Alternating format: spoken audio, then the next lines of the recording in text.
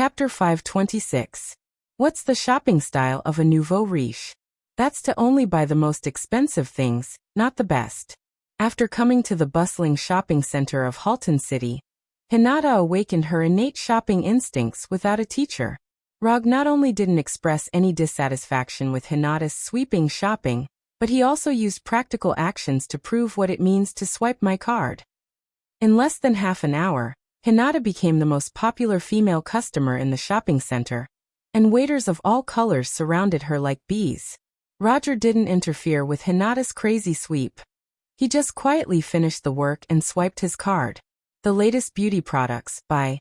The most expensive jewelry, buy. The most famous clothes and dresses, buy. At this time, Rog was like a ruthless card-swiping machine, constantly repeating the action of swiping his card and leaving the delivery address to the shop assistant. At first, he didn't pay too much attention to what Hinata bought. But when Hinata's shopping talent was completely awakened, he noticed that something was wrong. Sexy underwear. This is not in line with the style of Earth. But I like it. Baby products. Was this thing really useful? Men's healthcare products. This is a bit too much, right?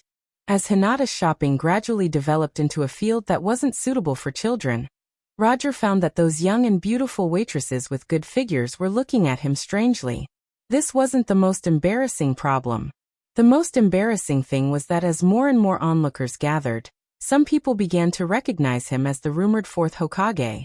Xander and the Carey Empire were old enemies, especially after the war restarted. The people of Xander liked to hear the news of the Carey Empire being defeated more and more. When it came to making the Kree Empire suffer, the fourth Hokage, who had defeated Luonan, the accuser, twice, was one of them. When the scene began to get out of control, Rog squeezed the waiters around Hinata and whispered to Hinata, "That's it for today, let's continue when we reach Nova City." After saying that, Rog pulled Hinata's right hand, used chakra to isolate the nearby waiters, and used quantum transmission to return to the hotel suite they booked before. Just like the idea of only buying the most expensive shopping, the hotel they are now staying in is also the most expensive hotel in Halton City, the Holy Light Hotel. When they came to Halton City with Natasha, they stayed in this hotel. Because the impression they left last time was quite good, Rog chose this hotel this time. As for the identification required for check-in, an ordinary genjutsu was easily done. Not long after they returned to the hotel suite, Rog's communicator rang. "Rog-san, this is Noah. I'm back in Halton City. I don't know when it's convenient for you to meet." Although Noah tried his best to make his tone sound calm and gentle, his rough voice was indeed not suitable for this kind of thing. This would give people the impression that he was holding his throat as he spoke. "I'll wait for you at the Holy Light Hotel's lounge." After saying that, Rog hung up the communicator and looked at Hinata next to him. "The things you bought will be delivered later. You can experience the feeling of opening a package. I'm going to the hotel's lounge to talk about something, and I'll come back after that." After pinching Hinata's cheeks, Rog left the room with the communicator and went to the hotel's lounge. After coming to the lounge, he found a quiet place by the window, ordered a bottle of the most expensive liquor, and patiently waited for Noah's arrival. As a vigorous warrior, Noah didn't let Rog wait for too long. In less than 10 minutes, Noah, who was wearing a black combat suit, arrived in front of him. "Rog-san," Noah said softly in a respectful tone, and bowed slightly to Rog. "Sit." Looking at Noah, who didn't change much, Rog pointed to the opposite seat and said, "Thank you." After saying that, Noah adjusted his combat suit and sat down with his upper body straightened. "How is the search for the giant statue clan?" After taking a sip of the liquor in the crystal glass, Rog asked in a relaxed tone. "I haven't found any other targets besides Groot." Noah doesn't know if it's his illusion, but he always felt that the current Rog is very different from before. If the previous Rog was a majestic mountain towering into the clouds, then the current Rog is a vast ocean that stretches as far as the eye can see. Although the pressure shown is not as amazing as before, it gives people a more unfathomable feeling. If not, then forget it. Rog wasn't surprised by Noah's answer. The Treant Groot was most likely the last member of the Flower God Colossus clan. Regarding this, he has been mentally prepared for a long time. Otherwise, the collector Talia Divan, who is famous for his hobby of collecting, would not have proposed to collect Groot's body. I'm really sorry that I couldn't fulfill your request. Noah didn't expect that Rog would directly give up the plan to capture the giant statue clan. This development was a bit beyond his expectations. Before he returned to Xander, he had been thinking about how to explain to Rog why they hadn't captured any Flower God Colossus clansmen yet. Everything can't be too forced. Since I can't find them, it means that I have no fate with the giant statue clan for the time being, Rog explained casually, and then continued. Although you don't have to look for the giant statue clan for the time being, I hope you can help me find 2 people. After hearing Rog's words, Noah swallowed his saliva unconsciously, and asked slowly, which 2 people? Predator Yondu Udonta, and Star-Lord Peter Quill. Predator? Star-Lord. Noah thought that Rog wanted him to look for some weird people again, but he didn't expect that he was looking for predators. As a slave catcher wandering in the gray area, Noah is no stranger to predators, and he even knows them very well. After all, just like the slave catchers, the raiders were members of the gray area. He is no stranger to predators, but he has no impression of Star-Lord Peter Quill. Since he has never heard of him, he can basically rule out that he is a powerful existence. If this Star-Lord is not easy to find, you can inquire about Thanos' adopted daughter Gamora. Maybe find out if there is a bounty hunter team called Guardian of the Galaxy. Rog saw the puzzlement on Noah's face and provided him with an additional idea. Chapter 527. Thanos' adopted daughter, Gamora? After hearing Rog's hint, Noah was taken aback. He is no stranger to Gamora. In the arena of soccer, he had seen this top assassin known as the most dangerous woman in the universe. Although Gamora did not really fight with Hulk at that time, Gamora still left a very deep impression on him. After all, to some extent, Thanos led the army to attack Soccer in order to rescue Gamora from Gao Tianzuan's hands. It's just that he couldn't understand how Gamora got involved with the so-called Star-Lord. Although his mind was full of questions, he still quickly gave a reply. Okay, I'll arrange for someone to look for Predator Yondu and Star-Lord right away. After handing over the task of finding Yondu and Star-Lord to Noah, Rog returned to the hotel suite. Then he saw Hinata trying on sexy underwear in the bedroom.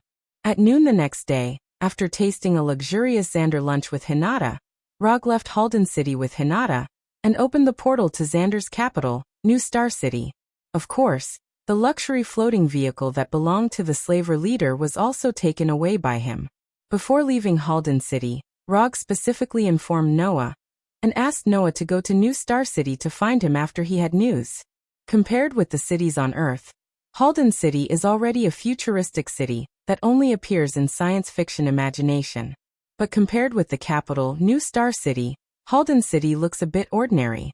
After arriving at New Star City, Rog did not immediately accompany Hinata to go shopping, but contacted Military Council Speaker Morgan Gardner, whose right hand had been cut off by him.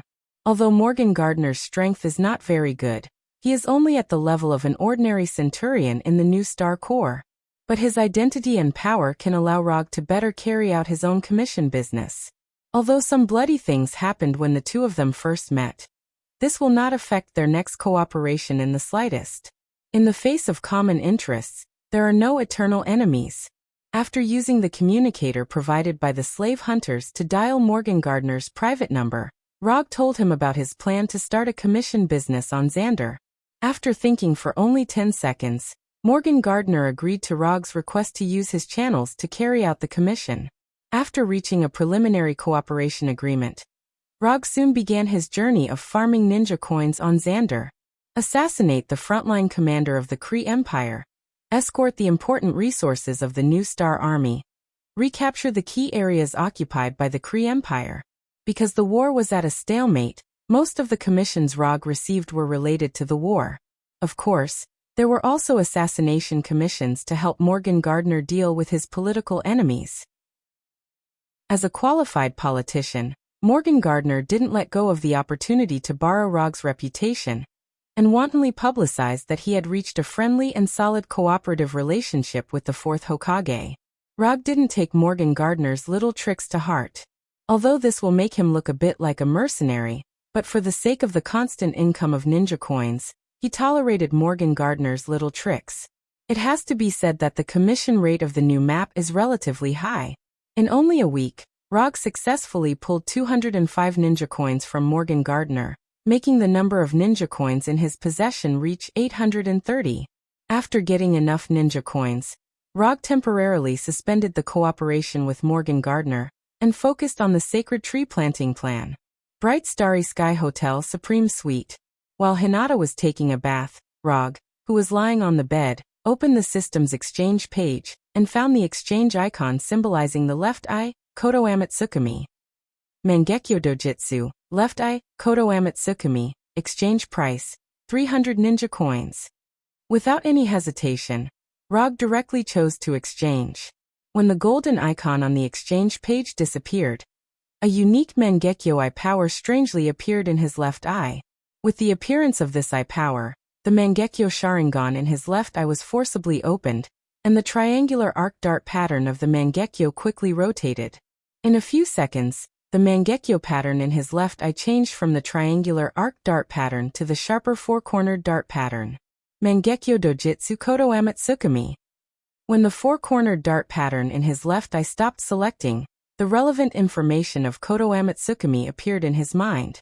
Unknowingly, it can manipulate others at will and permanently change their minds. Like Tsukuyomi, Kodo Amatsukami is an ultimate illusion derived from the hypnotic ability of the Sharingan to the extreme. However, Tsukuyomi and Kodo Amatsukami chose different evolution directions and presentation methods.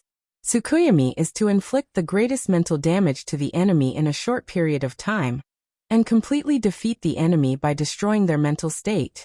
Although Kodo Amatsukami looked relatively gentle, in fact Kodo Amatsukami was as difficult to resist as Tsukuyomi. The tricky part about Tsukuyomi was that when the enemy sensed Tsukuyomi, they would already be deep in Tsukuyomi's world. And the tricky part about Kodo Amatsukami was that the enemy couldn't sense that they had been hit by Kodo Amatsukami. The thoughts injected by Kodo Amatsukami would silently produce effects in the most secretive manner, making the enemy mistakenly believe that it was his true thoughts and continue to carry them out without any hesitation. After browsing through the information that appeared in his mind in detail, Rog deactivated the Mangekyo Sharingan that had automatically activated. Kodo Amatsukami's effects were indeed very powerful, but its flaws were also very obvious. Unlike Tsukuyomi, who could use it as many times as she wanted as long as she had sufficient mental strength, Kodo Amatsukami's cooldown time was terrifying. Rog had just done some calculations. With his current immortal body development and strength, he needed an entire week's cooldown time to use Kodo Amatsukami once. With a week-long cooldown time, it was destined that Kodo Amatsukami couldn't be used as a conventional combat method. It could only be used as a trump card at critical moments. Apart from the fact that Kodo Amatsukami's cooldown time exceeded his expectations, he also discovered something particularly helpless.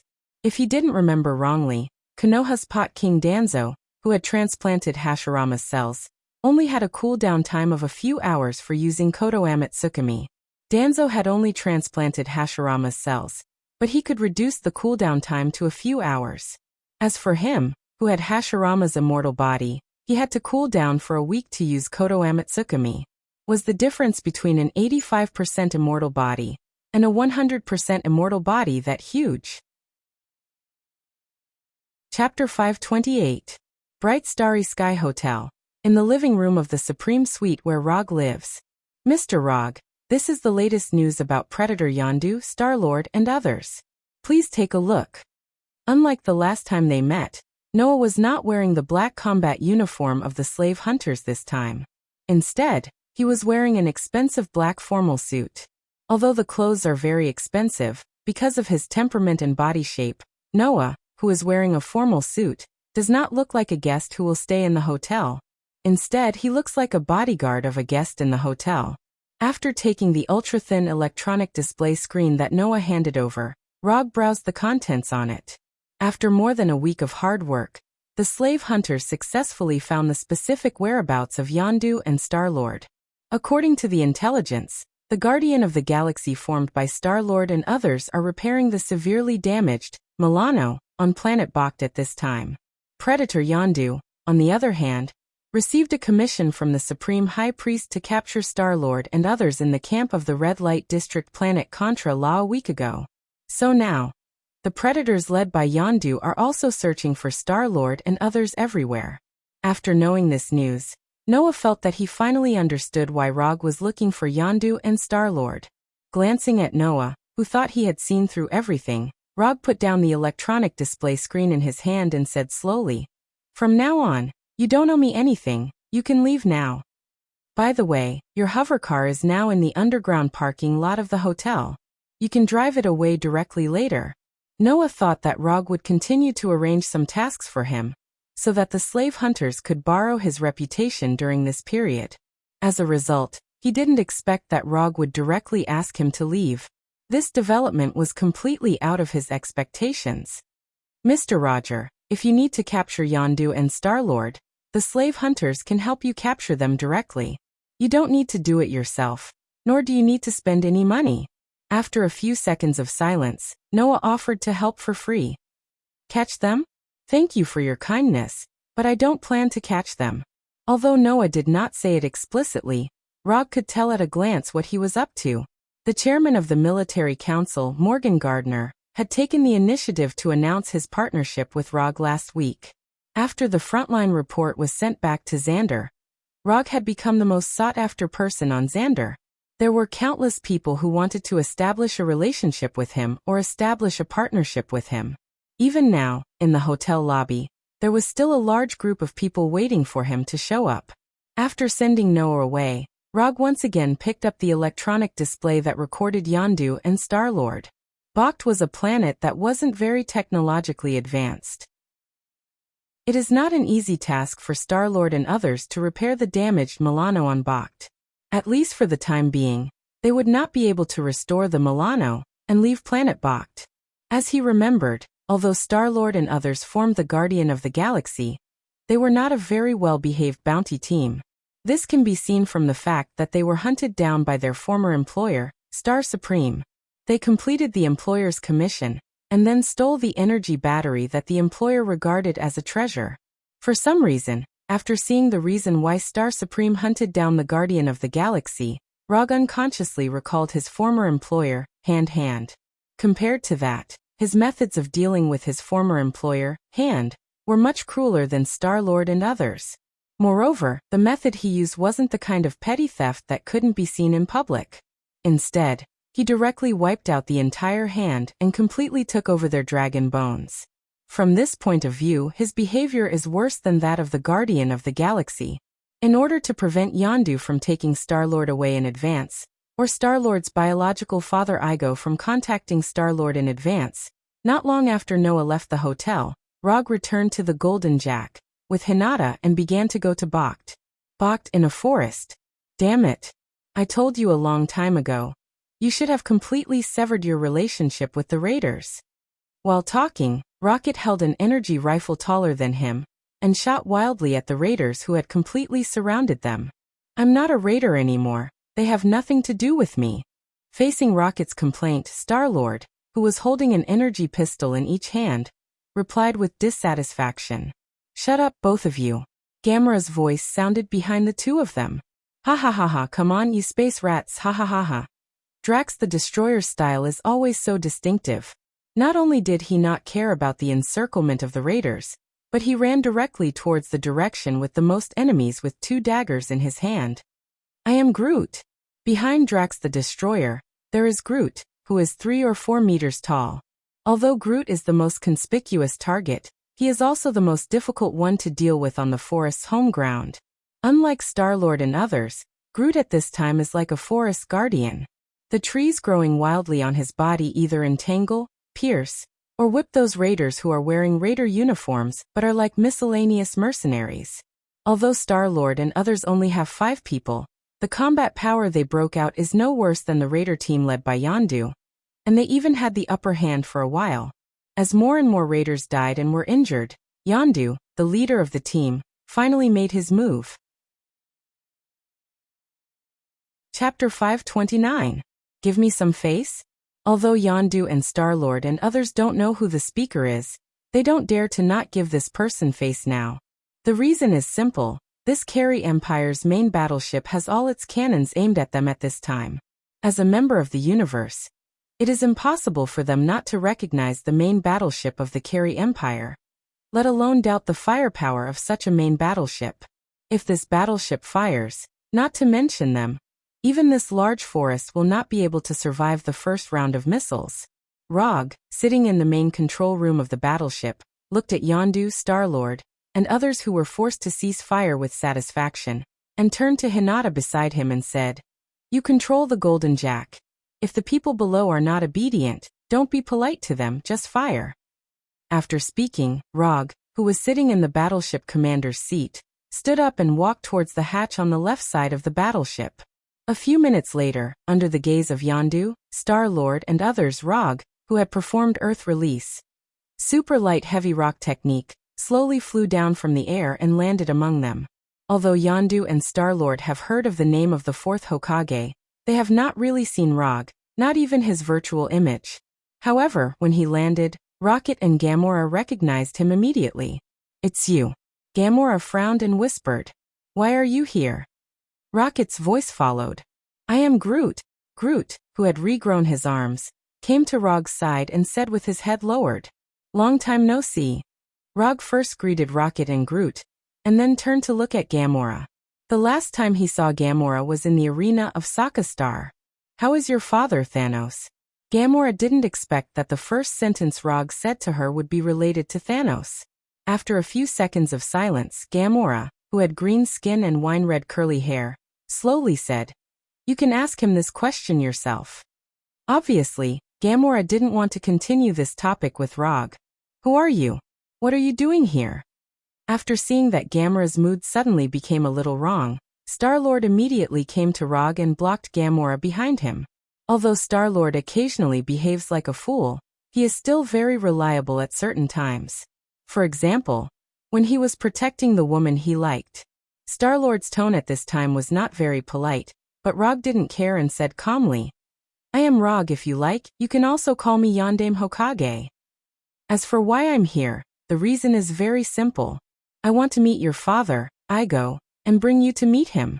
When Rog said Igo's name, Yondu, who was standing not far behind him, quietly controlled the flying arrow, and let the flying arrow fly towards the back of Rog's head.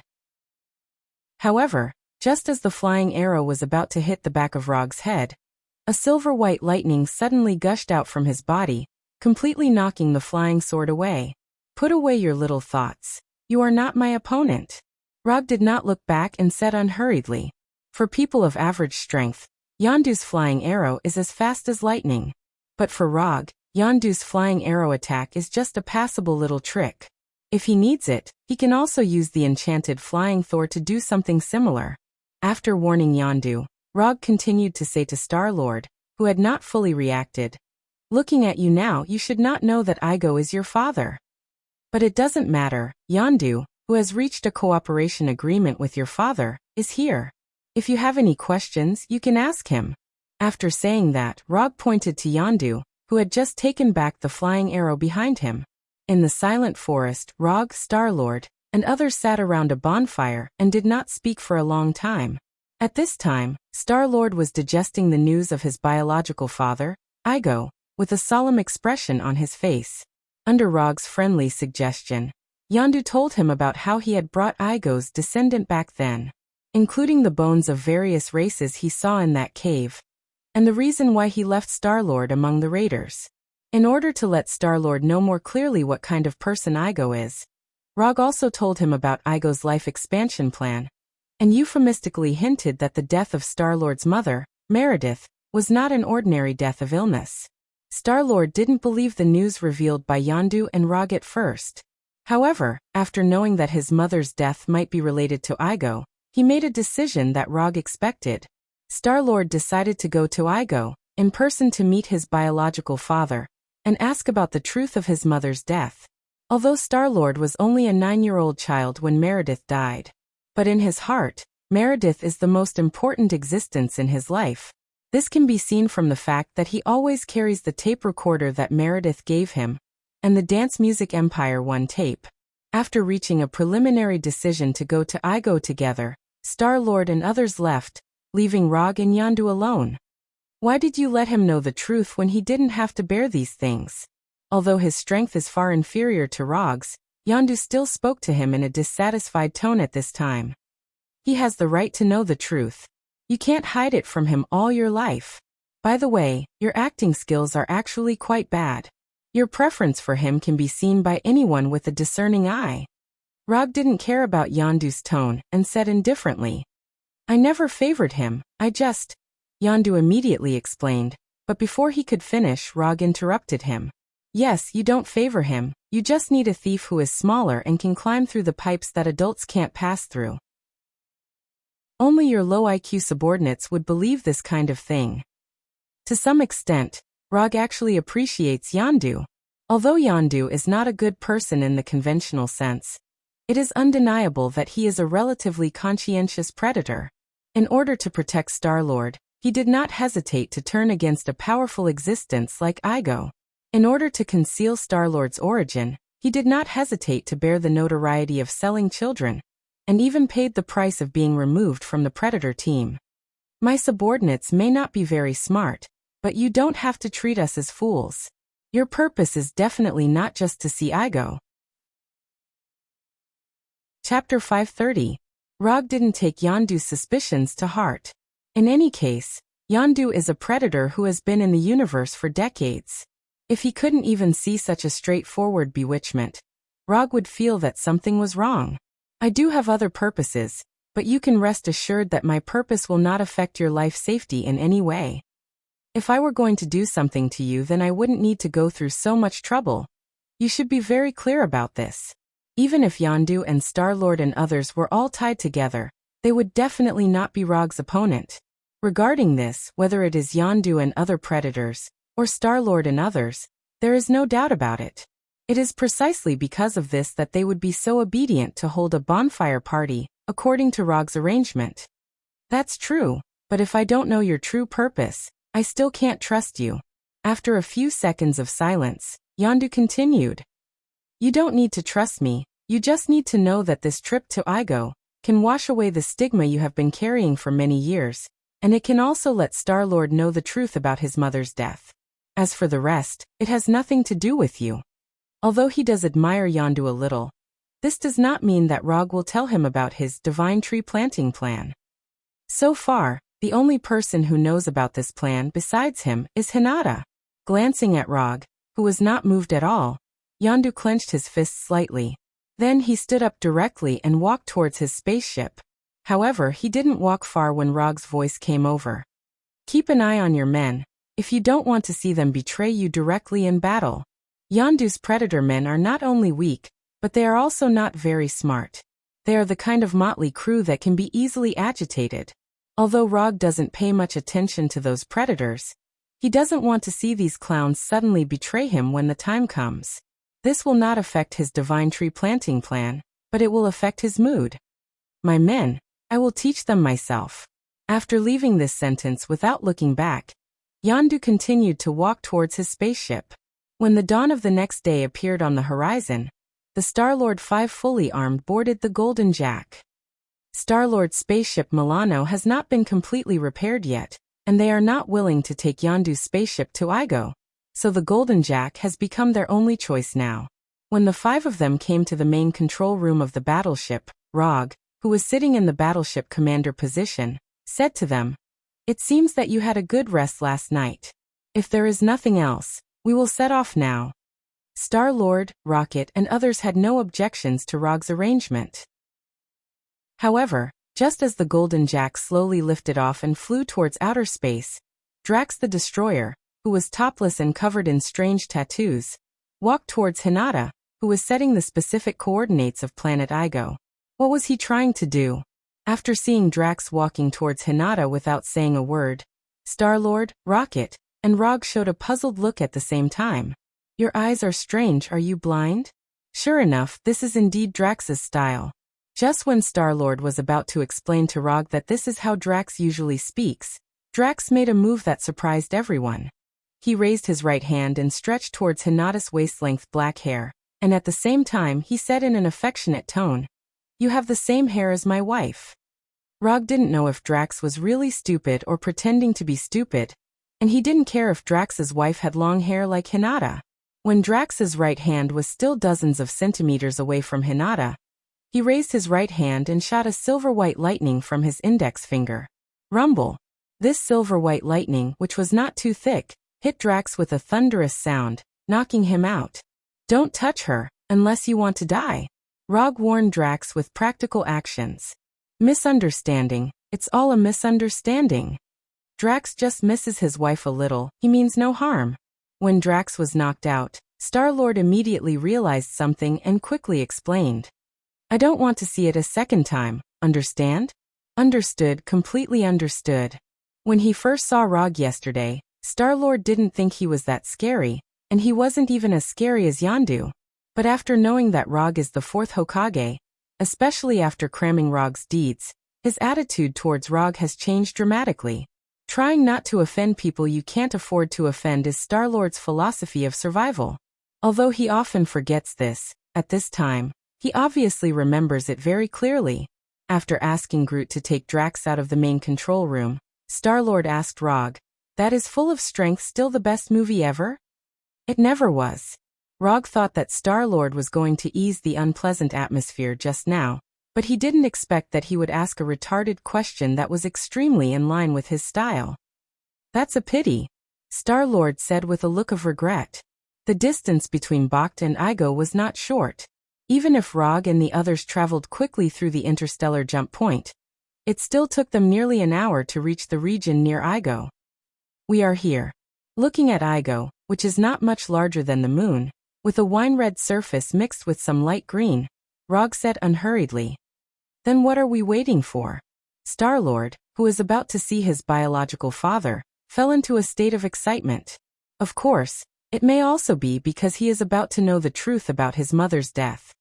Let's change to a small landing ship. Golden Jack is Rog's most important starship at present, and he doesn't want to lose Golden Jack on Igo. After changing to a small landing ship in Golden Jack, Rog and others slowly flew towards this self-conscious magical planet. Like Rog, Yondu did not let his Marauder flagship go to Igo, and also changed to a small spaceship. When the small landing ship entered Igo's atmosphere, Rog immediately felt a life energy that was so rich that it was almost depressing. This is really a good place to plant the divine tree. Compared with Igo, where the life energy is too rich, Rog suddenly felt that the Tatooine he now owns is too barren. Chapter 531. Up until now, Rog had been to quite a few alien planets. However, among all the alien territories he had set foot on, Igo's planet had the highest concentration of life energy without any suspense. Even Asgard, known as the Divine Realm, is not comparable to Igo in terms of life energy concentration. Although the life energy concentration of Igo is very high, Rog soon discovered the strangeness here. According to common sense, such a rich life energy should breed a variety of strange life forms.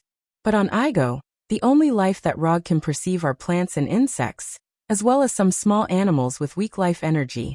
For a planet with such rich life energy, this is obviously the reason why someone is deliberately controlling it.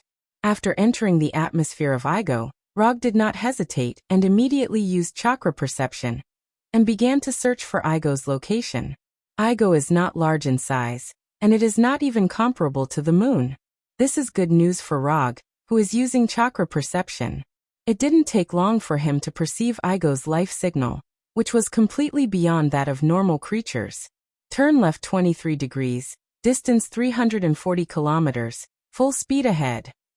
Rog told them the exact location of the location he had sensed.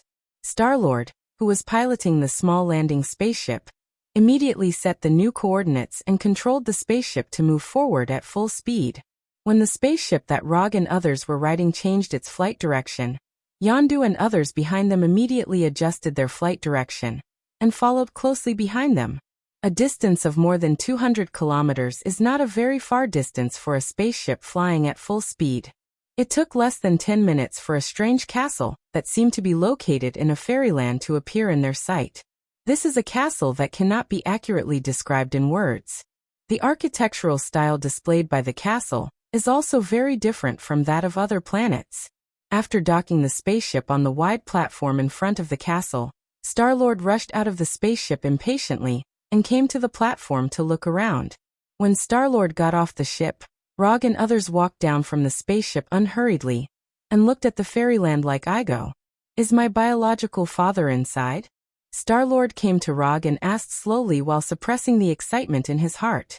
To be precise, you're already stepping on your father's body. Your father is a self-aware planet. You have to get used to that. Rog corrected Star-Lord's statement. There was indeed a humanoid Igo in the castle, but it was only a clone of Igo. The land beneath their feet was Igo's true body. A planet. Although he already knew last night that his father was not an ordinary human being, Star-Lord still couldn't accept that his father was a planet. His father Igo was a planet, and his mother Meredith was a human. Does his father have that? Just as Star-Lord was trying to adapt to the fact that his father was a planet, Drax the Destroyer came to Rog with a curious face and asked a slightly awkward question. For Drax, this was a question worth discussing. However, in such an environment, this question seemed to spoil the atmosphere. Dude, what's wrong with you? Star-Lord's expression suddenly changed, and he said to Drax in a dissatisfied tone. If your father was a planet, then how would he make a human with your mother? He would crush your mother. Drax didn't feel that there was anything wrong with his question, and he explained naturally. I don't want to discuss with you how my parents, Star-Lord finally gave up his intention to explain the reason to Drax. Why? My father tells me the story of how he got my mother pregnant every winter. When Drax said this, Rog suddenly realized that it wasn't only him, but also Rocket and Groot, who were pretending to be indifferent, quietly moved a few steps closer. Just when everyone thought that Drax would continue to talk about some topics that would interest male creatures, the castle's more than 20 meters high double doors suddenly opened. At the same time, a slightly vicissitude man's voice came over. Drax, not only do I have that, but it's not bad. In addition, I have a sense of pain, a digestive system, and all the structures needed for the human body. Looking in the direction of the voice, a man of average height with a head full of gray curly hair and a gray beard appeared in their line of sight. As he spoke, the man who looked like an old man in his 60s or 70s walked quickly towards them. There is no need to introduce him. Everyone present knows that this man is Star-Lord's father, Igo. My child, we finally meet. Igo ignored Roger and others and went straight to Star-Lord and hugged the descendant that he had been thinking about day and night. Sure enough, it's you really inherited my divine energy. After hugging Star-Lord, Igo said loudly and excitedly, My mother, do you love my mother? Unlike the excited Igo, Star-Lord at this time seemed a little too calm. He thought that when he saw Igo, he would have unspeakable happiness. However, when Igo really hugged him, he realized that he didn't feel the warmth he wanted from Igo's body. Of course. I love her. She is the lily of my life. I have returned to Earth 3 times to see her, but I knew that if I went back for the 4th time, I would never be able to leave again, so I did what I had to do. After hearing Star-Lord's question, Igo let go of him and said slowly in an affectionate tone. Then he said the words that completely broke Star-Lord's defense. I am also very sad that she had a brain tumor. Igo used his actual actions to prove what it means to say the cruelest words in the most ordinary tone. I know it sounds bad. Igo tried to continue to say something, but Star-Lord didn't give him such a chance at all. Star-Lord immediately pulled out the 2 energy pistols at his waist and pulled the trigger without hesitation. Shoo shoo shoo shoo, the orange-red energy bullets hit Igo one after another, making large and small holes in his body. Although his body was shattered by the energy bullets, the light blue energy network on Igo's body still allowed him to maintain his basic human form. You killed my mother, Star-Lord said loudly and angrily. I spent so much time and energy to find the most suitable form for you, and this is how you thank me? Under the nourishment of the powerful energy, Aigo's damaged body was repaired. However, the body he repaired was not the old man's image just now, but the young man who once appeared in front of Star-Lord's mother Meredith and fell in love with Star-Lord's mother. Bastard, this is how I thank you. Before Star-Lord had time to answer Aigo, Yondu's voice came over. Along with Yondu's voice, there was also an energy beam as thick as an arm. Boom. Without any suspense, Aigo's body shattered. Chapter 532. Star-Lord just fired a few shots at Aigo with his energy pistol, while Yondu directly raised his energy cannon and gave Aigo a shot. If he didn't know, he would have thought that Yondu was the one whose mother was killed. Although Ege's body had been blasted into pieces, this was nothing to him. It took less than 2 or 3 seconds for Aigo, who had been broken into pieces, to return to his original old man appearance. Good, very good. Since you have come to my door together, then don't blame me for being rude. As soon as his voice fell, Aigo, with a head of gray curly hair, raised his hands. Blue and white energy tentacles that looked like octopus tentacles surged out of the ground and surrounded Rog and the others. In terms of numbers, Aigo was at an absolute disadvantage at this time. But from the perspective of strength, the truth is just the opposite. Although Aigo is only one person now, he is an out-and-out Heavenly Father-level existence. More importantly, this is an absolute home ground that is under his control. For Star-Lord and others, this kind of battle in a home ground where the enemy has an absolute advantage is a new experience that they have never had before. But for Rog, this kind of thing is not unfamiliar. After all, he is a ninja who has fought against Hell Lord Mephisto twice in Hell. Although in those 2 battles he did not win the final victory. But in any case, he has rich experience fighting on the home ground of a Heavenly Father. Take care of yourself, don't force yourself. When Aigo erupted with shocking and terrifying energy, Rog also mobilized chakra for the first time, and added a light blue chakra coat to himself and Hinata. As for Star-Lord, Yondu, and others, they were directly ignored by him. It was indeed his plan to bring Yondu and Star-Lord to Aigo, but this does not mean that he has to protect their safety all the time. To put it bluntly, the person who wants to take revenge on Aigo now is not him, but Yondu and Star-Lord. Star-Lord wants to avenge his mother Meredith. Yondu wants to wash away the stigma of child trafficking for himself. Whether Yondu is willing to admit it or not, he is the one who brought Aigo's descendants to Aigo Star. To a certain extent, it was because of him that Aigo's mixed-blood descendants had become skeletons in the cave. I originally planned to carry out that grand expansion plan with you, but now it seems that you've given up on this glorious mission. The most suitable role for you right now is to be a 1000-year battery and watch me conquer the entire universe. Until now, Aigo still only had Star-Lord in his eyes. Whether it was Yondu, who had just shot him, or Rog, who had put on Chakra's coat, they were not in his consideration at this time. However, he soon understood something. That is, in a battle, never ignore a powerful ninja. When Aigo spoke harshly to Star-Lord and tried to manipulate the blue-white energy tentacles to attack Star-Lord, the ground under their feet suddenly shook violently. Wood release. World of Trees descends. This is the first time that Rog has used Mokuton after developing his sage body to 85%. Amidst the terrifying tremors that were akin to a magnitude 12 earthquake, towering trees rose from the ground one after another. Their thick and solid branches grew crazily like twisting pythons, completely enveloping the platform and the castle in front of Rog and the others. This is, when Rog just used Mokuton, Aigo noticed that something was wrong. The rapidly growing sea of trees is like a black hole that devours life energy, frantically devouring all the life energy around it. The natural energy drifting in the air was crazily devoured by the sea of trees, causing the sea of trees that had already covered the sky and the sun to spread around uncontrollably. This feeling, for Aigo, is like a group of parasites that suddenly appeared on his body and devoured his vitality. Hashirama once used Mokuton to calm the troubled world, allowing the ninja world to enter a new era of ninja village from the era of ninja clan killing each other. However, even Hashirama, the creator of Mokuton, would not have thought that in another world, someone would use the Mokuton he created to fight against an entire planet. If Aigo is the creator of this planet, then the current Rog is an invader trying to erode this planet. His real body is deep underground. I will make a passage to the underground for you.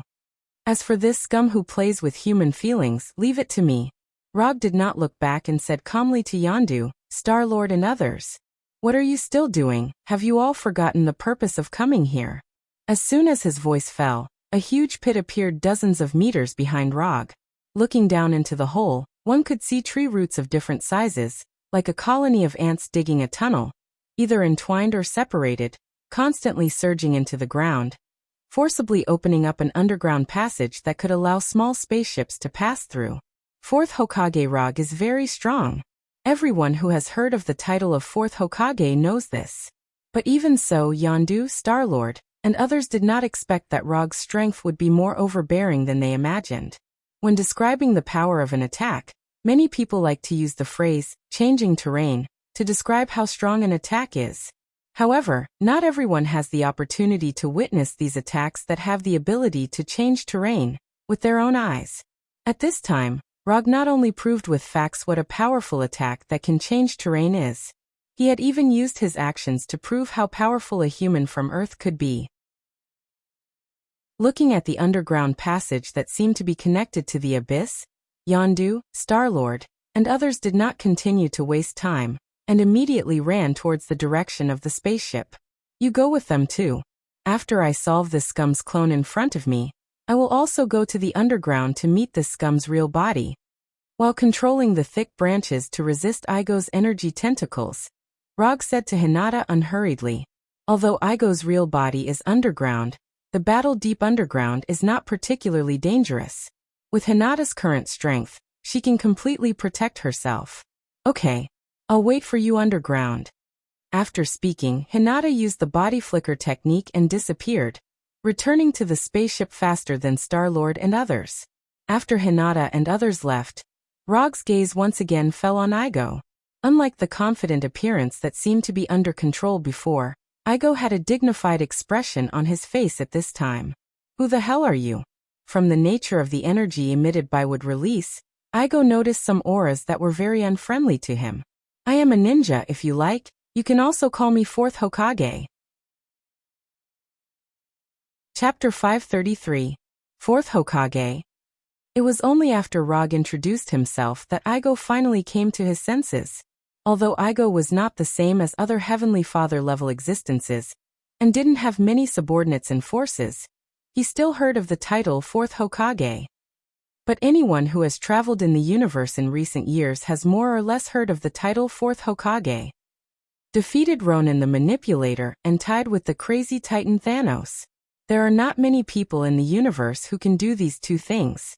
Not to mention, Rog did it as an Earthling. Compared with other cosmic civilizations, the Earth is undoubtedly a backward civilization.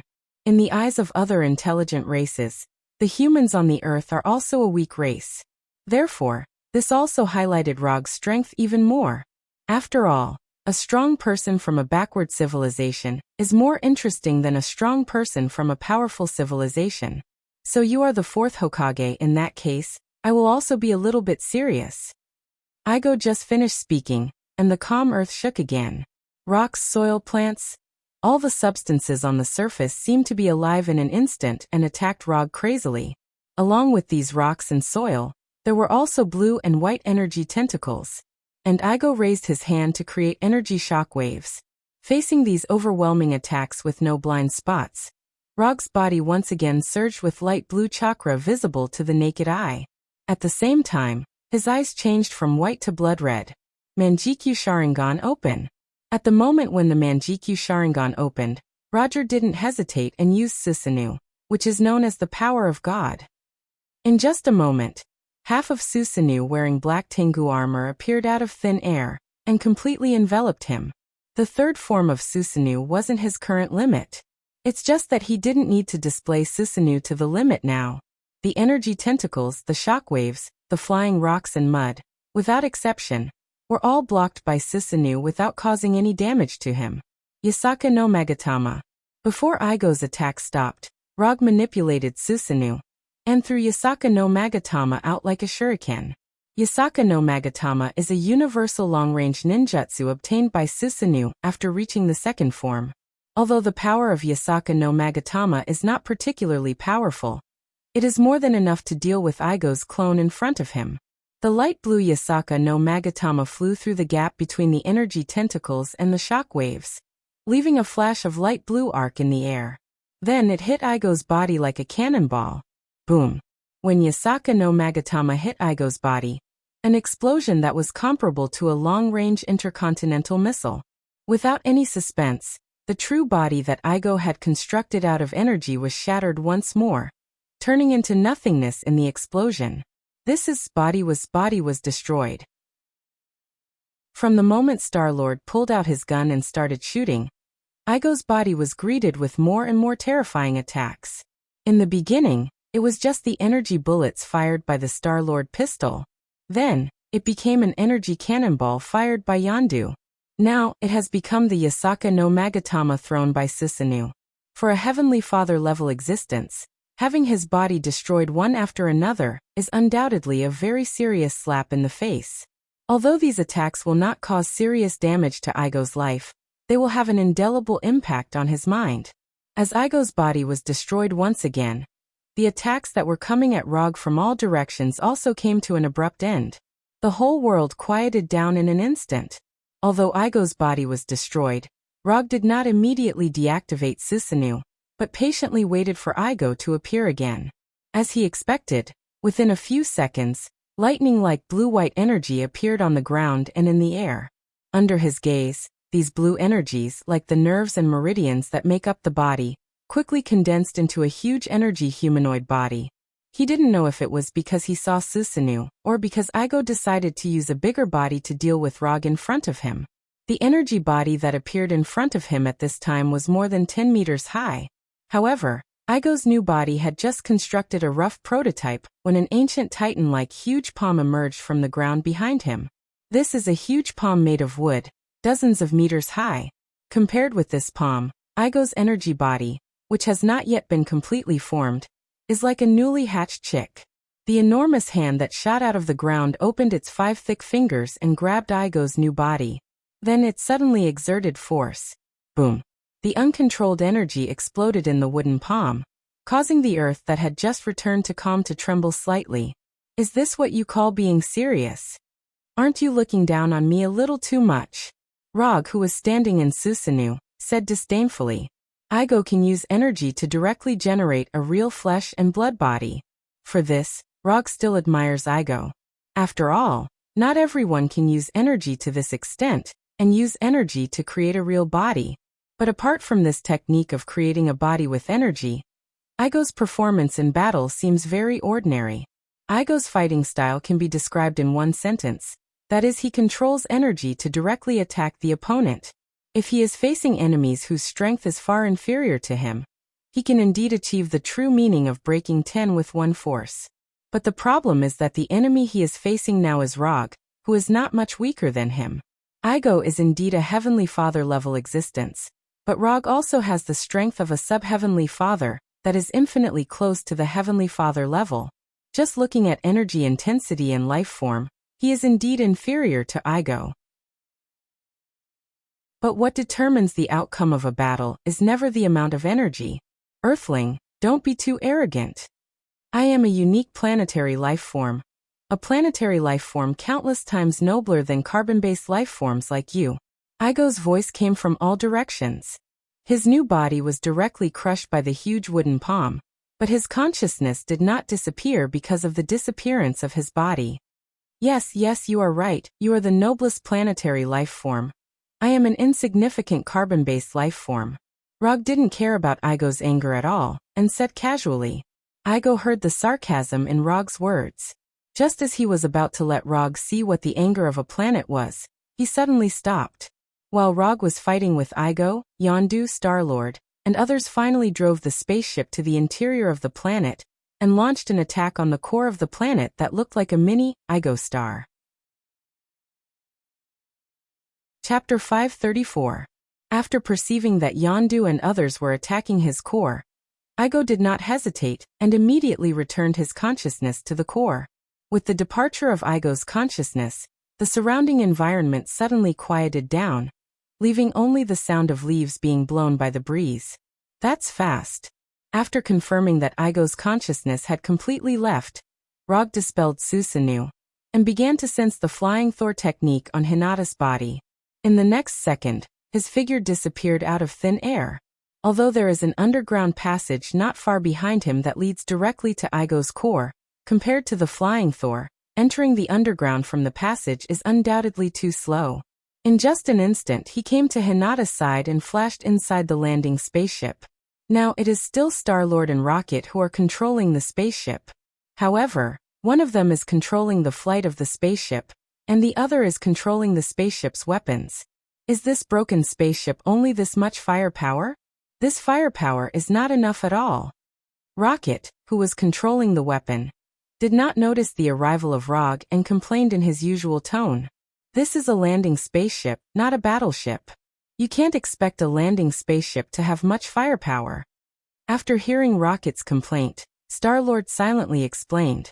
Unlike Rocket, who has a phobia of insufficient firepower, Star-Lord is still very satisfied with this landing spaceship.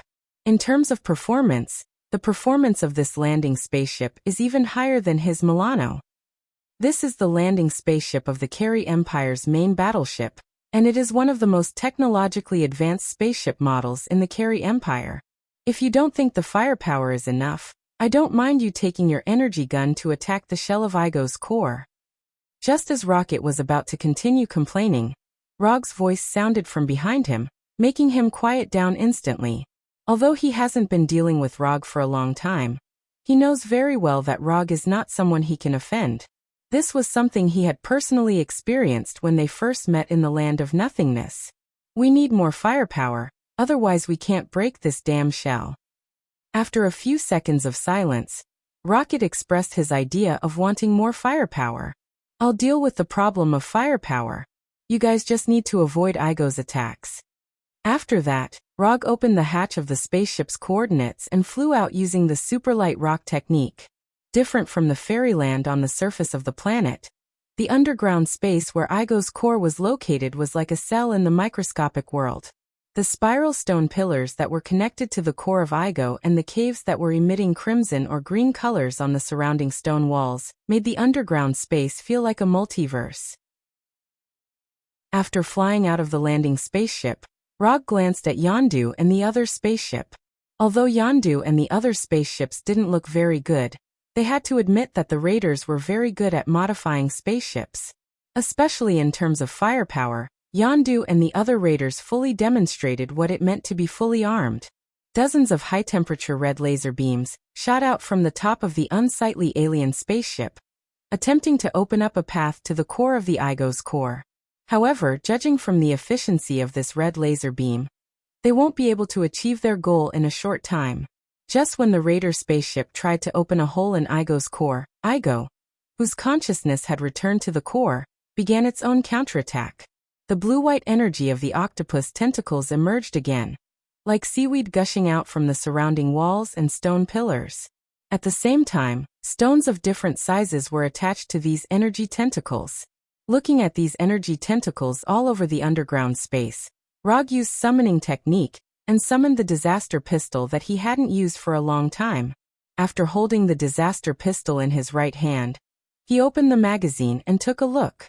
3 silver-white ninjutsu bullets were lying quietly in the magazine. To be precise, it's 3 spiral electromagnetic gun ninjutsu bullets. Although there are only 3 of them, it's enough to break the shell of Igo's core. Before those large and small energy tentacles carrying stones came towards him, Rog raised the disaster pistol and aimed at Igo's core, which was dozens of times larger than the landing spaceship. Bang bang bang. Without any hesitation, Rog fired 3 shots in a row, firing all the spiral electromagnetic gun bullets in the disaster pistol. 3 fist-sized spiral electromagnetic guns hit Igo's core at an undetectable time interval. Star-Lord, Yondu, and others only saw a silver-white light hitting Igo's core, and they didn't realize what this light meant. In the next second, they saw a terrifying picture that looked like a silver-white sun being born out of thin air. Before they heard the explosion from the spiral electromagnetic gun, The silver-white light completely occupied their line of sight. Then, there was an energy storm that couldn't be described in words. Rumble. 3 spiral electromagnetic guns exploded almost at the same time, and the terrifying chakra storm swept through every corner of the underground space like a tsunami. Under this kind of full-range sweep that can be said to have no blind spots, maneuvering to evade, or something has become empty talk. There is nowhere to hide. This was originally just a description, but now, it is the most real reality. The landing spaceship where Star-Lord and others were, and the Predator spaceship of Yondu and others were like a small fishing boat in a stormy sea, swaying left and right by the terrifying chakra storm. Just as the 2 spaceships were about to show signs of disintegration, the silver-white light that completely occupied their line of sight finally disappeared. The destructive chakra storm weakened rapidly, and finally dissipated completely. When everything returned to calm, the original strange underground space completely changed its appearance. The weird stone pillars that looked like nerve fibers completely disappeared, and the large and small caves that were originally exuding a strange light were also completely dimmed. Except for the Igo core floating alone, like a super mini Igo star, the entire underground space seemed to have died in an instant. Even Igo's core, which was still floating in the air, had spiderweb-like cracks on its outer shell. Streaks of bluish-white light leaked out from the cracks. Is this guy really human?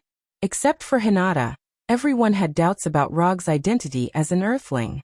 Especially after comparing it with Star-Lord, who is also an Earthling, they became more and more suspicious of Rog's identity as an Earthling.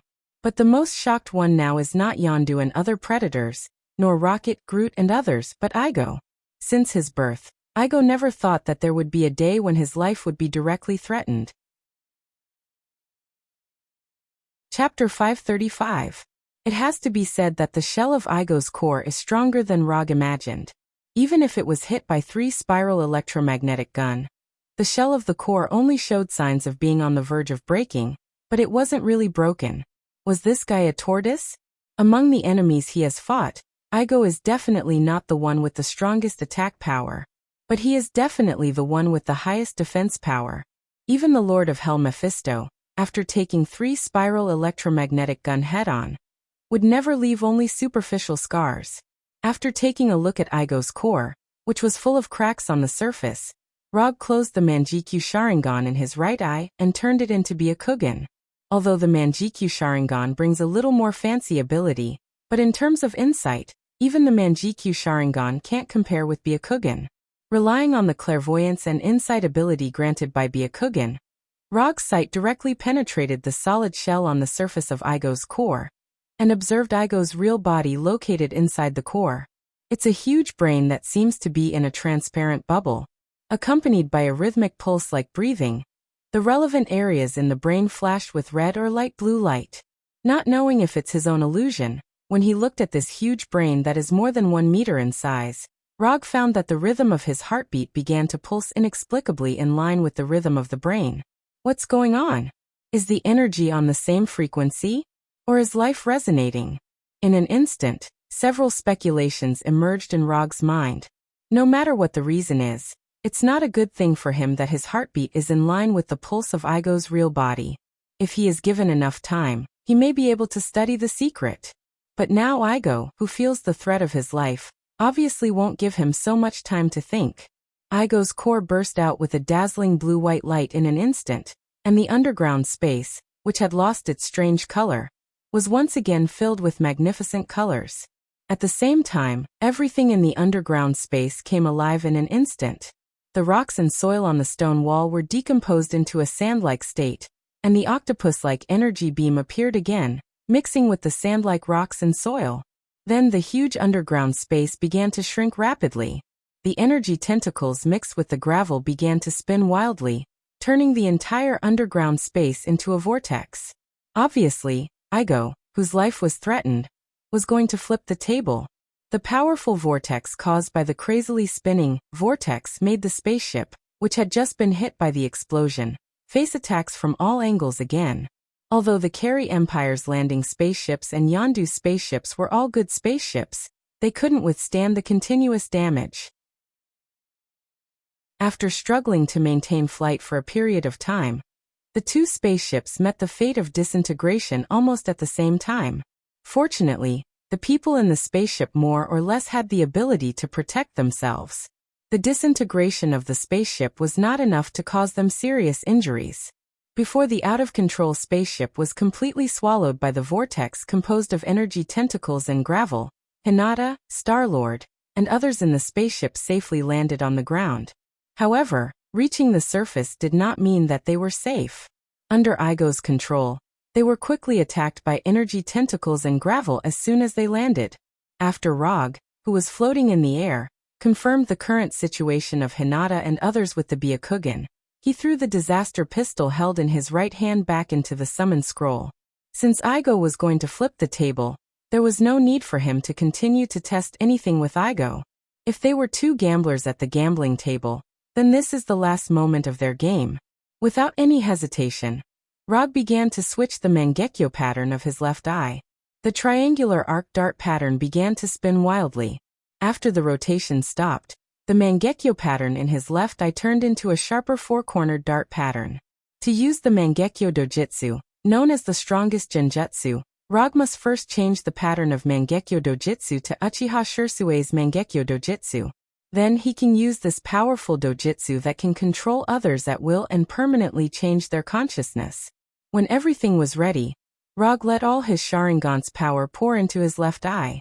Then, as if talking to himself, he whispered, Mangekyo Dojutsu Kodo Amatsukami.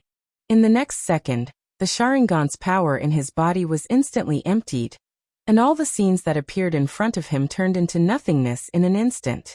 From the point of view of others, Rog was still floating silently in the air at this time, without doing anything. Even Igo, as an enemy, didn't realize what Rog was doing now. However, they soon noticed that something was wrong. Rog, who was floating in the air, suddenly staggered and landed on the ground. A clear stream of blood flowed from his left eye socket, making his left eye, which was already different from ordinary people, even more strange. Is there a backlash? When Rog landed on the ground, Hinata, who was using Revolving Heaven to resist the attack of the energy tentacles in the distance, instantly opened her Byakugan and observed Rog's state with a worried expression.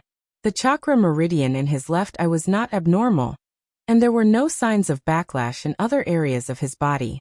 After confirming that Rog didn't suffer any backlash, the worry on Hinata's face slowly disappeared. Now Rog indeed didn't suffer from the backlash of his dojutsu. His left eye was bleeding purely because the target he chose was too strong. From the perspective of a warrior, Igo is a very unqualified warrior. But it can't be denied that Igo is a heavenly father who is a level higher than him. Kodo Amatsukami does have a powerful ability to permanently change the minds of others, but this doesn't mean that Kodo Amatsukami is unsolvable and can ignore the gap in strength. Even an Infinity Stone has to abide by the basic laws of the universe. Not to mention that Kodo Amatsukami is far from the level of an Infinity Stone. Using Kodo Amatsukami on a target whose life level and energy intensity are higher than his is not a particularly wise approach, especially when the target hasn't been seriously injured. In order to make Kodo Amatsukami, which has a cooldown time of 1 week, work on Igo, Rog made a risky move that he had never tried before. He released the power of his Sharingan at once, increasing the power of Kodo Amatsukami as much as possible. Although this approach is somewhat risky, the benefits it brings are obvious. That is, the success rate of Kodo Amatsukami will be greatly increased.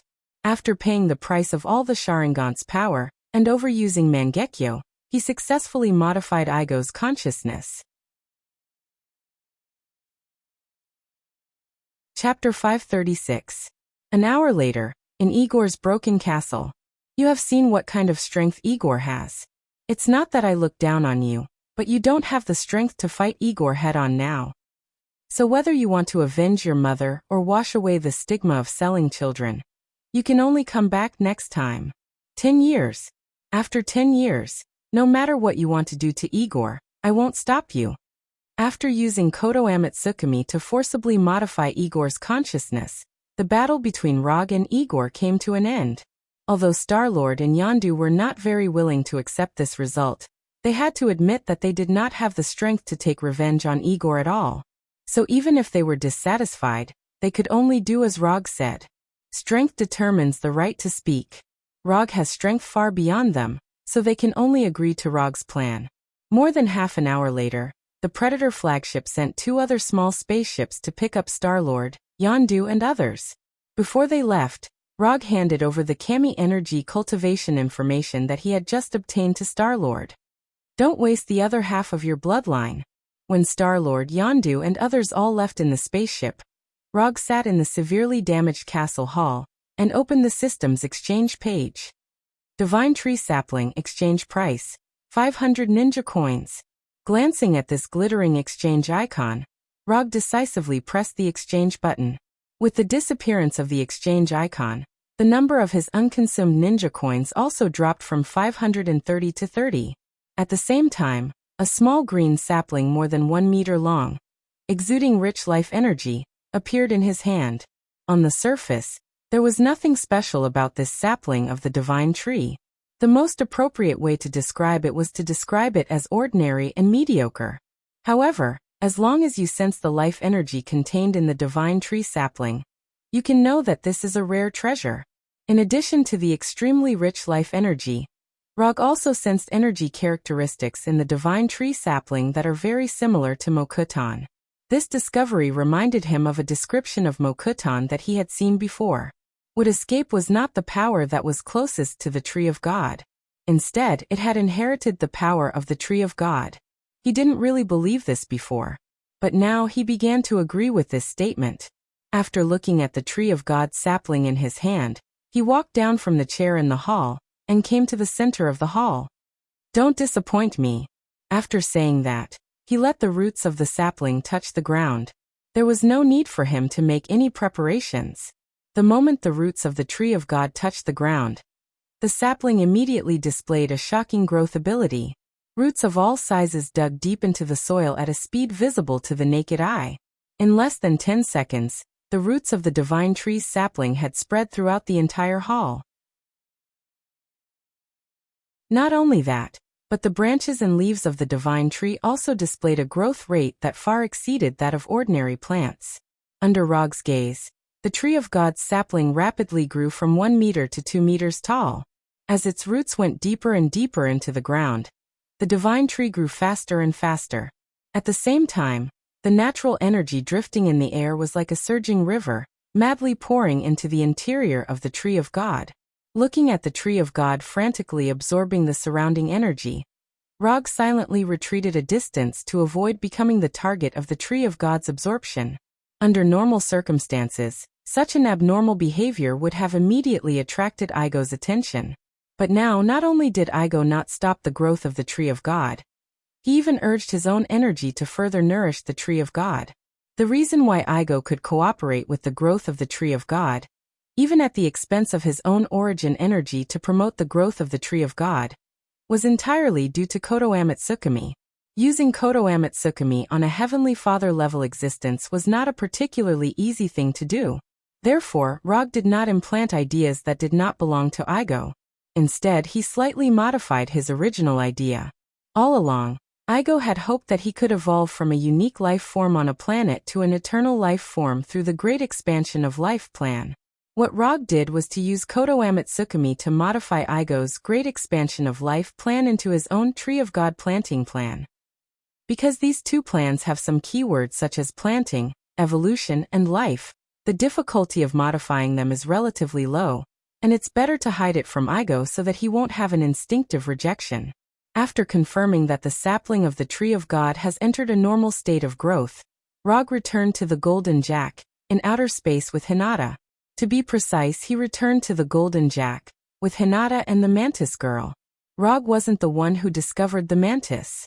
It was Hinata who was wandering around Igo's castle when she was suddenly attacked by the Mantis. It was only then that she discovered the Mantis with 2 antennae on her head, and naive to the point of foolishness. Although the Mantis has been in the castle all this time, she didn't know what was going on outside.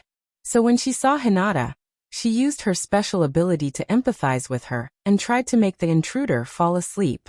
However, before she could touch Hinata, She was sent flying by Hinata's gentle fist. After knowing the identity of the mantis girl, Hinata came up with the idea of taking her away. In her words, she needs a personal assistant now. Roger didn't even think about Hinata's decision and directly agreed. It's just a mantis girl. Even if he brings her back to Earth, it won't cause any trouble. And instead of leaving the mantis girl to Igo, who is already full of nourishing the tree of God, it's better to bring her back to Konoha. Maybe there will be some recycling effect. After returning to the Golden Jack, with Hinata and the mantis girl, Rog didn't plan to return to Earth immediately. The growing tree of God has Igo's protection, so he doesn't need to worry too much about its safety for the time being. However, just in case, he still left a Shadow Clone Scroll for Igo. This Shadow Clone Scroll isn't used to deal with enemies, it's just a one-sided means of communication. If Igo encounters a powerful enemy that he can't deal with, he can use the scroll to summon a Shadow Clone. Then the Shadow Clone will report the information back to the main body by dissolving itself. In this way, no matter where Rog is, he can immediately receive Igo's request for help, thus ensuring that the Tree of God won't be taken away by someone.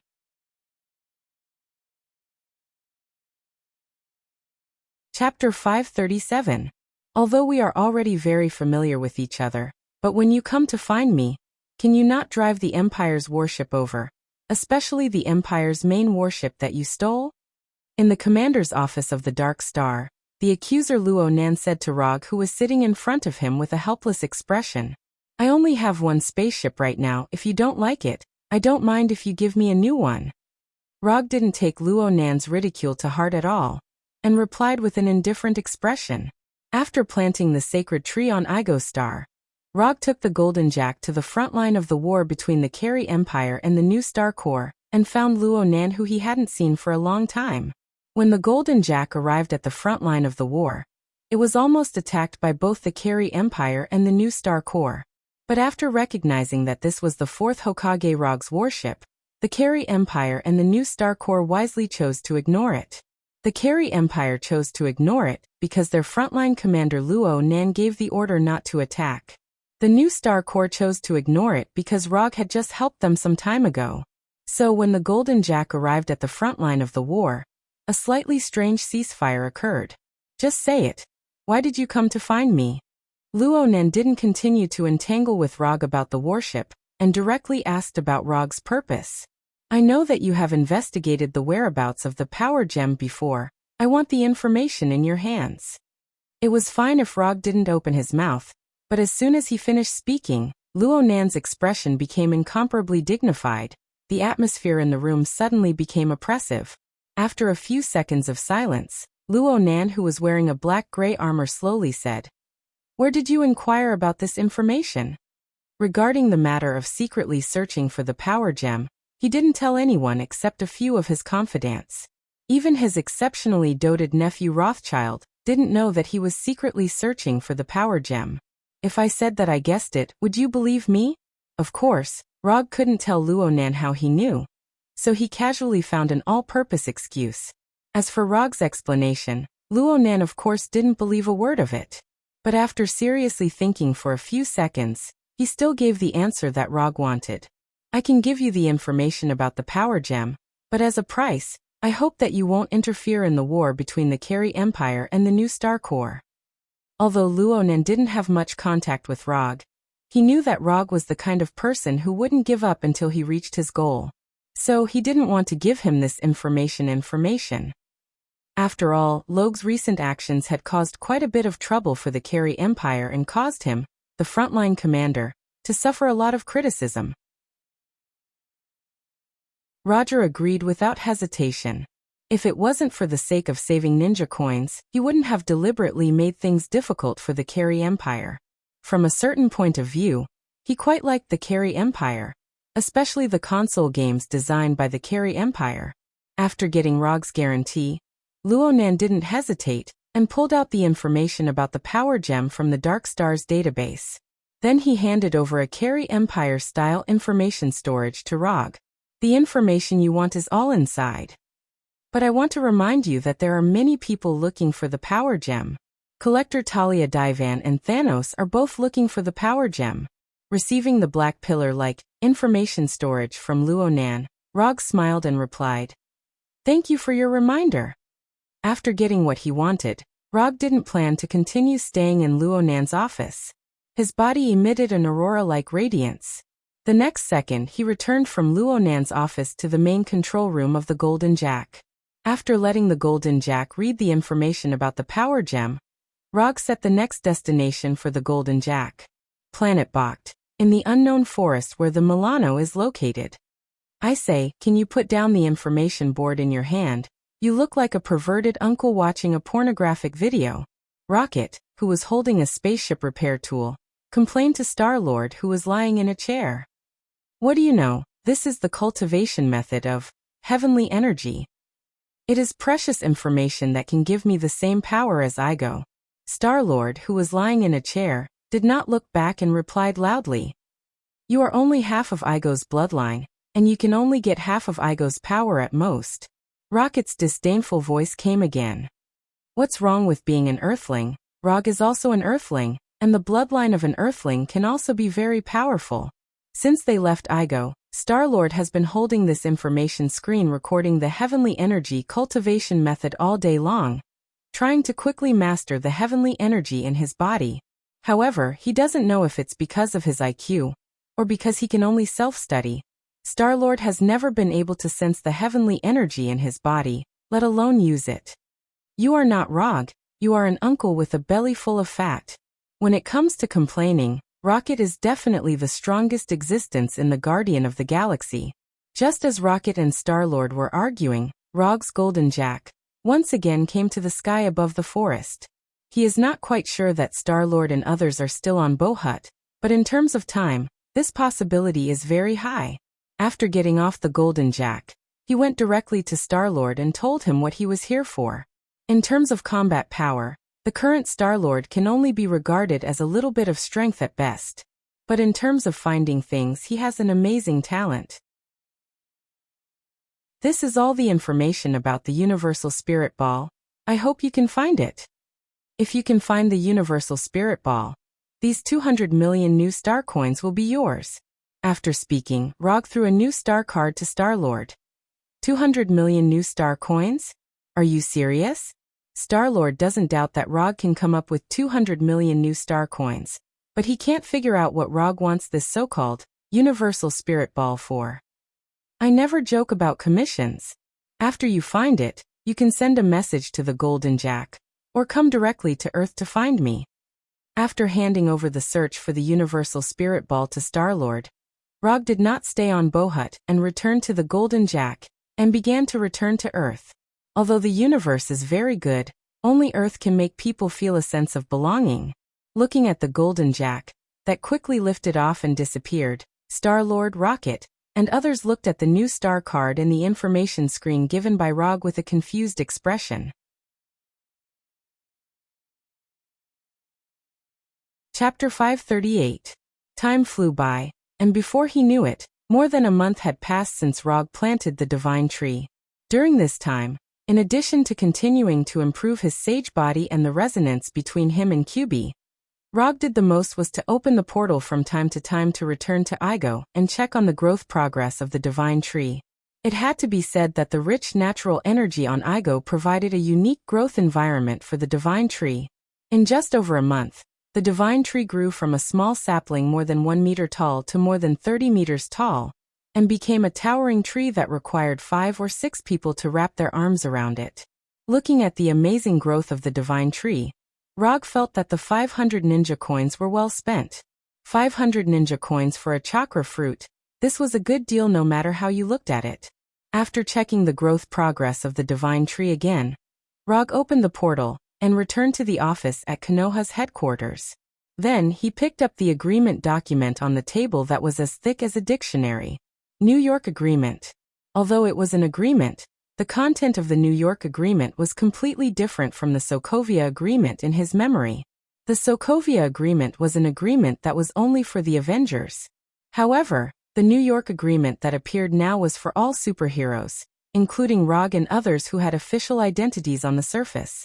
From this point of view, The New York Agreement was very similar to the Superhero Registration Act. In his memory, the agreement had been sent to his office a week ago. However, he didn't take the agreement too seriously and didn't give his own response.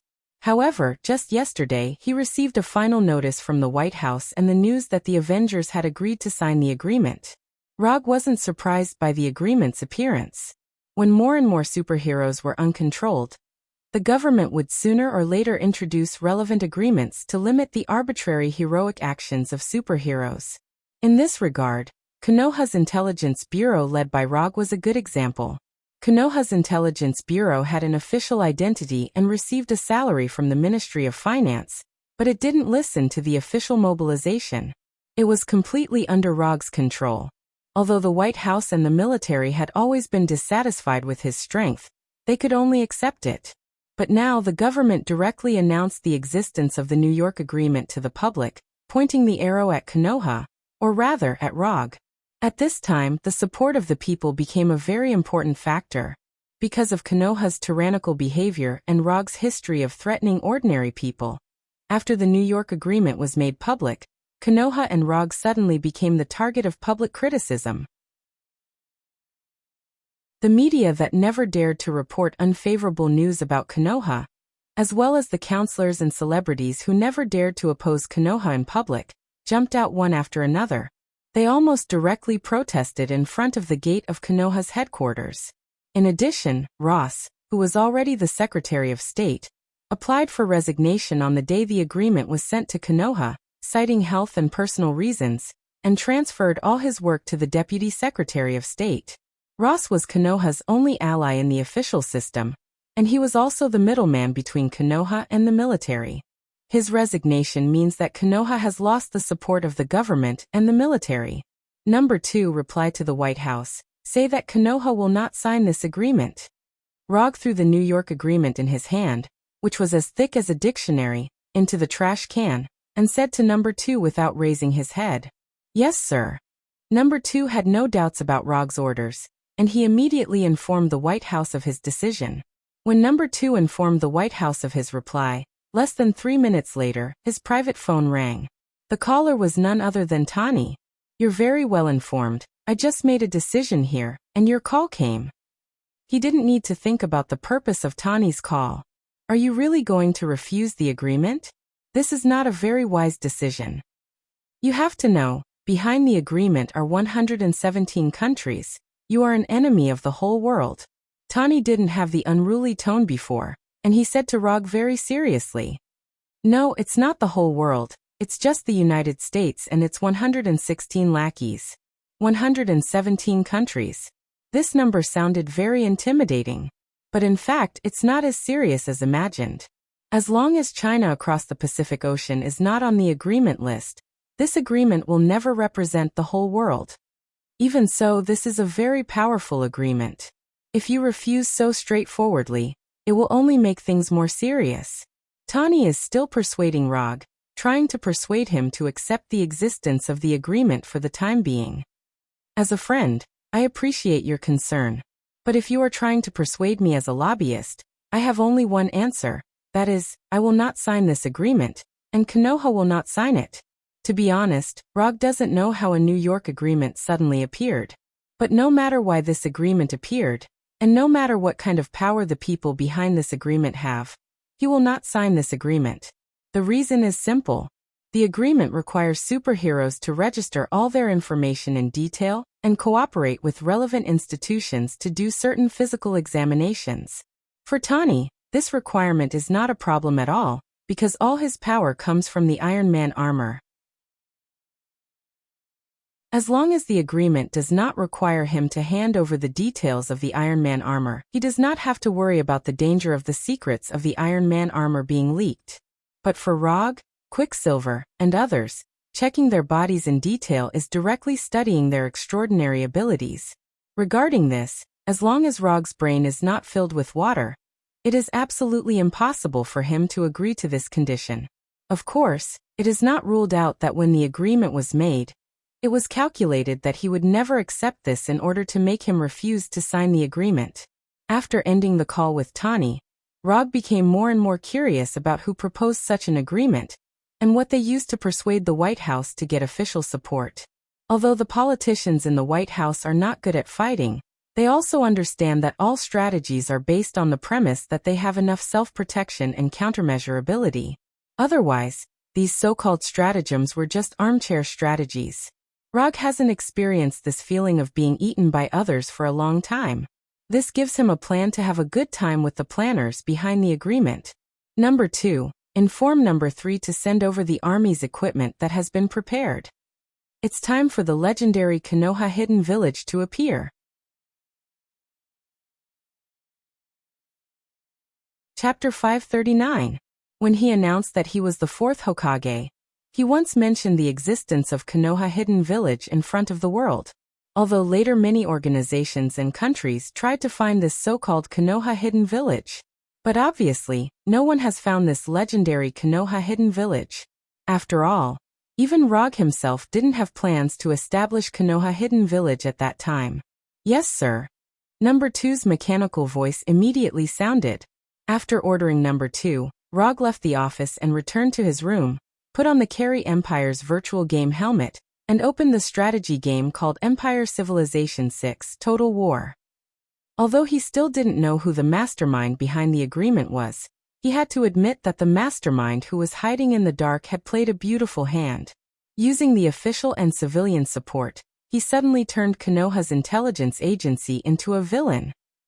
First, he made Konoha lose official support and legal identity, and then he used the method of making the agreement public to gain the support of the people.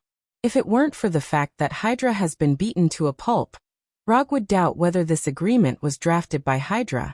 Although Hydra's strength wasn't that great, it was still very good at playing tricks and scheming. However, even if Hydra is really one of the members behind the agreement, they will only be a small role. The reason is very simple. Hydra can't give the White House and the military any guarantee of strength. Without enough strength, this agreement can't appear at all.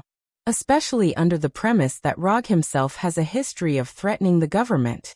Since the officials dared to openly announce the content of the agreement to the public, it means that they are prepared for the worst and are ready to fight with Konoha or Rog.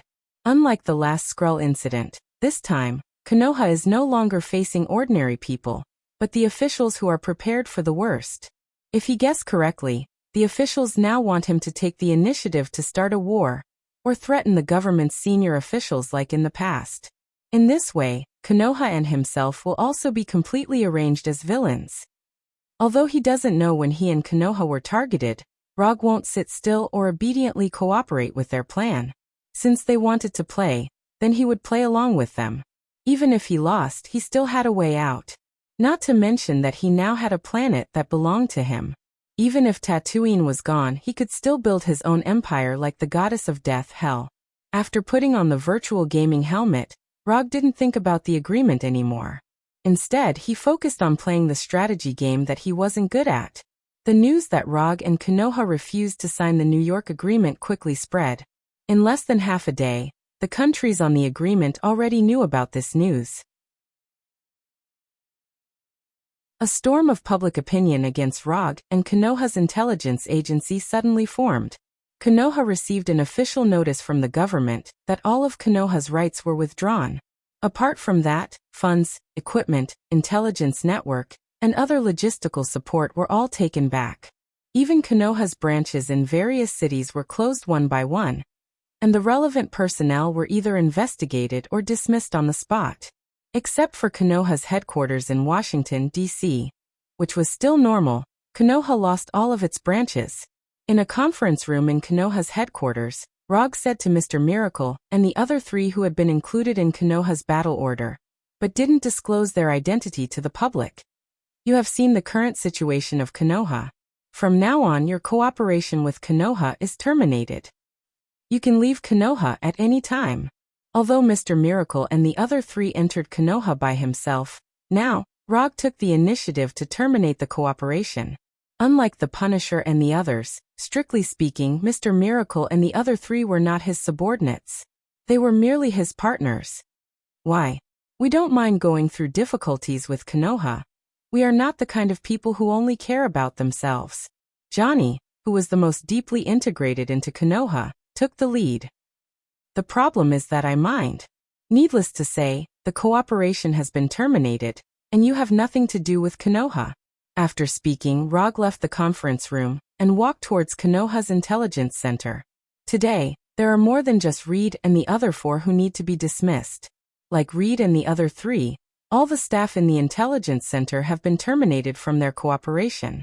However, before leaving Konoha, each of them received a severance payment equivalent to 5 years of their salary in their accounts. After dealing with the staff of the intelligence center, Rog came to the largest combat hall in the headquarters. At this time, in this hall that can seat hundreds of people, more than 200 Konoha Special Forces members were sitting. These Special Forces members are elite warriors selected by Konoha from various armies, and each of them has been transformed by extremists. In the past, these more than 200 Special Forces members were Konoha's sharpest dagger. All the dirty and tiring work was done by these Special Forces members. I don't need to tell you the current situation. You have all been transformed by extremists. To put it bluntly, your current strength is given by Konoha. According to common sense, I shouldn't let you go like this. After all, you all have things that belong to Konoha. However, I am not a devil. I am a very fair person. You have paid for Konoha before, and Konoha has not treated you badly. So now, I will give you a chance to choose again. Those who want to leave Konoha can leave after handing over Konoha's equipment. Looking at your previous contributions, Konoha will not hold you accountable for any of your actions. Of course, if you want to stay, that's fine. But before you stay, I want to remind you solemnly that once you choose to stay, you are likely to bear the charge of traitor. I will give you 10 minutes to think. After 10 minutes, those who are still in the hall will be regarded as continuing to stay in Konoha. After speaking, Rog left the combat hall and returned to his office. In addition to the Special Forces, Konoha also has 2 combat sequences, Umbu and Wolves. However, unlike the Special Forces and intelligence personnel, they do not have the option to withdraw from Konoha. If they have to leave, Rog will let them see how Konoha treats traitors. 10 minutes passed in a flash, and when he returned to the combat hall again, he found that the number of people who stayed was a little more than he thought.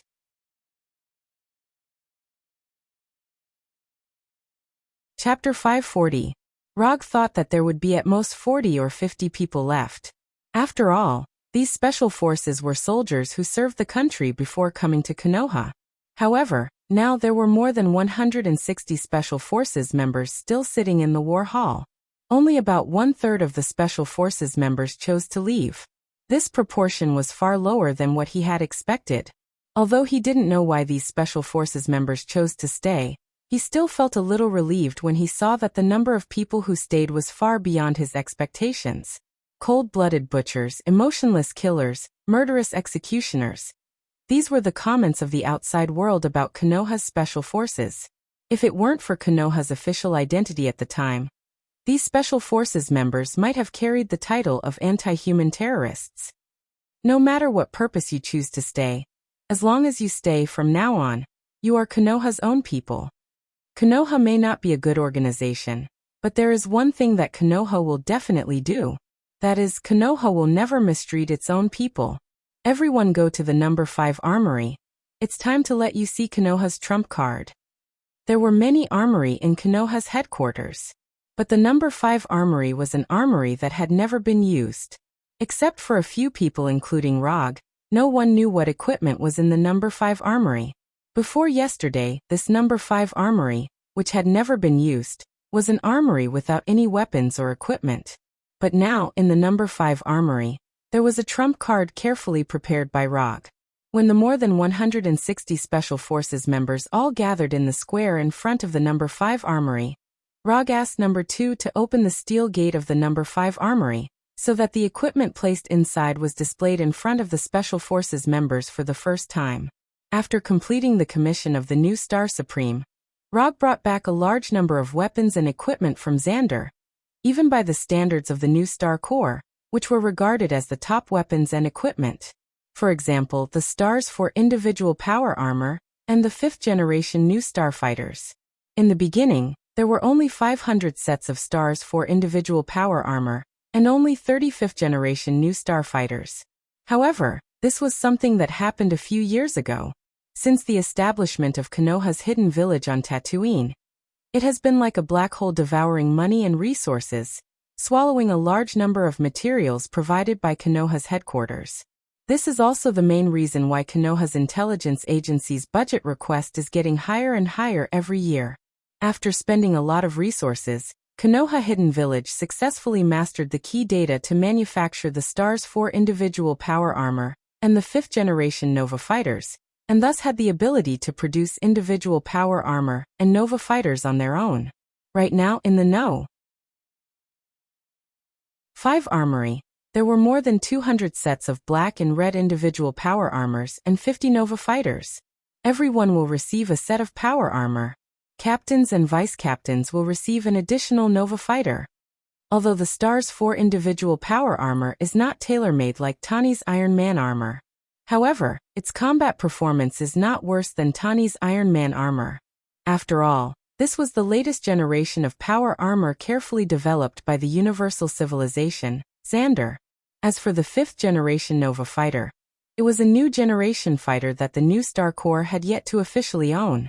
With this equipment, Rog originally intended to use it against the Thanos army. As a result, he didn't expect that the first use of it would be against the army on Earth. When Rog finished speaking, the special forces behind him rushed into the armory with excitement and began to put on individual power armors like Iron Man armors. These individual power armors and fighters were originally in the traditional golden color of the new Star Corps. However, Roger didn't really like the paint of the nouveau riche, so he changed all of them to black and red. When these special forces members had all finished changing their equipment or piloted the Nova fighters into the sky, Roger gave them new orders. From now on, anyone who enters the headquarters and the nearby airspace without permission will be killed on the spot without reporting. Rog doesn't intend to take the initiative to start a war for the time being, but if someone can't help but come to provoke him, he doesn't mind leaving them here forever. After instructing these special forces, Rog directly opened the portal and left Konoha headquarters, and came to Kamartaj's reception hall. As before, his magic teacher, Ancient One, was still sitting in his usual position, drinking tea and reading a book. "Teacher, I'm going to do something next, I don't know what you think." Next, Rog told Ancient One about his plans without reservation. Although Kamartaj doesn't care much about these things related to the magic domain, and things that don't endanger the overall safety of the Earth, but out of respect for the Ancient One, Rog still felt the need to inform Ancient One in advance. He didn't want to suddenly discover that the Ancient One suddenly stood on the opposite side of himself, and had a showdown between master and apprentice with himself. Just pay attention to your limits. As he guessed, Ancient One had no intention of stopping him, and still maintained that indifferent posture of reading a book. "Okay, I'll pay attention." After bidding farewell to Sorcerer Supreme Ancient One, Rog opened the portal again, and came to Dr. Doom's castle. Doom was not surprised by Rog's sudden visit. Although Ladovinia is far away from the United States, it doesn't mean that he will ignore the intelligence collection of the United States. In particular, he received the news of the recent New York agreement that has been in a mess. After more than half an hour of secret exploration in Doom's study, Rog once again opened the portal and went to the last destination. When the portal with golden sparks disappeared, he appeared in the mansion of former Secretary of State Ross. Although Ross has resigned, in any case he used to be a middleman between Konoha and the military, and is one of Konoha's partners. The conversation with Ross was a little long, but after spending nearly an hour, Rog successfully convinced Rog to join his crazy plan. After doing all this, Rog returned to Konoha headquarters and patiently waited for the next step from the officials, or rather, from the planners behind the New York agreement. Now he is not particularly worried about what will happen next. The only thing he is worried about is that the planners behind the plan are slow to take the next step. After carefully preparing so much, if the opponent suddenly doesn't make a move, it would be too disappointing.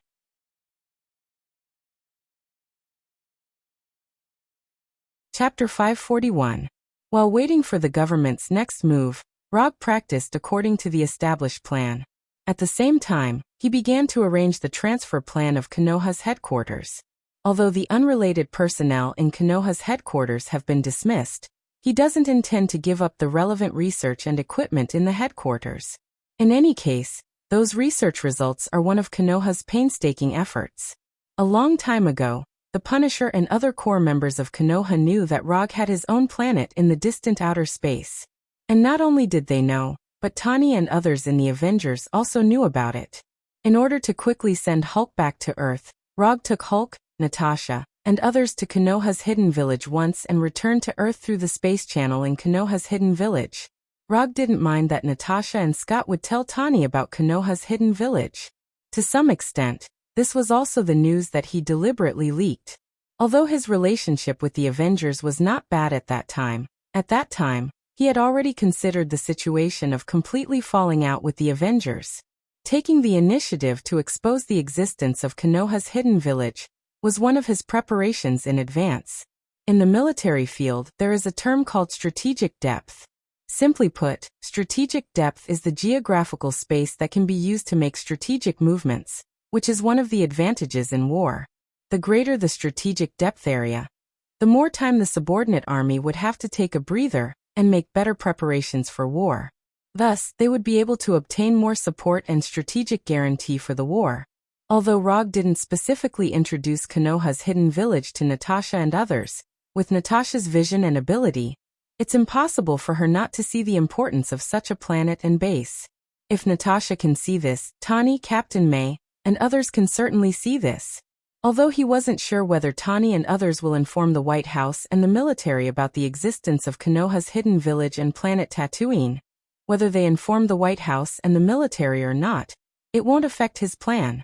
Because from the beginning, the position he stood and the things he saw were far higher than the White House and the military. The White House and the military want nothing more than to use the New York Agreement to restrict Konoha's intelligence agency and himself.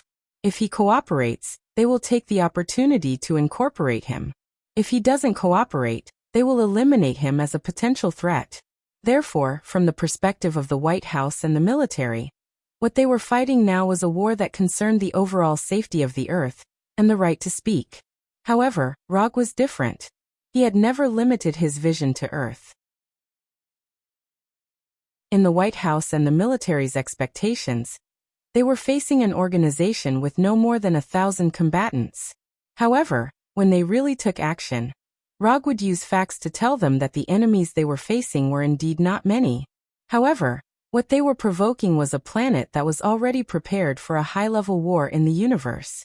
Ever since he started collecting Xander's technology and military equipment, Rog was ready to start a high-level war in the universe. The Konoha Hidden Village on Tatooine is a war-hidden village established for high-level wars in the universe. The fact that Rog dismissed a large number of Konoha's staff and arranged the Nova fighters and special forces to patrol the Konoha headquarters was not hidden from the outside world. The surveillance satellites that were originally under the control of Konoha now became the eyes of the sky that monitored Konoha's every move. Although all the legal power has been lost, for the new fighters with octagonal wings patrolling the space near Konoha in groups of 2, all the official agencies acted as if they didn't see it and didn't express any opinions about it. Especially after the special forces wearing Stars 4 individual power armors started daily patrols around Konoha's headquarters. A large area with Konoha's headquarters as the center suddenly became a veritable military restricted area. Of course, this military restricted area was only a unilateral decision of Konoha. However, after the special forces killed some iron-headed intruders, this military restricted area that was not protected by the law became a true Konoha forbidden area. He didn't know if the White House and the military had not reached a final agreement, or they decided to fight to determine the outcome. Rog waited for 5 days in Konoha's headquarters, but he didn't see any action from the officials. The order of the superhero action team has been issued, and this is the first mission of the Avengers. Behind the conference room of the Avengers headquarters building, Nick Fury, with a black eye patch on his left eye, put a document in front of Tani, who was still the nominal leader of the Avengers.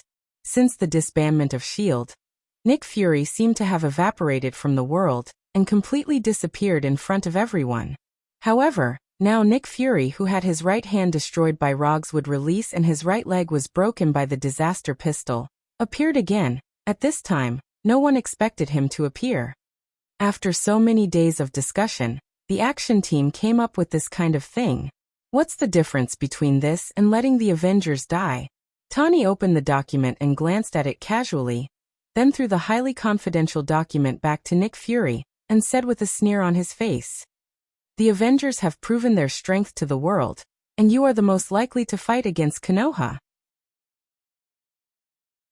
If even you can't do it, it is impossible for others to do it."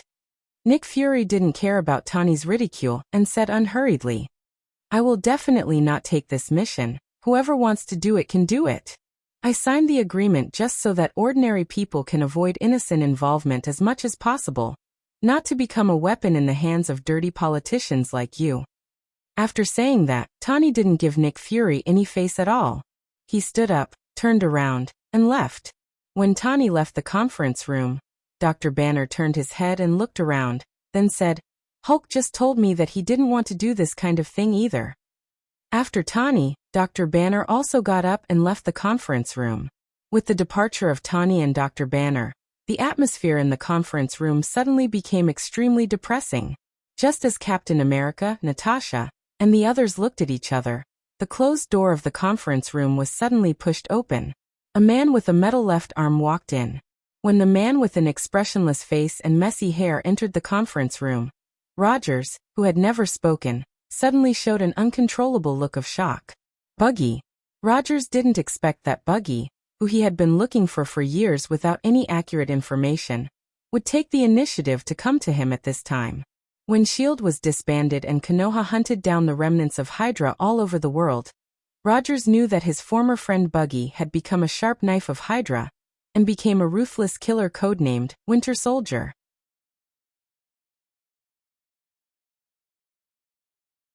Chapter 542. Although Natasha, Scott, and others don't know Bucky as well as Rogers of the American team, they quickly figured out Bucky's identity after seeing Rogers look at the expressionless Bucky with a shocked face. In the Memorial Hall of the American team, there is a detailed introduction to the members of the Roaring Commandos, and Bucky, a friend of the American team, is of course among them. Moreover, it was no secret in the Avengers that Rogers had been trying to find Bucky all this time. "Bucky, you..." Looking at his once very familiar friend, Rogers wanted to say something, but in the end he swallowed his words and looked at Nick Fury with vigilance. Nick Fury, who had been missing for several years, suddenly returned at this time, and Bucky, who was chased by Konoha and did not dare to show up, also appeared at this time. It doesn't look like there is no connection between them. After entering the conference room without saying a word, Bucky didn't even look at Rogers. He went straight to Nick Fury and stood behind him like a guard. In addition to Bucky, there is also a thin man who Natasha and others have no impression of entering the reception room at this time. This is a man with black curly hair. From the outside, the thin man who followed Bucky into the conference room looks like an overindulged rich second generation. If Rogue was present, he would recognize the identity of this man at a glance. The man behind Bucky was none other than Maximus, the inhuman that he had returned to Daisy's mother, Jiaying. "Let me introduce you. This is Captain Bucky Barnes of the U.S. Army Special Operations Team. Or you are more familiar with his previous code name in Hydra, Winter Soldier." Nick Fury glanced at the American team with his normal right eye, and then continued, "The one next to Bucky is Mr. Maximus of the Superhero Action Team. He is one of the drafters of the New York Agreement, and the liaison between the White House and the city of Adelan." Nick Fury didn't explain to Natasha and Rogers what the city of Adelan is, but he is sure that Natasha and others know what the city of Adelan is. After all, Daisy and Konoha, the superhero Shockwave Girl, is the so-called city of Adelan. Although the Alliance didn't directly confront Konoha before, this doesn't mean that they will ignore the intelligence collection of Konoha's core members.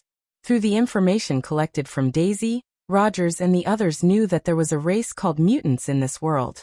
Furthermore, during the period when superpowered criminals were emerging one after another, the Avengers had dealt with some nasty incidents caused by Inhumans. Although they knew what kind of existence the Inhumans were, They had never heard of the existence of the inhuman city of Adeline. What do you mean by this? Are you planning to use them to force us to take orders from the operation team? Unlike Rogers, who was in a complicated mood, Natasha remained calm at this time. Since the disbandment of S.H.I.E.L.D., they, like ROG, have completely lost news of Nick Fury. Although they don't know what Nick Fury has been through in the past few years, and how he got mixed up with a former Hydra member like Winter Soldier Bucky. However, after seeing Nick Fury, who used to be S.H.I.E.L.D.'s director, with Hydra's killer barge, Natasha and Hawkeye Barton and other former S.H.I.E.L.D. agents instinctively felt uncomfortable. Nick Fury's approach, in their view, was a betrayal. They can accept that Nick Fury has completely become an ordinary person, but they can't accept that he got mixed up with Hydra, S.H.I.E.L.D.'s nemesis. As for Bucky's so-called identity as a captain of the U.S. Army Special Operations Team, they don't even believe a word of it. This kind of identity, even if used to fool children, seems a bit clumsy. No, I'm not forcing you. I just want you to know that as long as we work together, we can eliminate Konoha's intelligence agency headed by ROG, and return the world to the order it should have. Although Nick Fury had a righteous look on his face, for some reason, when he said this, Natasha and others had a feeling that he had been completely brainwashed by Hydra. Return the world to the order it should have? It sounds good, but I'm afraid that when the time comes, it will not be the original order, but the order that belongs to Hydra. Sorry, I still can't accept working with someone who used to be a Hydra killer. After that, Natasha also got up and left the conference room, not giving Nick Fury a chance to continue. When Natasha also left the conference room, Scott, the Ant-Man who joined the Avengers for the shortest time, raised his right hand and said to Nick Fury in a reporting tone, "I'm a newcomer, I don't want to participate in this kind of thing." Although Scott doesn't have any particularly deep feelings about S.H.I.E.L.D. and Hydra, as someone who once enjoyed a decadent life with Rogan Xander, he expressed his attitude very euphemistically.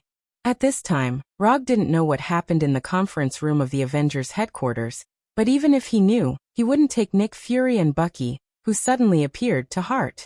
The only one who can arouse his interest is Maximus.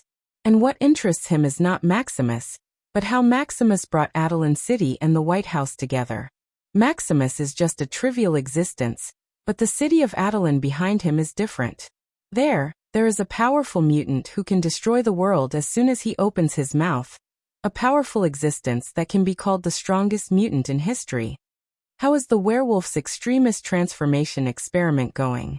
In the office of Konoha's headquarters, Rog asked Dr. Connors, who was wearing a white coat. The progress is pretty good.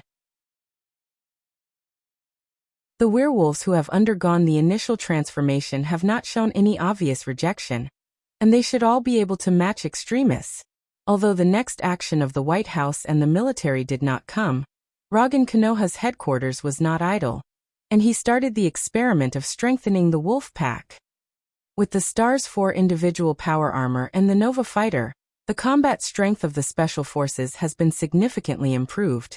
In such a contrast, the werewolves, who can only rely on transformation for hand-to-hand combat, seem to be a little unable to keep up with the pace. After discussing with Alpha Wolf Kings such as Bran, Rog asked Dr. Connors to start the extremist transformation for the werewolves, hoping to further improve the combat strength of the wolf pack. It has to be said that the werewolves, whose physique is far superior to that of ordinary humans, are more suitable for extremist transformation than normal humans. The transformation experiment, which carries a certain risk for ordinary people, went unexpectedly smoothly after it was put on the werewolves. In just 5 days, the first batch of werewolves who received extremists almost completed the final transformation.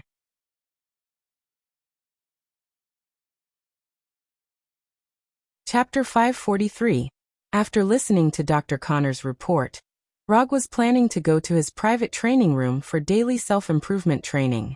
However, just as he was about to use quantum transmission to go to the training room, his cell phone suddenly rang. What was displayed on the screen of the phone was an unfamiliar number that he had never seen before. After pressing the connect button, he heard a familiar voice. "Are you free to meet recently? I think we need to have a good chat." The person who called was none other than Tani. "Is it official or private?" Although his personal relationship with Tani was not bad before, in this sensitive period, he needed to determine what identity Tani was going to meet him with. If Tani was using the identity of a member of the Avengers, then sorry, he didn't want to meet any potential enemies who signed the New York Agreement. Of course, if Tani was just asking to meet as a friend, then he didn't mind having a good chat with Tani, because if he didn't know, this might be the last time they met as friends. Of course it's private. I'm not so low as to be a dog for those dirty bitch politicians. Although Tani tried very hard to control his tone, Rog could hear that Tani was very upset. I'm free at any time. You can set the time and place. Then now, in my wine cellar, you can come directly. After that, Tani hung up the phone, not giving Rog time to speak. Although he didn't know what Tani wanted to talk to him about, his tone and the place he arranged were enough for Rog to guess some things. After recalling the appearance of the wine cellar in Tani's New York mansion, Rog put on the ring and began to draw circles out of thin air. Not long after, a golden portal with a diameter of nearly 2 meters appeared in front of him. After arriving at Tani's wine cellar, Rog saw Tani's unhappy face and the bottle in his hand. Rog couldn't identify the year, but he knew at a glance that it was a top-grade whiskey that had been collected for many years. A piece of ice, thank you. A long time ago, Rog had the idea of stealing Tani's hidden wine. Unfortunately, he never found a suitable opportunity, but today, he saw the hope of fulfilling his wish. This bottle is mine. Pick whatever you want to drink. Tani directly refused Rog's request to add ice. He opened the wine cork and poured himself a glass. That's what you said. After glancing at Tani's personal liquor cabinet, Rog took out a bottle of Macallan 64 single malt whiskey. He had seen Macallan of this vintage once before at Sotheby's. If he remembered correctly, the price at the auction seemed to be $460,000. After pouring himself a glass and adding a piece of ice according to his habit, Rog took a sip and seriously felt the taste of the bottle of Macallan. Then he slowly said, "Go ahead, what do you want to talk about? Take a look at this first." Tani handed him a translucent custom-made tablet. On the screen was a surveillance image. To be precise, it was a surveillance video in the conference room of the Avengers headquarters. After watching the video at double speed, Rog shrugged with a smile and put the computer on the solid wood table. Your behavior, if placed in a time of war, is a typical act of treason. Are you not afraid that they will find trouble with you afterward? After hearing Rog's slightly joking voice, Tani said in a disdainful tone, "I'm Tony Stark." After a pause for a few seconds, he continued, "What do you think of the guy named Maximus? I asked Friday to hack into the team's server and get some interesting information. I'll ask Friday to send it to Sunday later. I've told you many times her name is not Sunday, it's Hinata. Besides, Sunday is now dead." "Dead? What did you do to her?" "You did what you did to the illusionist." Tani, who was holding the glass, was taken aback for a moment. "I knew it wasn't that easy to get the illusion's computing matrix. What do you think, mechanical hardware is more reliable?" At this point, Tony revealed a proud expression that said, "I'm right, aren't I? Let me correct you. I'm not a mechanical enthusiast like you. Compared to the cold mechanical creations, I prefer carbon-based creatures." After that, Rog took out his mobile phone from his jacket pocket, selected a photo from the album, and handed the phone to Tani. Looking at the mobile phone handed over by Rog, Tani frowned slightly. "What's wrong? Your obsessive-compulsive disorder is acting up again. You're the one with obsessive-compulsive disorder." As soon as the voice fell, Tani took the phone and looked at the photo on the mobile phone. If it weren't for the conversation between mechanical creations and carbon-based life, Tani's first reaction after seeing the photo on the mobile phone would definitely be that Rog was hooking up with a female college student again. Looking at the photo of Hinata, who had the same eyes as Rog, Tani frowned even more. Android.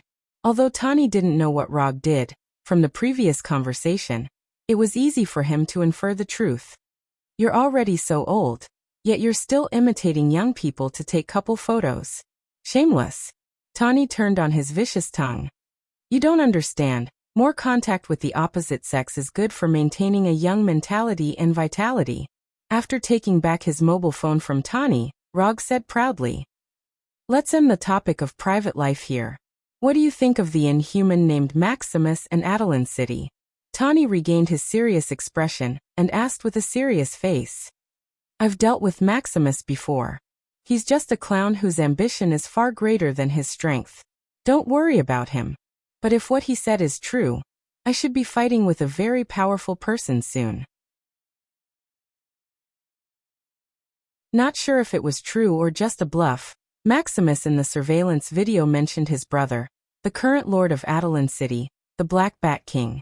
According to Maximus, the Black Bat King would fully support them and personally solve the difficult problem of Rog. The capital, the military, Adeline City, motherfucker Fokker and Hydra. Rog had been thinking about who the mastermind behind the New York Agreement was. Now he finally knew. How powerful is that person?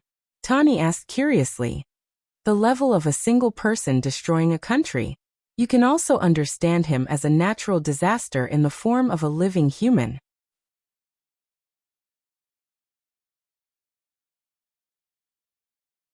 Chapter 544. One person to destroy a country? That's a bit too exaggerated. Although Tawny had dealt with some incidents caused by Inhumans before, he didn't think that these Inhumans were very powerful. In his opinion, Inhumans are nothing more than mastering some superpowers that humans don't have, and they are far from the level of endangering the world. In terms of the threat to the world's security, Hydra can throw these Inhumans several streets away. It's absolutely not an exaggeration. Maximus's brother definitely has such ability. If he gets serious, not many countries on Earth can withstand his attack. There are not many enemies that can make Rog pay attention to, and Black Bat King is one of them. Although he hasn't seen Black Bat King yet, and he hasn't officially fought with Black Bat King, he believes that his judgment will not be wrong. This is a powerful Inhuman who can trigger natural disasters such as volcanic eruptions, tsunamis, earthquakes, and other terrifying natural disasters. The pseudo-sound waves he releases can even reach the astonishing lethality of nuclear weapons. If it weren't for the existence of Black Bat King, Ronan, the accuser, would not have chosen to cooperate with Maximus. Instead, he would have directly broken through Adeline City and forcibly subdued all the Inhumans in Adeline City. Well, how sure are you to fight against this guy called Black Bat King? Tawny continued to ask. 50-50. After thinking seriously for more than 10 seconds, Rog gave his answer. 50-50? You mean you're only half sure? Tawny thought that Rog would say that he was at least 70 to 80% sure, but he didn't expect that Rog was only half sure. Half sure is not bad. 50-50 is not something that anyone can do. That's why I dare to say that I'm 50-50 with Black Bat King. If it was a few years ago, I estimated that I wouldn't even have a 20% chance. After drinking the whiskey in the glass, Rog said with a very serious attitude. Although he was serious enough now, Tawny didn't know why, but he always felt that he was hinting at something. Then be careful. Anyway, the information I got now is that those guys in the White House don't intend to let you be arrogant anymore. Your Konoha has gone too far before. Although Tawny wasn't particularly worried about Rog's safety, he still reminded Rog to prevent Rog from being careless. Don't worry, I won't joke around with my life. After knowing that the Adeline City players and Hydra were behind the New York Agreement, he already knew what kind of blow he would face next. After chatting with Tawny for more than an hour in the wine cellar and drinking 2 bottles of top-grade whiskey from Tawny's collection, Rog returned to Konoha's headquarters through the portal. Tawny has clearly expressed his attitude, that is, he will not participate in the action against Konoha. Not only would he not participate, but Vision, Dr. Banner, Natasha, and Scott would also not participate. Rog was not surprised by the decision of Vision and others. Vision is now Tawny's little follower. If Tawny doesn't do it, Vision won't do it either. As for Dr. Banner, as long as Hulk doesn't want to, he doesn't have enough fighting power even if he wants to participate.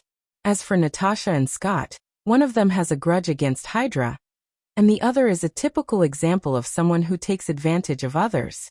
In addition to them, there were also Captain America Rogers, Colonel War Machine Rhodes, Falcon Sam, and Hawkeye Barton. They either had a military background or owed Nick Fury a favor. Therefore, it was not particularly difficult to understand why they would choose to participate. Even if they exclude things like background and favor, they have been dissatisfied with what Rog and Konoha have done for a long time. In a simple word, Rog and Konoha don't conform to their American values of justice. They didn't have a chance before, so even if they were dissatisfied, there was nothing they could do. And now their chance has come. Not long after returning to his office, Number 2 received a message from Friday, who had packed everything up. Tani got some information from the server of the Superhero Action Team, which contains part of the action plan against Konoha and the relevant action personnel. While browsing this information, Rog saw an unexpected person in it. Wakanda, Black Panther. This Black Panther is not the old King T'Chaka who he had fought with before, but his son T'Challa. Didn't I take some of your vibranium at the beginning? Is there a need to hold a grudge? Glancing at Black Panther T'Challa, who only registered his name and other basic information, Rog said with an indifferent expression. For others, Black Panther wearing the vibranium armor is definitely a difficult existence. But for Rog, Black Panther T'Challa is not even qualified for him to personally take action. Now he was no longer the poor detective who had only a few subordinates. Not to mention fighting with him. Even if he fought with his subordinates, Red Tank and others, Black Panther T'Challa may not be able to win. After reading the information provided by Tani, Rog, who was gradually getting drunk, came to Hinata's room. Time passed day by day. Rog and Konoha, who had made all the preparations, still didn't wait for the next action of the government and the military. Since the other party has no intention to take action for the time being, Rog was too lazy to pay attention to them, and continued his self-improvement training. With his efforts, his sage body development was raised from 85% to 90% with difficulty, and then fell into a bottleneck again. Although the development of sage body development is not very big, during this period he has obtained another good news. Master of Ninjutsu Research and Development, veteran user of Kekkei Genkai, and the #1 researcher of chakra energy, Hinata, after a lot of research and genius experiments, has successfully developed a Kekkei Genkai that is one step closer to Kekkei Genkai, Dust Release. Kekkei Genkai Elimination. Dust Release is a brand new release that combines the 3 chakra attributes of wind, fire, and earth. Although Dust Release is a Kekkei Genkai elimination, Dust Release, in the system's exchange page, its exchange price is the same as Kekkei Genkai Manjikyu Sharingan and Wood Release, which is 500 ninja coins. In terms of price, Dust Release does not show the position that Kekkei Genkai elimination, Dust Release should have. However, this may also be related to the number of ninjutsu that Dust Release has. In the system's exchange page, there are only 2 ninjutsu related to Dust Release. One is Dust Release, Primordial World Stripping Technique, and the other is Dust Release, World Stripping Technique. Although the number is not much, the power of these 2 ninjutsu is not weak at all. It can even be said that they are a little bit of cheating.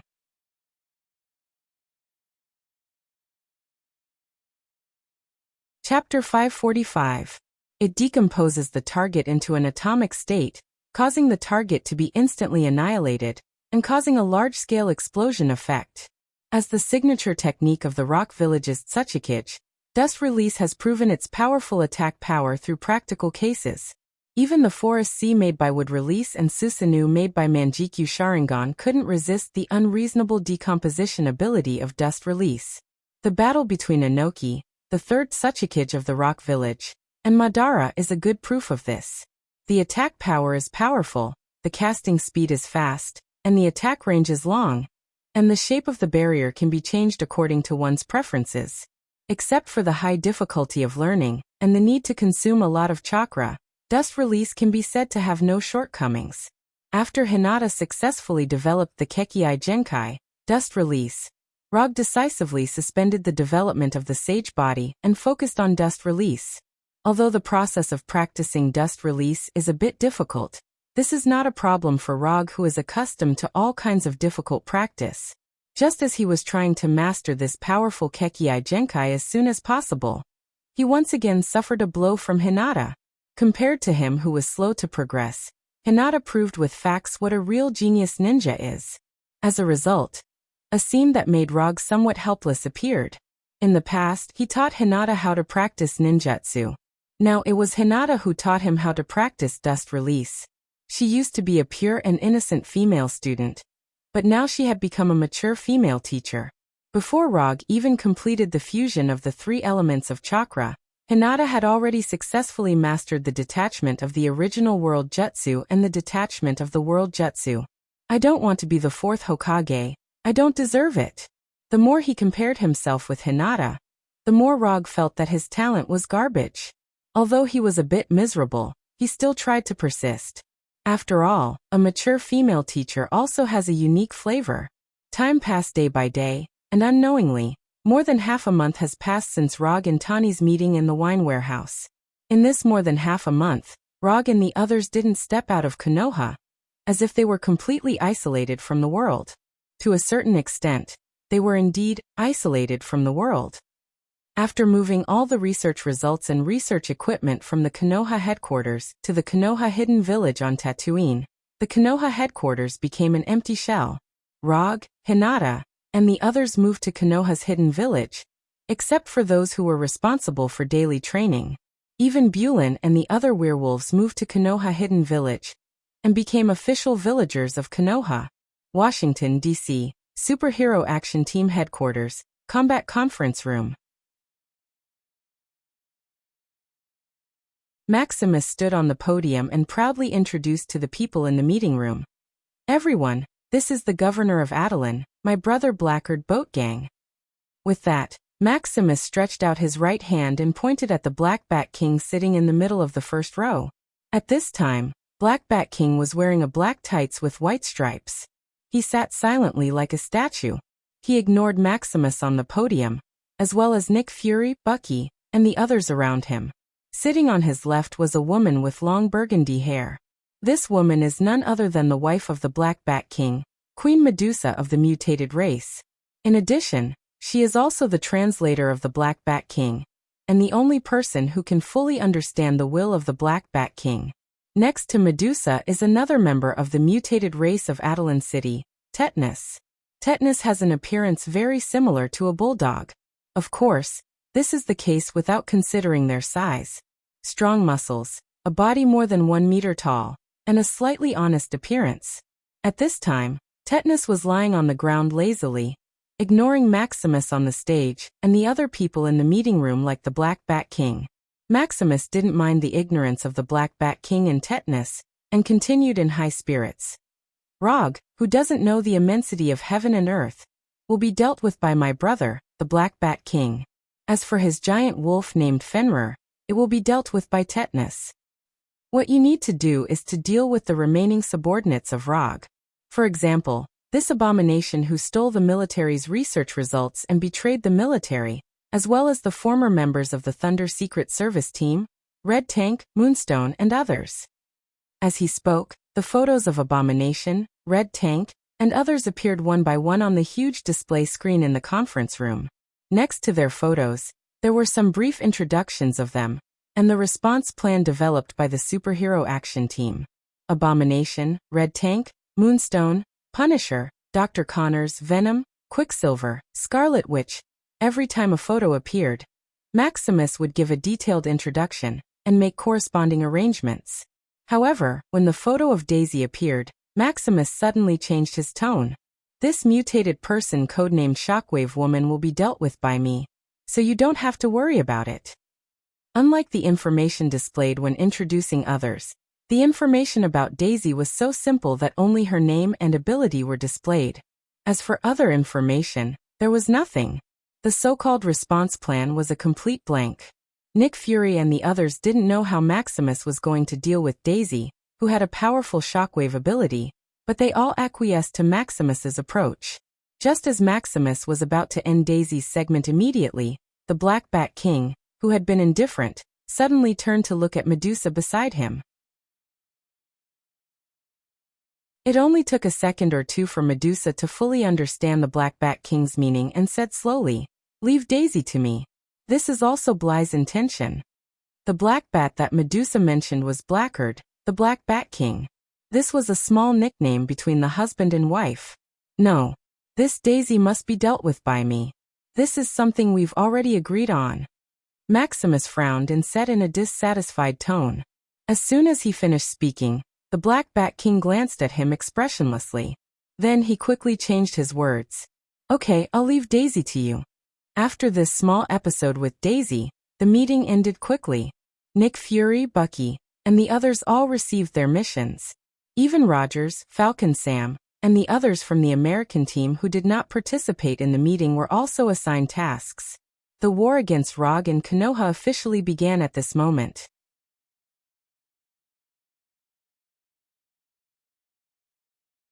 Chapter 546. Tatting. Konoha Hidden Village. Naruto Training Room. On the metal-made wall, there were holes of various sizes, round or square, deep or shallow. Under the careful teaching of Hinata, Rog finally mastered the only two ninjutsu of Dust Release. Dust Release, Detachment of the Primitive World Jutsu, and Dust Release, Boundary Detachment Jutsu. When he once again constructed a transparent cylindrical barrier between his hands, Artificial Intelligence Number 3, who was in charge of the operation of Konoha Hidden Village, sent him the latest news from Konoha's intelligence agency headquarters. Through the remote monitoring equipment on the Golden Jack, the real-time monitoring screen of the blocks near Konoha's intelligence agency appeared in front of Rog. After releasing the detachment of the Primitive World Jutsu in his hand, leaving a hole with a diameter of 20 centimeters and a depth of 30 centimeters on the metal wall, Rog calmed down the chakra running at top speed in his body. Are they finally going to do it? In the monitoring screen, Rog can clearly see that UA soldiers in camouflage uniforms are quickly evacuating the crowd. In addition to these UA soldiers in camouflage uniforms, Rog also saw a group of Special Forces members in black combat uniforms among them. If he is not mistaken, these Special Forces members should be the Special Forces of the Avengers. Although Tani, Natasha, and others refused to participate in the operation, Rogers, Falcon Sam, and others still led the Special Forces to Washington and came to the vicinity of Konoha's intelligence agency. Inform all the Special Forces members in the headquarters to return to the village. In addition, let all troops be ready for Level 1 combat, especially the Molten Wolf Pack. When the portal opens, the whole army will set off. The Molten Wolf Pack is a combat force formed by werewolves who have been transformed by extremists. In order to distinguish the wolf pack formed by ordinary werewolves, Rog gave them a new name, Molten Wolf Pack. The name is a bit ordinary, but the combat effectiveness of this unit is not weak at all. Werewolves are dark creatures that are extremely good at close combat. After being strengthened and transformed by extremists, the strength of these werewolves has also been terrifyingly improved. However, because of time and the stock of extremists, Rog did not allow all the werewolves to be transformed. He only selected 120 people from among them, forming a group of 6 people, to form 20 combat teams. There were 164 members of the Special Forces, 156 members of the Wolf Pack, 120 members of the Molten Wolf Pack, and 72 members of the Dark Group. In addition to Rog, Hinata, and other core members of Konoha, these 512 people are all of Konoha's combat personnel. The Kree Empire's main battleship, the Golden Jack, and Konoha's own Universe-class battleship, the Bijou series. Xander's version of the 5th-generation Nova fighter, and Konoha's version of the Naruto series fighter. 500 sets of Xander's stars for individual power armor, and 300 sets of Konoha's Vortex series power armor. Konoha Hidden Village was a base built by Rog based on the standards of the Universe Advanced Warfare. Therefore, the weapons produced by Konoha Hidden Village were also designed for the Universe Advanced Warfare. These equipment were originally intended to be used to deal with Thanos' Vanguard guards and Chitauri. But now, it seemed that he needed to fight a war on Earth to train his troops. After instructing Number 3, Rog returned to his Hokage's mansion and took a comfortable hot bath. When Number 3 sent the news that all the troops were ready, and the Golden Jack returned to the outer space of Tatooine through the interstellar jump, Rog got up from the bathtub and began to put on his combat uniform. The armor made by the Dwarf King Aitsue must be worn, and the Yondaime Hokage's white Haori certainly can't be left behind. The Kusanagi sword, disaster pistol, thunder round fan, and other weapons were also summoned by him one by one. When leaving the room, Kuroda considered whether to bring the Gem of Reality from the Taiwa Treasure Hall. But after thinking for only 2 or 3 seconds, he gave up the idea of bringing the Gem of Reality. It's just a training war, and it's not necessary to use the Gem of Reality. After all the preparations were done, Kuroda opened the portal back to Konoha's headquarters and came to the top of the headquarters building. After looking up at the sky, he said unhurriedly, "What a good day to kill." In the distance, Black Bat King and Nick Fury notice Rog's arrival for the first time. In fact, it's difficult not to notice him, because at this time, Rog is provoking them, releasing the Kyubi chakra in his body without restraint. The bright red Kyubi chakra is like a rotating tornado around Rog. A Kyubi condensed completely from chakra, with a length of more than 300 meters, is roaring angrily behind him, 9 thick tails flying wantonly. At this time, Rog didn't say a word. However, this exaggerated and shocking entrance was enough to express his attitude.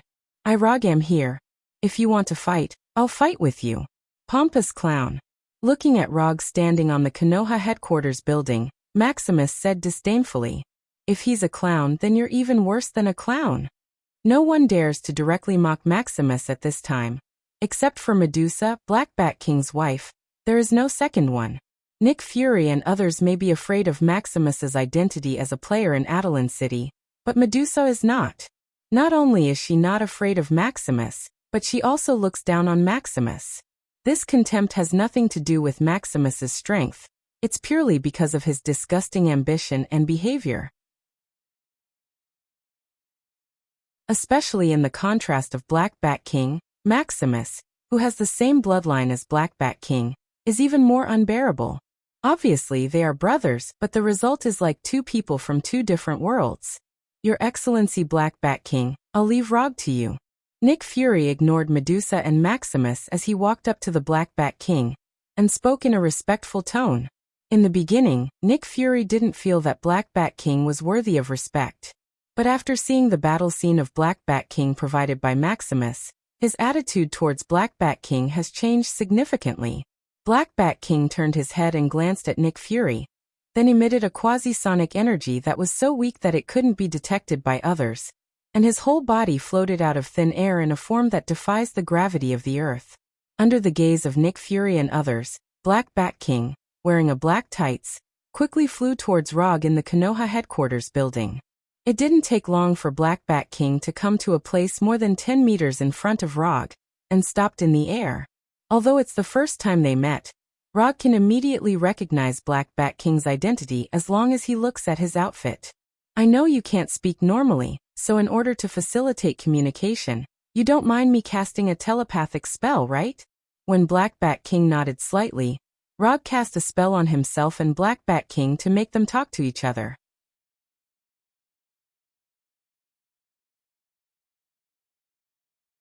Chapter 547. I have a question. As far as I know, your relationship with your brother, Maximus, is not very good. You are not a person with a strong sense of justice. Why did you choose to be with them?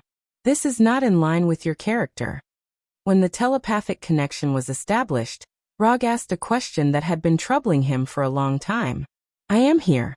It has nothing to do with them. I have no interest in the so-called New York Agreement. The reason why I came is purely because of you." After saying in his heart, Black Bat King raised his right hand and pointed at Rog. "Because of me? If I remember correctly, this should be the first time we met. I don't quite understand what you mean. Luonan and Thanos." When Black Bat King finished speaking, Rog smiled helplessly. He had been thinking about why Black Bat King chose to stand with the White House and the military. He didn't expect that it was Luonan and Thanos who made Black Bat King make this decision. Black Bat King's meaning was obvious. He wanted to have a head-on battle with Rog to see how strong Rog was. Rog was not surprised by Black Bat King's idea. Simply put, Black Bat King's hands were itchy. As a veteran game player, Rog didn't think that there was anything wrong with Black Bat King's idea. This was the same as a player who wanted to play solo with other players in the king rank after advancing to the king rank. It was a very common idea. Men would have this competitive mentality to prove that they were stronger than other men. To some extent, this was a biological instinct imprinted in men's DNA. Men who didn't have this competitive mentality had been eliminated in the long history of biological evolution. So that's the case. I don't mind fighting with you, but before we start, I have to deal with those guys on the opposite side. Black Bat King wanted to see what kind of strength Rog had, and Rog happened to have the same idea. But as he said before he started the contest with Black Bat King, he had to deal with those ambitious guys on the opposite side. I'll give you half an hour, Black Bat King slowly said in his heart. I don't need half an hour. 1 minute will do. After replying to the Black Bat King, Rog casually waved his hand and dispelled the nine-tailed chakra that was constantly flying around him, as well as the nine-tailed beast that was hundreds of meters long behind him. Then he put on the ring and began to draw circles in the air.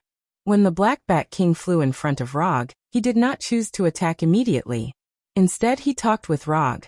Nick Fury, who was in charge of the field command, realized that something was wrong. When Rog dispelled the nine-tailed beast behind him that possessed true battle strength, but was only used to show off his strength, the uneasiness in Nick Fury's heart became more and more obvious. As a former top agent, Nick Fury trusted his intuition very much. In his past career as a special agent, his intuition had saved his life more than once, allowing him to survive many certain death situations. What's wrong? Is there something wrong? After being ridiculed by Medusa, Maximus decisively chose to stay away from Medusa and came to Nick Fury's side. After seeing Nick Fury's expression become more and more serious, he silently asked, "Are you sure your brother, the Black Bat King, agreed to help us deal with Rog?"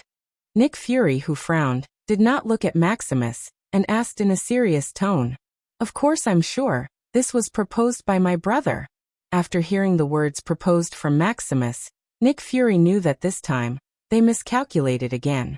After suppressing the dissatisfaction in his heart, Nick Fury turned his head to look at Maximus and said word by word, "Do you know why you can't compare to your brother? It's not because your awakened superpowers are different, but because you are a brainless idiot." Nick Fury snarled the word idiot. If it weren't for the fact that killing his own people before the war would affect morale, Nick Fury couldn't wait to shoot Maximus in the head now. Under the watchful eyes of the public, being called an idiot in public was undoubtedly a slap in the face for Maximus, who cares about self-esteem very much. No, not just a slap in the face, but it was equivalent to stepping on his face with his foot and rubbing it against the ground repeatedly, and finally spitting on his face. "What are you doing?" Just as Maximus was about to ask Nick Fury what he meant, for huge, circular portals with golden sparks appeared over the Konoha headquarters. These were 4 huge portals with a diameter of hundreds of meters. Through the portal, a slightly gray sky could be seen. However, what really attracted the attention of Nick Fury and others was not the sky behind the portal, but the 4 cosmic battleships that were not made on Earth at first glance. Under the gaze of Nick Fury and others, the 4 huge cosmic battleships passed through the portal and came to the sky above the Konoha headquarters. Rog's Konoha forces appeared.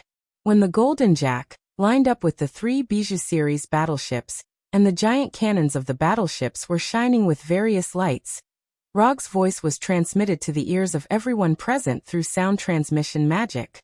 "Aren't you afraid of Konoha's power? Aren't you worried that Konoha's power can't be controlled by you? Don't you want to take all the power for yourself, and let this country that claims to be righteous become the ruler of the earth?" Rog's voice was not loud, and his tone was very calm, but everyone present could feel the extreme dissatisfaction in his heart. Or in other words, contempt. "What I give to you is yours. If I don't give to you, you can't take it." After that, Rog slowly raised his right hand, then waved it down. There was no need for him to say anything. The moment his right hand fell, all the cannons and long-range attack weapons on the 4 battleships shone with the light of fire at the same time. Thousands of cannons fired at the same time, and missiles washed the ground. Rog declared a fact to the world with practical actions. That is, even if he doesn't take action, Konoha is still one of the largest fighting organizations in the world. Boom boom boom boom boom.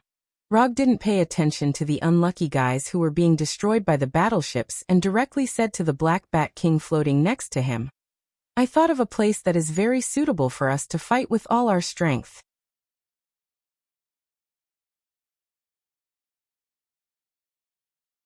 Chapter 548. Earth Antarctica. In the depths of the Antarctic continent that has not melted for thousands of years, a piece of frozen land with a range of several kilometers appeared, as if a piece of it had been dug out of thin air, revealing the original appearance of the Earth. The two humans displayed speeds that exceeded the limits of what human vision could capture. They ran at top speed on this land that had been covered in ice and snow for countless years. Behind them and around them, craters of various sizes were left. Some were caused by collisions, and some were caused by explosions. The people who are fighting at this time are none other than Rog and the Black Bat King. Half an hour ago, after teleporting Konoha's army from Tatooine to the sky above Konoha's headquarters, Rog and the Black Bat King came through the portal to this ice and snow land that not many people have set foot on, and started the battle between them. Earth Release, Earth Wall. With the surge of chakra, a 7 or 8 meter high earth wall was quickly formed on the frozen ground that was as hard as steel, blocking the path of the Black Bat King behind him.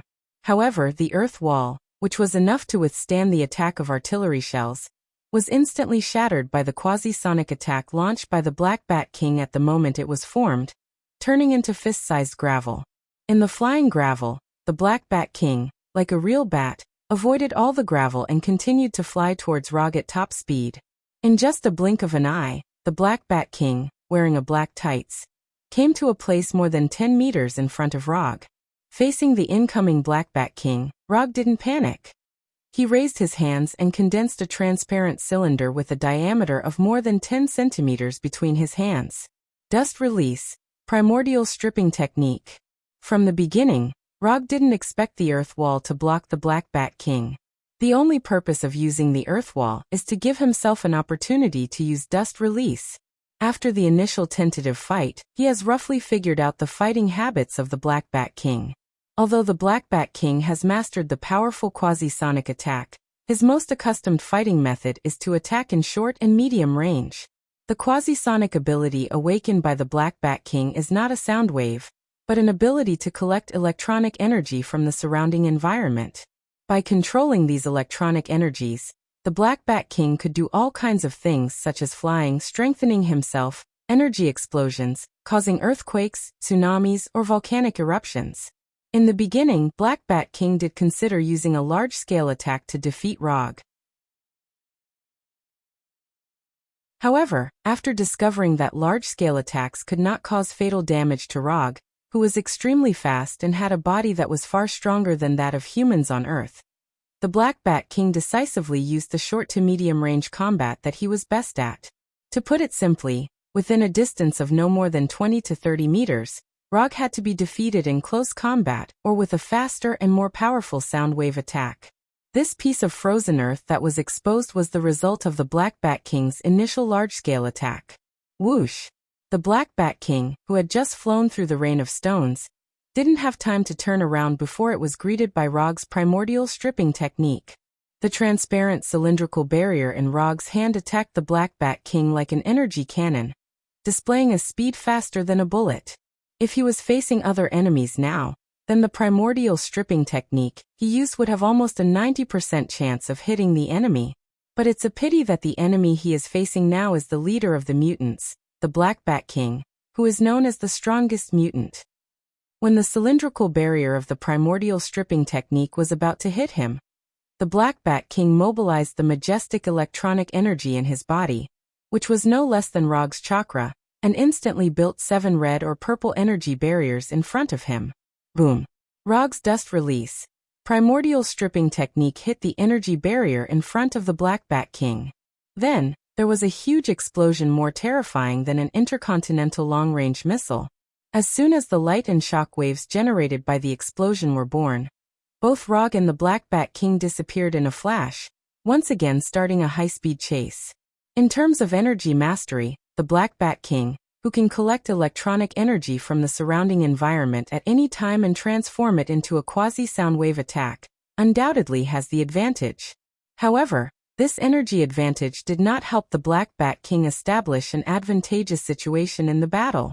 The reason is very simple. Rog has mastered too many ninjutsu. With the help of the fledgling ninjutsu R&D Master Tion, the number of 5-element ninjutsu mastered by Rog is far beyond imagination. As long as it is a conventional ninjutsu supported by the system, he has basically mastered it thoroughly and transformed it into his own actual combat power. In such a case, Rog, who has 0.65 chakra, is like a ninjutsu battery with infinite ammunition supply, throwing out ninjutsu attacks one after another at a crazy speed. 90% of the Sage Body Development degree allowed his chakra amount to silently increase from 0.6 to 0.65 chakra. Although the proportion of the increase is not much, if it is measured by the amount of chakra required for ninjutsu, then the 0.05 chakra amount he increased is equivalent to the consumption of hundreds of ninjutsu.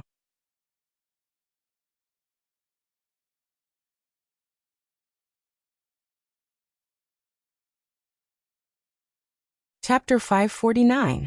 The battle was still going on.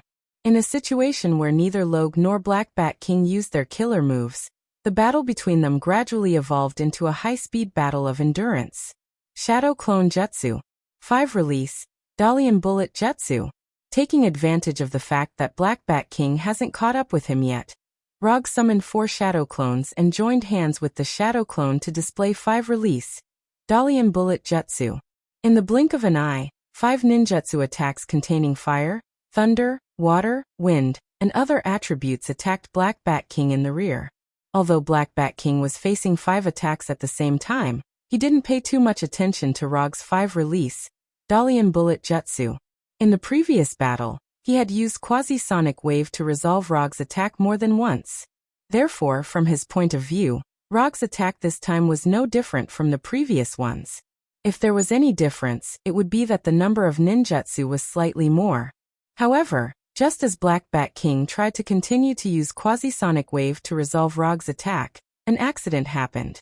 At the moment when the 5 ninjutsu were about to hit him, they took the initiative to change the trajectory of the attack and intertwined with each other in a way that defied common sense. Is he out of control? Seeing this scene, Black Bat King's first reaction was that Rog was out of control. But this thought just emerged and was thrown to the back of his mind.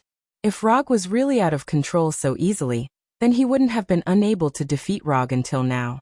Without any hesitation, at the moment when Roger and the Shadow Clone's ninjutsu attacks intertwined with each other, the Black Bat King manipulated the electronic energy of the sound wave to construct a spherical barrier around himself that was invisible to the naked eye, but had amazing defensive power, completely wrapping himself in 360 degrees without any blind spots.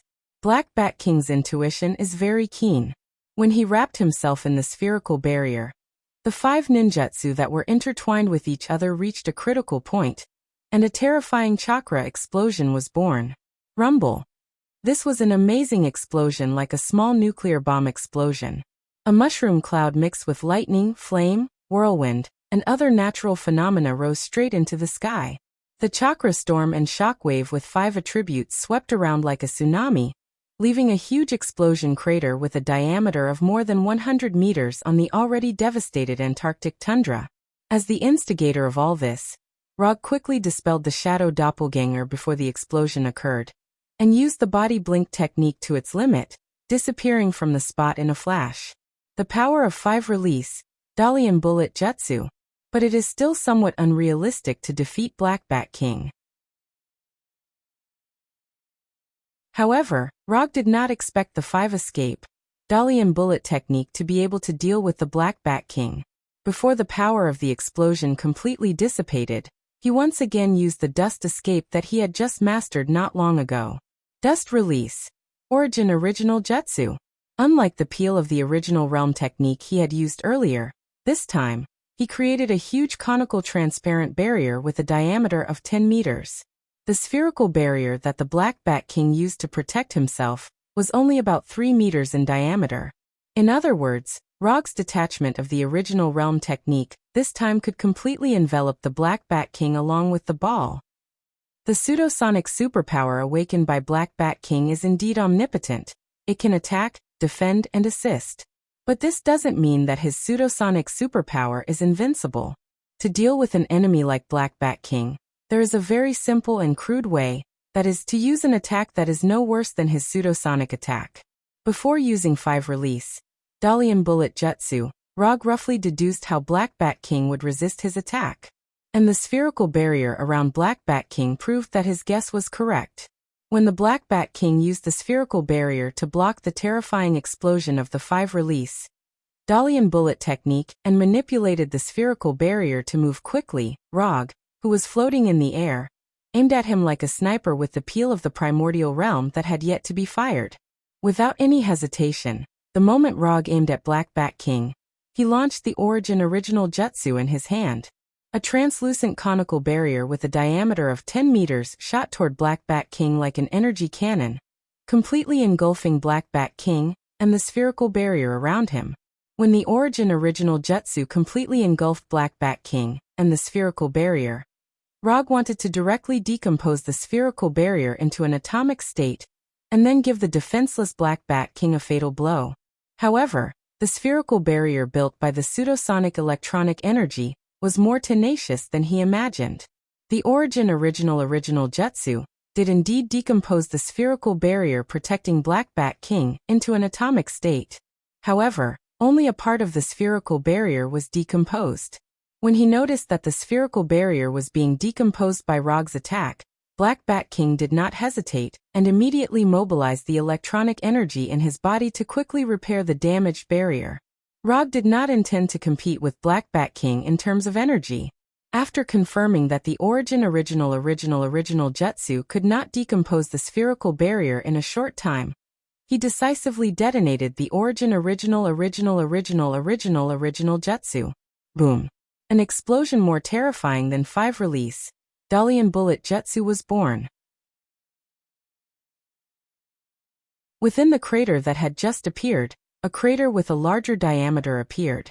The shock wave of the explosion caused a cobweb-like crack to appear on the 10,000-year-old frozen soil that had finally seen the light of day, and the earth shook violently with the explosion. Before the battle, Rog knew that Black Bat King would be a very difficult enemy, but he did not expect that Black Bat King would be so difficult to deal with. He once experienced this feeling on Thanos, whose physical body was so strong that it was like a cheat. Now he experienced it again on Black Bat King, whose physical strength is far inferior to Thanos, but whose energy strength is far superior to Thanos. And what's more troublesome than Thanos is that Black Bat King's pseudosonic wave is like a super turtle shell that is strong and constantly regenerating. No matter how you attack it, this annoying turtle shell will grow again. Compared with the powerful defensive ability of the pseudosonic wave, the energy attacks or natural disasters caused by the pseudosonic wave are not so troublesome. At least for Rog, this is the case. Although somewhat reluctant, Rog had to admit at this time that conventional ninjutsu attacks can't defeat Black Bat King at all. Even Kekkei Genkai, Dust Release, can't quickly defeat Black Bat King in a short time. If he wants to defeat Black Bat King, whose physical strength is not very weak and whose energy strength is unimaginably high, he must use some less common attacks. After a helpless sigh, his 3-tomo Sharingan, which had already been opened, began to rotate wildly. Manjikyu Sharingan open.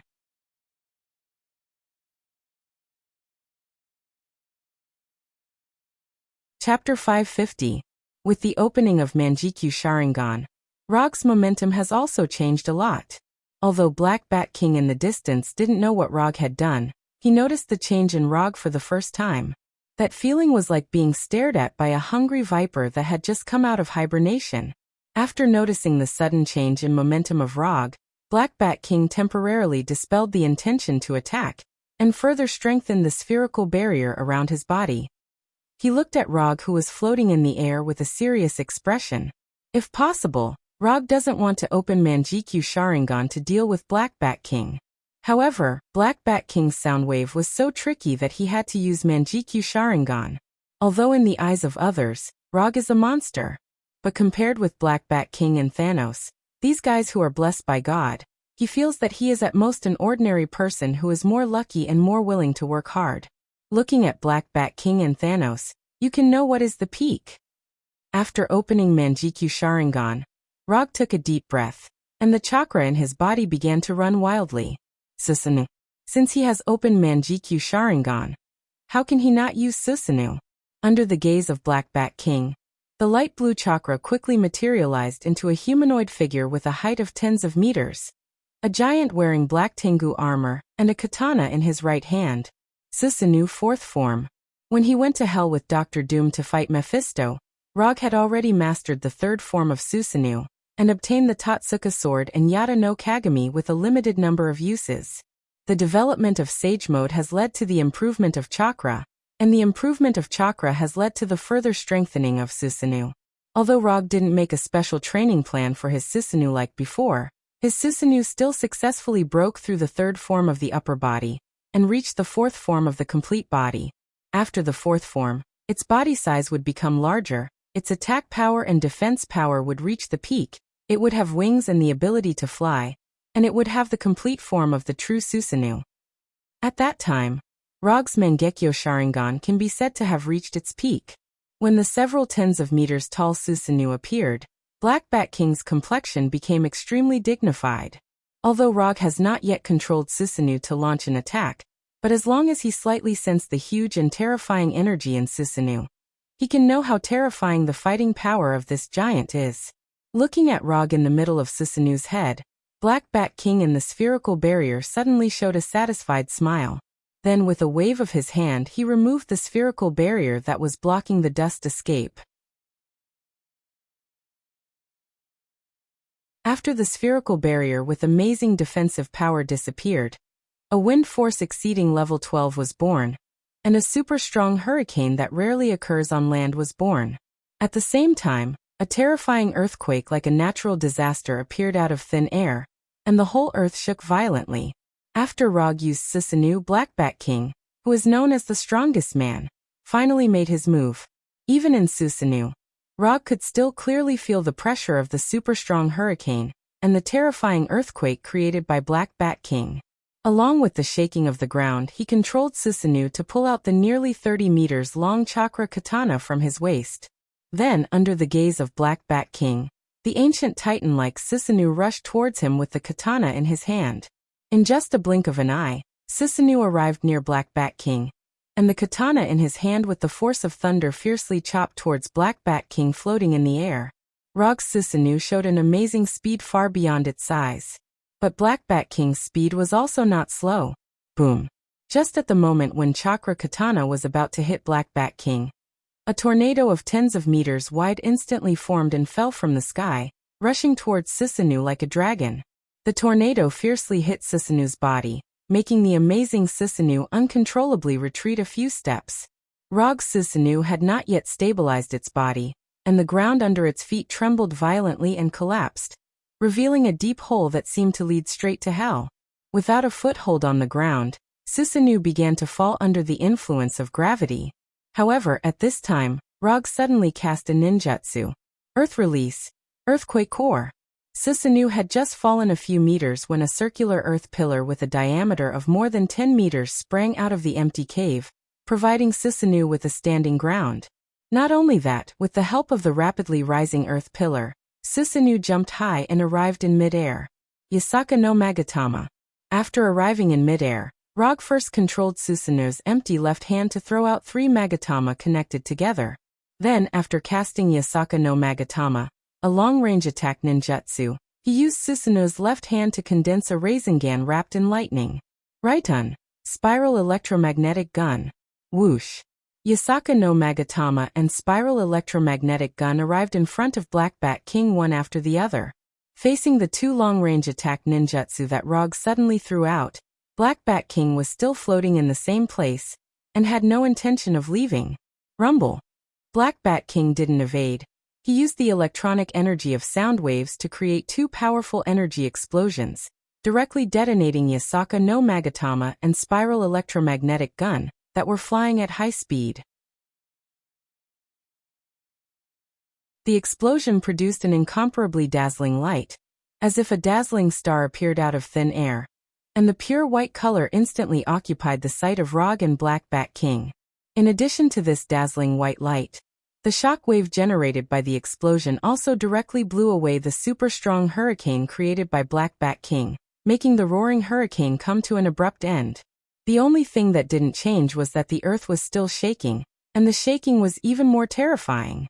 The terrifying explosion came, and went as quickly as it came. After only 2 or 3 seconds, the vision caused by the explosion quickly dissipated. However, just as the original color of the world returned, Black Bat King saw the huge chakra in Susanu's hand. How is this possible? Looking at the chakra that was less than a meter away from him, Black Bat King was shocked and immediately wanted to open his mouth to speak. Black Bat King's idea was beautiful, but Rog wouldn't give him such an opportunity. It wasn't easy to create the current advantage, and Rog wouldn't let Black Bat King continue to release pseudo-sound waves. The chakra katana, which doesn't focus on sharpness, slashed the waist of the Black Bat King, and sent him flying like a baseball.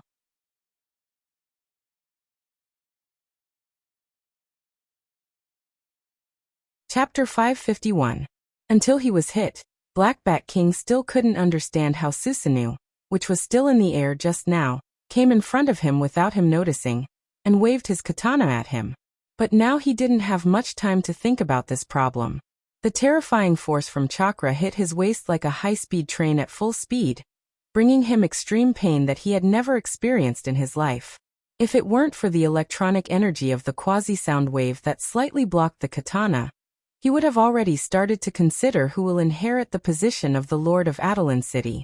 After hitting Black Bat King with a katana, Rog didn't continue to pursue Black Bat King, but watched him hit the distant iceberg like a cannonball, leaving a very obvious circular impact crater on the iceberg. To some extent, the reason why he could hit Black Bat King with a katana was actually due to a lot of luck. Because even he didn't expect that after Susanu was upgraded to the 4th form with a complete body, it would be so compatible with ninjutsu. When Susanu only had the 2nd form of flesh and blood, he tried to use Susanu to cast some ninjutsu. But because Susanu only had the upper body at that time, there weren't many ninjutsu that could be cast with Susanu. However, when Susanu has the lower body and has a complete meridian system like a ninja, the situation has become very different. In other words, as long as it doesn't involve special ninjutsu such as Kekkei Genkai, he can use Susanu to cast it. He had already confirmed this when he used Earth Escape, Earthquake Core. After confirming this point, how to make Susanu quietly arrive in front of the Black Bat King from the air became very simple. Whether it was Yasaka no Magatama or Spiral Electromagnetic Gun, they were just smoke bombs. These 2 ninjutsu were deliberately used to attract the attention of Black Bat King. When Black Bat King's attention was all focused on Yasaka no Magatama and Spiral Electromagnetic Gun, Rog was ready to launch the next attack at any time. Just as he had expected, the Black Bat King used a sonic energy explosion to detonate the Yasaka no Magatama and the Spiral Electromagnetic Gun. At the moment of the explosion, Rog controlled Susanu to cast the body flicker technique, and used the terrifying momentum generated by the explosion to quietly appear in front of the Black Bat King. This was a very simple tactic, but based on the current situation, this simple tactic was displaying the power it should have.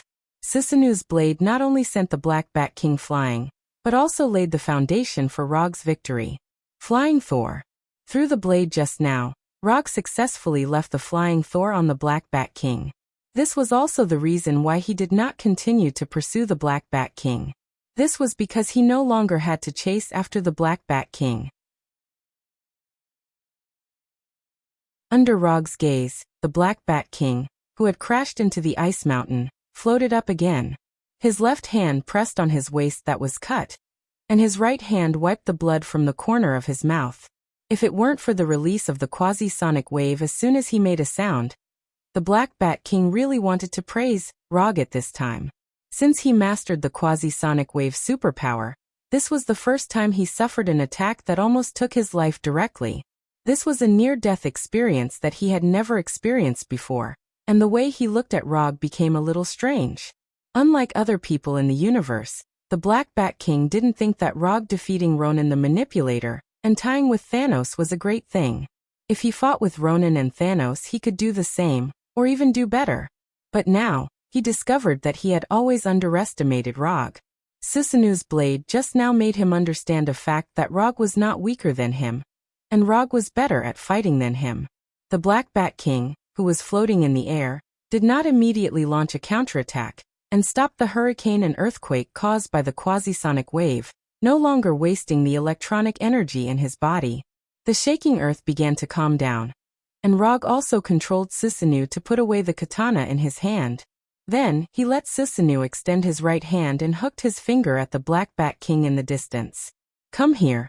The Black Bat King knew very well what Susanu's gesture meant, but even if Rog didn't let Susanu make this provocative gesture, he still wouldn't have the intention to escape or leave. Running away with his tail between his legs after being beaten up was not his style. Compared with the practice of a gentleman taking revenge 10 years later, he preferred to take revenge on the spot. The Black Bat King's surroundings flashed with a gorgeous light visible to the naked eye.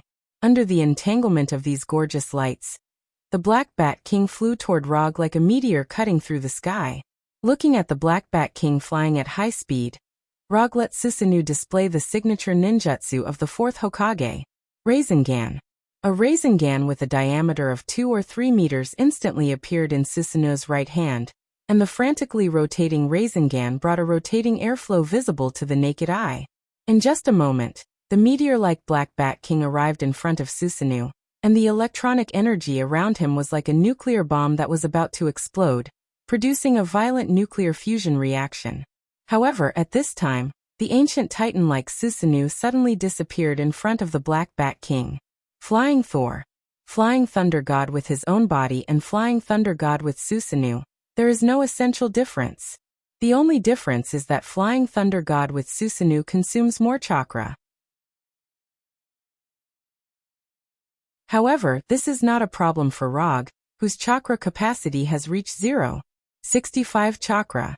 In a flash, Susanu, which should have been in front of the Black Bat King, came behind him. At the same time, the Rasengan in Susanu's hand fiercely hit the energy barrier formed by the Black Bat King's body. Boom. The Black Bat King, who was flying at high speed, was hit by the Rasengan, and his whole body hit the ground heavily, leaving a huge crater on the hard frozen ground. Although the Black Bat King was pressed to the frozen ground by the Rasengan, he was not directly hit by the Rasengan. Instead, he used layers of barriers like an electric grid to resist the frantically rotating Rasengan. Just when Rog planned to directly detonate the Rasengan in his hand, the Black Bat King took the lead in fighting back. Without any hesitation, the Black Bat King directly detonated the electronic energy around him, which seemed to have produced a nuclear fusion reaction. In the battle, Rog often does something that is extremely crazy in the eyes of ordinary people. Now the Black Bat King also did something that is crazy in the eyes of Rog. Rumble. A circular beam of light with a diameter of hundreds of meters rose from the sky, like an energy beam fired from a Star Destroyer cannon.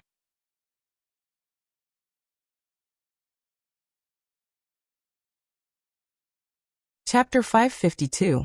The blood-red energy beam connected the earth and the sky like a giant pillar, directly passing through the atmosphere and reaching outer space. Rog didn't expect that the Black Bat King would choose this kind of bleeding tactic that would harm the enemy by 1,000 and himself by 800. Using himself as bait, he lured him to launch a melee attack. Then, together with himself, he was exposed to the impact of the powerful electron energy. Rog wouldn't be surprised if this kind of tactic was used by an enemy with amazing physical strength like Thanos. But now it was the Black Bat King, whose physical body was not particularly strong, who used this tactic. Under the impact of the terrifying electron energy, the armor on Susanu's body began to shatter inch by inch, and the huge body began to show signs of gradually collapsing. Without the protection of Susanu, Rog really didn't dare to use his own body to resist the counterattack of the Black Bat King, and he would definitely choose to leave the attack range of the energy beam in the first place. But now he has no intention of leaving at all. Isn't it just an injury for an injury? Rog, who has the sage body, doesn't think that his ability to withstand injuries will be weaker than that of the Black Bat King. More importantly, the Black Bat King, who triggered the energy impact, was now pressed to the ground by Susanu. At the moment when the energy beam erupted, the Rasengan in Susanu's hand was detonated by the impact of the electron energy. But this was not a problem for Rog at all. While using Susanoo to resist the electron energy impact, he raised his Susanoo, which had begun to crack, and condensed a super jade Rasengan with a diameter of tens of meters. Since you want to play, then I will play with you to the end. With a thought, Susanoo's left hand suddenly pressed down, resisting the impact of the electron energy, and pressed the super jade Rasengan on the Black Bat King. In the next second, the super jade Rasengan, which contained a large amount of chakra, shattered. Rumble! The ravaged Antarctic tundra ushered in a devastating blow. The light blue ball of light instantly swallowed the bottom of the energy beam, making the red beam of light that went straight to the sky come to an abrupt end. The explosion of the super jade Rasengan not only interrupted the electron energy impact of the Black Bat King, but also interrupted Rog's Susanoo. Susanoo, which was already showing signs of collapse, officially welcomed the collapse with the explosion of Oda Dama Rasengan. With the help of the terrifying shockwave from the explosion, Rog used the super light rock technique to fly backwards, avoiding the energy storm formed by chakra and the sound wave. When the red and blue energy storm had completely dissipated, Rog slowly descended from the sky and stepped onto the polar continent that was already covered in scars. When Rog landed on the ground, the Black Bat King, who was hit by the Rasengan and Odama Rasengan, slowly walked out of the huge explosion pit. Holes of various sizes appeared on the Black Bat King's tights, which had two conspicuous white stripes. The small fork-shaped antenna on his head that he had been wearing since he was a child had also disappeared.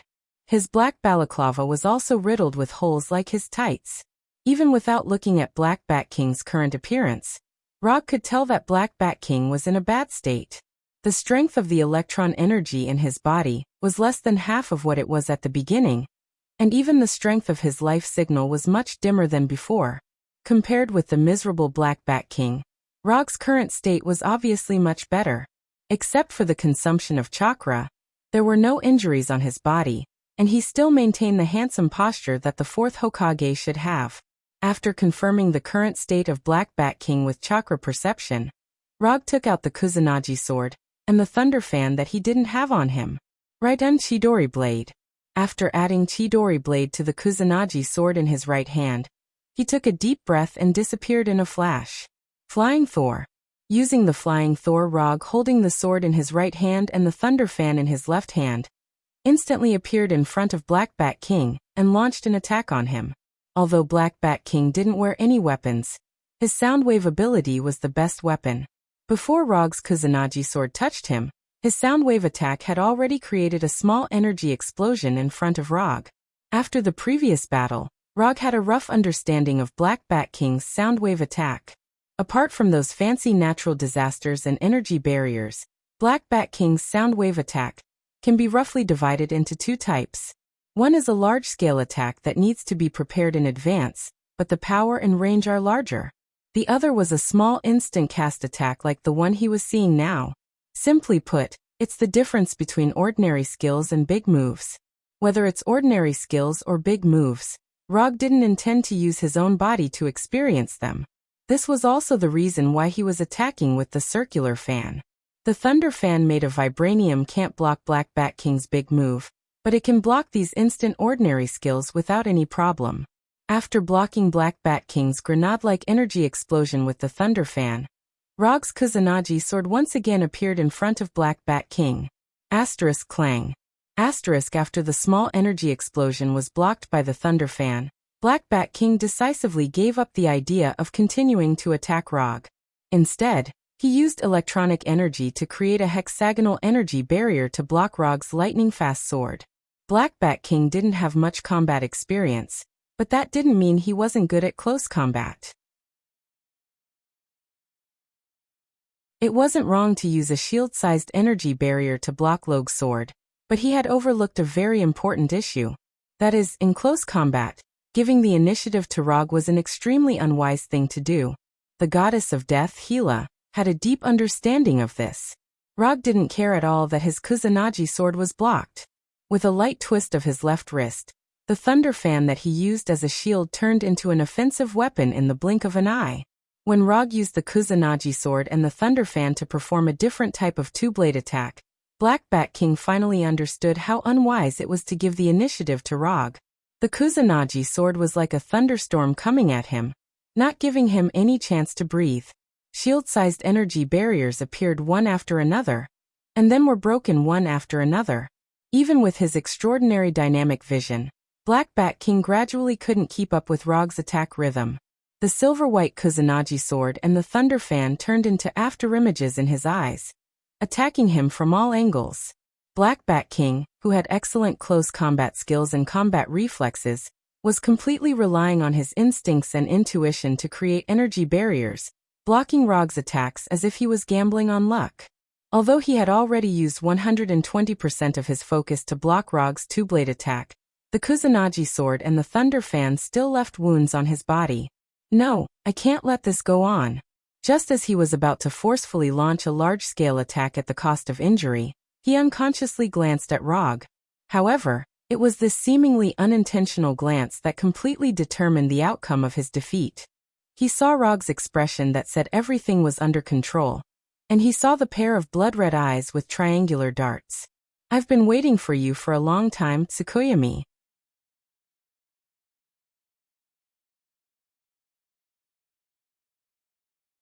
Chapter 553. Once Tsukuyomi was used, the game was over. Ever since he mastered Tsukuyomi, Rog had never encountered an enemy that Tsukuyomi couldn't deal with. Be it enemies like Ronin and Hulk, who leaned toward physical melee combat, or an all-round player like Death Goddess Hela, Tsukuyomi could bring the battle to a smooth end. The moment Black Bat King looked at him, Rog pulled him into the Tsukuyomi world he controlled. Unlike the previous few times, the Tsukuyomi world Rog constructed wasn't the dark and silent Crimson Moon world, but the moon's surface that Black Bat King was more familiar with. The blue earth replaced the Crimson Moon's position and hung high in the night sky. On the surface of the moon, which was only grayish-white soil and rocks, Black Bat King hung high on a huge cross carved from rock like the previous few experiencers. This is a world under my control. You can speak in peace here. You don't have to worry about your voice releasing pseudo-sound waves. As Black Bat King sized up this strange world with a serious expression, Rog's voice suddenly sounded. Then, under his gaze, the shadows on the ground evolved into black crows that soared into the sky and finally condensed into Rog's appearance. I didn't expect you to have such an ability. From the looks of it, Nick Fury and the others have never understood your true strength. Although it was Black Bat King's first time entering the Tsukuyomi world, he wasn't particularly unfamiliar with the mental world formed by illusions. In Adelan City, there were many mutants who had awakened their illusions. However, compared to Tsukuyomi, the worlds constructed by mutants with illusions were many times rougher. It's normal that they don't know. Including you, only 5 people have been to this world. This was the 4th time Rog had used Tsukuyomi in battle. However, when he used Tsukuyomi on Hulk, for some reason, Dr. Banner's consciousness was pulled into the Tsukuyomi world. Therefore, there was a bug where the number of experiencers exceeded the number of times he used it. This wasn't a good thing for him, who had mild obsessive-compulsive disorder. Therefore, he had been considering if he should use Tsukuyomi on Hulk or Banner again. Erasing it didn't affect him much, but it would make him feel the numerical difference that wasn't too good. From the looks of it, you should have absolute confidence in defeating me. Alright, let's not waste any more time. Let's do it. After trying for a while, the Black Bat King decisively gave up the idea of breaking free from the Cross's shackles and said to Rog calmly, "Don't be in such a hurry. I'm not in a hurry right now. Perhaps we can have a good chat." With that, Rog created 2 classic high-back chairs out of thin air, and removed the rock cross that bound the Black Bat King. "Have a seat, make yourself at home." Regardless of the cross's restraint, it was impossible for King Black Bat to escape Tsukuyomi's influence. Therefore, Rog didn't mind giving him a more comfortable experience. "What do you want to talk about?" After sitting on the high-back chair, the Black Bat King's expression softened a lot. At least, it was no longer as cold as before. "You heard about my battle with Ronin and Thanos, so you want to compete with me. I can understand this. But what I don't understand is why you chose to join Nick Fury's side. If you just want to compete with me, you don't need to go through so much trouble. Just come to Konoha and find me. In the beginning, Rog completely believed the Black Bat King's words, thinking that he was just itching for a fight. But after fighting with the Black Bat King for a while, his intuition told him that things were not as simple as the Black Bat King said. Ronin and Thanos might be one of the reasons. But it's definitely not the only reason. Because of a prophecy. After a few seconds of silence, the Black Bat King said slowly. Prophecy? Don't tell me that it's a prophecy about me destroying the world. Before becoming the disciple of Ancient One, Rog didn't believe in any prophecies. In his opinion, the so-called prophecies were nothing more than lies that those ignorant and incompetent charlatans used to fool others. However, after officially stepping into the magic domain, his view of prophecies has changed significantly. An accurate prophecy is a real existence, a high-level power that involves the power of time and fate. To give a very simple example, the prophecy made by Ancient One is likely to come true at some point in the future. It is indeed a prophecy about the destruction of the world, but the person who destroyed the world in the prophecy is not you, but an inhuman. You are also familiar with this inhuman. She is Daisy the Shockwave Woman. As soon as the Black Bat King finished speaking, a memory related to Daisy appeared in Rog's mind. In that future, the Earth was indeed broken. But it was not Daisy who really destroyed the Earth, but Glenn Talbot who absorbed the gravity force, the so-called King of Magnets. Because of his misdeeds in this world, Rog can be sure that the timeline of King of Magnets' destruction of the world will never appear, and Daisy will not be the scapegoat of the world destroyer. Did the prophecy you got wisely pointed out that Daisy was the one who destroyed the world? Is it possible that you interpreted the prophecy wrong?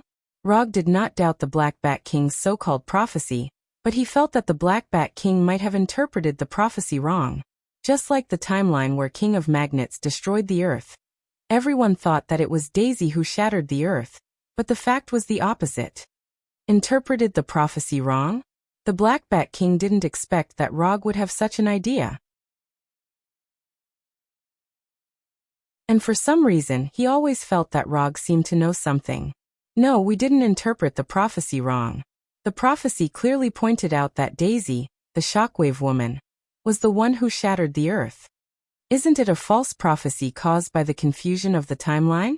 Looking at the Black Bat King's solemn expression, Rog had to seriously consider the authenticity of the prophecy.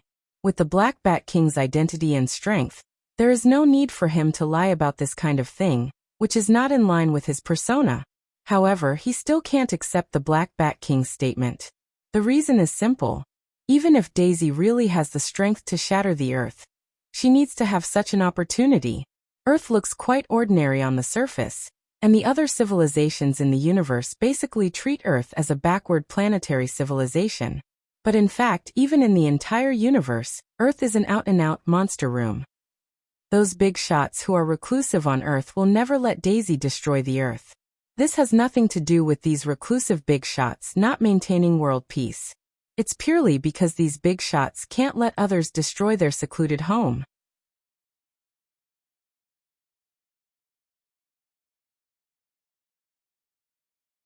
Chapter 554.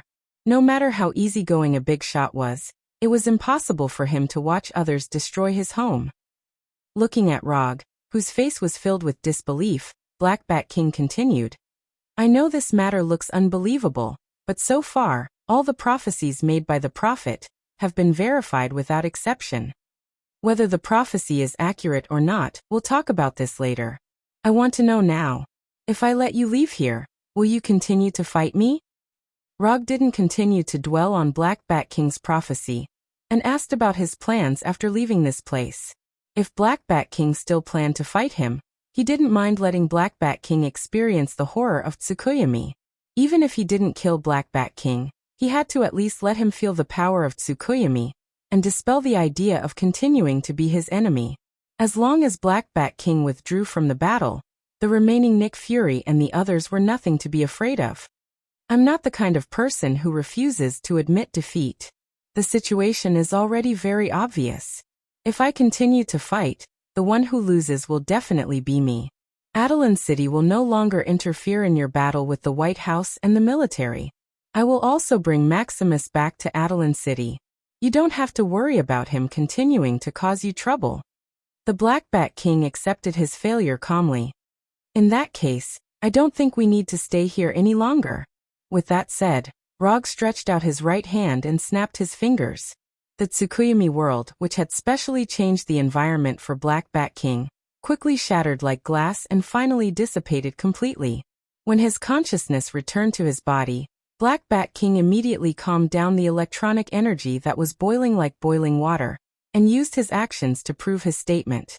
While Black Bat King calmed down the electronic energy, Rog also put away the Kusanagi no Tsurugi sword and the rumbling thunder fan in his hand, and threw them back into the psychic scroll. Then he stretched out his right hand to Black Bat King and said with a smile, "Let me introduce myself again. My name is Rog and I'm a ninja." Adelan City, Blackguard Bot. Black Bat King shook hands with Rog and introduced himself solemnly. Washington, D.C., Konoha Intelligence Agency Headquarters. When Rog used portal magic to bring Konoha's army from Tatooine, Nick Fury finally understood what it was like for those enemies to face S.H.I.E.L.D. agents whose equipment and force were in a completely different dimension. The 4 universe-level warships led by the Golden Jack occupied all the airspace without any suspense. When the 4 battleships appeared, the bombardment of cannon fire immediately let Nick Fury and the others see what a high-level battle in the universe was like. In just one round of artillery fire, Nick Fury's side lost a third of their men. And the following special forces and werewolves made them feel the insurmountable gap between them and Konoha. There was no need to mention the special forces that looked like steel soldiers in individual power armors. After all, Konoha's special forces were very good at fighting. Nick Fury and the military knew this for a long time. But they didn't expect that there would be a legendary werewolf in Konoha. Looking at the werewolves who had transformed into humanoid giant wolves, they suddenly had a strange feeling that the legend had suddenly become a reality. If these werewolves had exceeded their imagination, then those desperate werewolves who had been transformed by extremists and had lava-like cracks on their bodies made them experience what it meant to be a natural enemy. Konoha didn't dispatch many combatants. Even with core members such as Punishers, it only had a little over 500. However, it was precisely these 500 people who had beaten Nick Fury and the others until they were unable to catch their breath. Judging from the number of people, Nick Fury, who represented the White House and the military, had an absolute advantage. But the result reflected on the battlefield was just the opposite. The Death Soldiers unit that Nick Fury had high hopes for was defeated by Konoha's special forces. The Winter Soldiers unit, which had been specially strengthened like Buggy, was also no match for Konoha's new Fire Wolf pack. Even Rogers, War Machine Colonel Rhodes, and the rest of the American team were forced to retreat. If it weren't for the fact that they all had decent equipment, they would have lined up to go to hell like those ordinary soldiers. In this one-sided battlefield, the one who fought the best was Medusa, the wife of the Black Bat King, and Tetanus. Tetanus, who had an amazing bite force and the ability to transmit telepathy, immediately stared at the giant wolf Fenrir, trying to determine the winner with this amazing demon wolf. However, things didn't develop as Tetanus expected. Although Fenrir had joined Konoha for a while, he had never shown his strength on Earth. So in the eyes of many people, Fenrir was nothing more than a relatively large wild wolf. But at this time, when Fenrir really showed his fighting stance, Nick Fury and others understood why Rog recruited a wolf into Konoha. Ordinary gunpowder weapons can't even penetrate Fenrir's skin. The main battle tanks and chariots made of steel were no different from paper in front of Fenrir.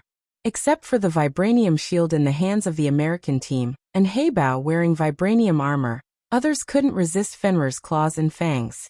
Tetanus's canine teeth and vibranium spears could pierce Fenrir's skin. However, when they really cut Fenrir's skin, they found a more terrifying thing. The symbiotic body Xiaohei, who surpassed the Lord level, was on Fenrir at this time. The wounds they left on Fenrir were completely healed by Xiaohei in the blink of an eye, and not even a drop of blood flowed out. And after Xiaohei appeared, Fenrir's image began to change significantly. 2 heads identical to Fenrir grew from the left and right shoulders, and a pair of feet grew from the ribs and abdomen. The giant wolf Fenrir turned into a 3-headed, 8-footed demon wolf in the blink of an eye. Xiaohe not only changed Fenrir's appearance, making him look more like a mythical monster, but also made his body get a terrifying increase. Strength, speed, endurance, resilience. With the help of Xiaohe, Fenrir seemed to have suddenly opened the gene lock and evolved into a higher level of life. After transforming into a 3-headed, 8-footed demonic wolf, Fenrir fought against Minnie alone. Not only did it suppress the combined attacks of Black Panther, Tetanus and Black Panther, it also suppressed the Wakanda troops that Black Panther brought along. The monster that shook the earth, with an invincible posture, started his first battle after returning to the earth.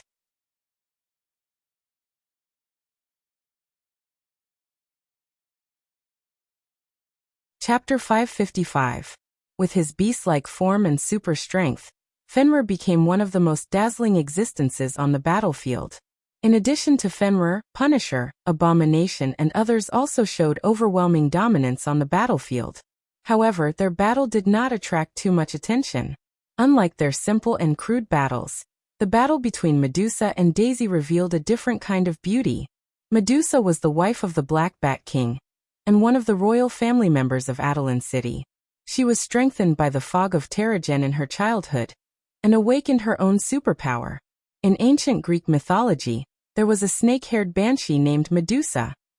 Although Medusa's superpower was different from that of the legendary snake-haired banshee, her hair was more deadly than the snake-haired banshee's.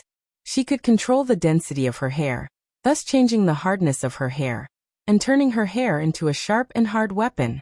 In addition, she could also control the growth rate of her hair, extending or spreading her hair at will. Through the control of her mind, she could drive her hair to attack or bind the target, and even if her hair was cut off, she could still use her mind to control the broken hair to attack or defend. On the surface, Medusa's hair superpower was not particularly powerful. However, when Medusa used her superpower in battle, the situation became very different. Daisy, who had the shockwave ability and superb melee skills, not only did she not have any advantage in a one-on-one battle with Medusa, but she was constantly forced into danger by Medusa. By changing the density of her hair and regularly fluctuating her extraordinary hair, Medusa seemed to have a shield that could change its size and direction at will, perfectly neutralizing the various shockwaves sent out by Daisy. Under her control, her hair showed the ability of a symbiotic body, transforming into a variety of cold weapons, constantly attacking Daisy. If it weren't for Daisy's melee fighting ability, she wouldn't have been able to resist Medusa's storm-like hair attack. When she just fell into a disadvantage, Quicksilver, Venom, and others tried to come up to help her. But he didn't know what Medusa said to Daisy, but Daisy refused the help of Quicksilver and others and insisted on a fair one-on-one battle. Although Quicksilver and others didn't understand Daisy's decision, they finally respected Daisy's decision and no longer intervened in the battle between the two of them. Aren't you going to help her? She can't hold on much longer. On the roof of an inconspicuous building, Black Bat King spoke to Rog through telepathy. Don't underestimate Daisy. She's one of the few people who have received my personal guidance. A few minutes ago, Rog and Black Bat returned to the vicinity of Konoha's headquarters. However, after returning, they did not intervene in the battle. Instead, they played the role of spectators. Is that so? However, I don't think that she will be a match for Medusa. The more injuries she suffers, the worse her condition will become. Defeat is only a matter of time. Black Bat King knew his wife Medusa's strength very well. Although Medusa is now suppressing Daisy, he can be 100% sure that the current Medusa has not exerted her full strength at all. If Medusa really attacked with all her strength, Daisy's body would not be left with a slight cut, but a serious injury of missing arms and legs. Let's wait and see. I believe in my own eyes. Time passed little by little, and the battle on the field began to come to an end. In front of Konoha's army, the official troops led by Nick Fury had no chance to turn the tables. The Death Soldiers and Winter Soldiers, troops carefully built with Hydra technology, were completely suppressed by Konoha's special forces and werewolves. Even Winter Soldier Buggy and Colonel Road, the War Machine, and others were also beaten without any power to fight back. In terms of melee, Konoha's werewolves and desperate werewolves are a natural melee race. The melee skills and awareness that human warriors need to go through countless training are innate for these werewolves. In terms of equipment, the special forces are equipped with the Star's 4 individual power armor, which is the top armor developed by Xander for the new Star Corps. Except for the small number of people, Konoha's troops can be said to have crushed the official troops led by Nick Fury in all aspects. If Konoha still loses under such circumstances, Rogue will personally disband Konoha's troops and save them from continuing to disgrace themselves. It didn't take long for the official troops led by Nick Fury to usher in the final defeat. Except for the 3 members of the American team who were still tenaciously resisting Fenrir and Blackie, only the battle between Medusa and Daisy has not been decided yet. The Wakanda troops brought by the Black Panther only lasted for a short few minutes in front of Fenrir, who had transformed into a 3-headed 8-footed magic wolf, before all of them went to report to the Black Panther god they believed in, Bast. Although the American team with the vibranium shield and Panther with the vibranium armor avoided the end of death on the spot, they also deeply felt the horror of the demon wolf. As for the tetanus, his current state is much better than that of the American team and Panther. With the ability of teleportation, he can easily avoid Fenrir's fangs and claws. However, he who is far less large than Fenrir also faced a very awkward problem. He can't touch Fenrir's vital parts. In front of Fenrir, the 1-meter-high tetanus was like a 3-year-old child facing an adult. He was helpless against Fenrir, who was far larger than him. Jump up and hit others' knees. Tetanus was now facing such a hilarious situation, which was akin to an internet joke. Rogue did not pay too much attention to the battle on Fenrir's side. Instead, he focused on the battle between Medusa and Daisy. Although it was somewhat inappropriate, Medusa, who controlled the wine-red hair to fight, had a seductive charm unique to mature women. Against the backdrop of her dancing wine-red hair, Medusa was like a banshee in the legends, dancing a dance that was pleasing to the eye yet deadly and dangerous. Compared with Medusa, who seemed to be completely mature, Daisy, who was only in her 20s, appeared to be a lot more immature. This immaturity was not only shown in the feminine charm she exuded, but also in the aspect of combat experience. The more Rogue observed the battle between Medusa and Daisy, the more he felt that the prophecy Black Bat King got was wrong. The current Daisy doesn't look like she has the ability to destroy the world. Compared with Daisy destroying the world, Rogue believed that Walter, who was standing with Quicksilver, destroyed the world.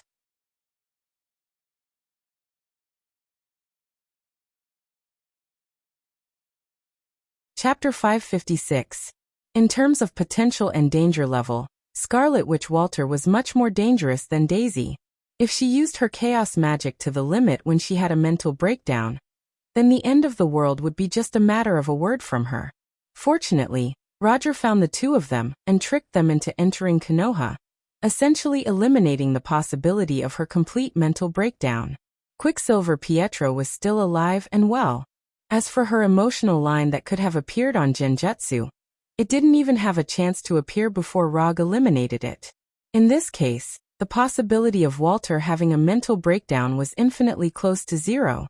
After taking a look at Pietro and Walter, Rogue re-observed the battle between Medusa and Daisy.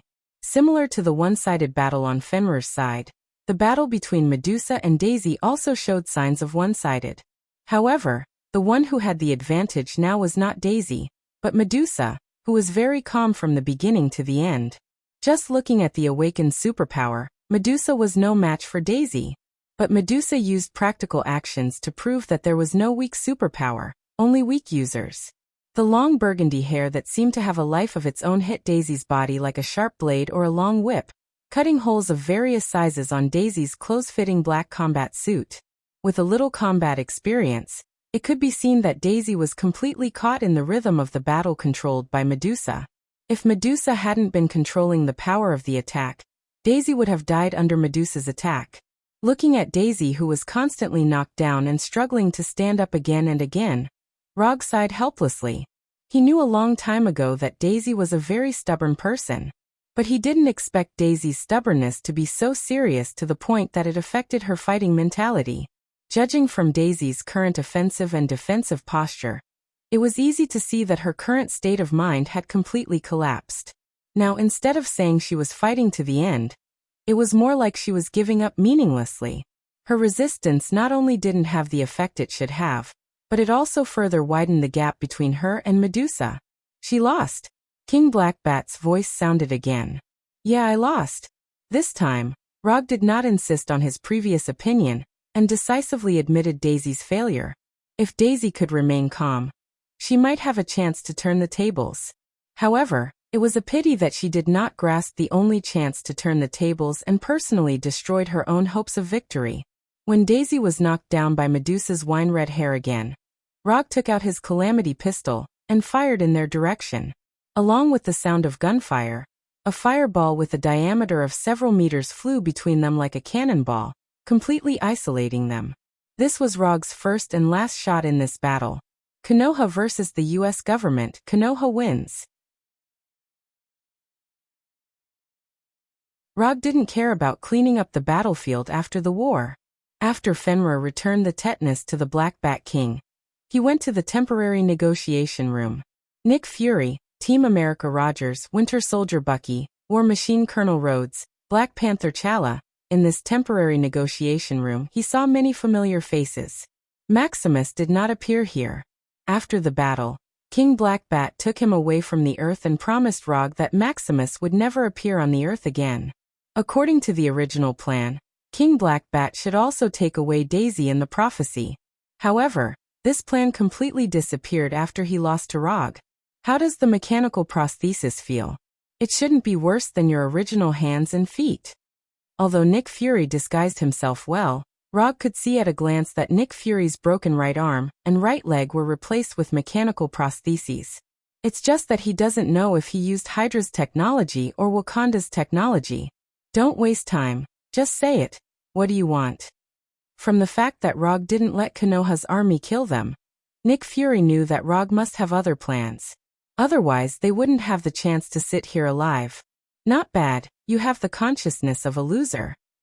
Don't say that I bullied you. This time I only have 2 requirements. First, with the location of Konoha's intelligence agency as the center, all the surrounding blocks belong to Konoha. As for whether you use Konoha to expand or establish a special military zone as an excuse, I only want this area to be completely under Konoha's control. Second, I want the White House and the military to publicly issue a statement supporting Konoha's attack on Wakanda. My requirements are just these 2, isn't it very simple? After that, Rog patiently waited for Nick Fury's answer. Strictly speaking, his 2 requirements are not troublesome, but they are a bit insulting. First of all the blocks near Konoha will be assigned to Konoha, which is basically equivalent to completely ceding these areas to Konoha. The UA is no stranger to this practice of establishing military zones in other countries, because they have always treated other countries like this. It's just that this time it's their turn. If Rog's first request is a little bit of a slap in the face, then his second request is to put the UA's face on the ground and step on it. Asking the White House and the military to publicly issue a statement supporting Konoha's attack on Wakanda doesn't seem difficult, but in fact it's a naked murder. Whether it's a country or an underground gang, they all abide by a very simple rule. That is, as the boss, you need to protect your subordinates. Although Wakanda is not a subordinate of the UA, it's one of the countries that supported the New York Agreement, and it's the only country that sent troops to support the UA. Konoha wanted to retaliate against Wakanda, and this was understandable. But if the White House and the military publicly support Konoha's military retaliation, then the meaning is different. As long as this statement is released to the public, it will basically confirm the fact that the UA betrayed its allies and couldn't protect its subordinates. This will be an unprecedented credibility crisis for the UA, who has been trying to become the world's overlord. I can't give you an accurate answer now, and this is not something I can decide. Nick Fury's expression turned extremely ugly. He thought that Roger would at most ask for some resources and power as compensation, just like the last time.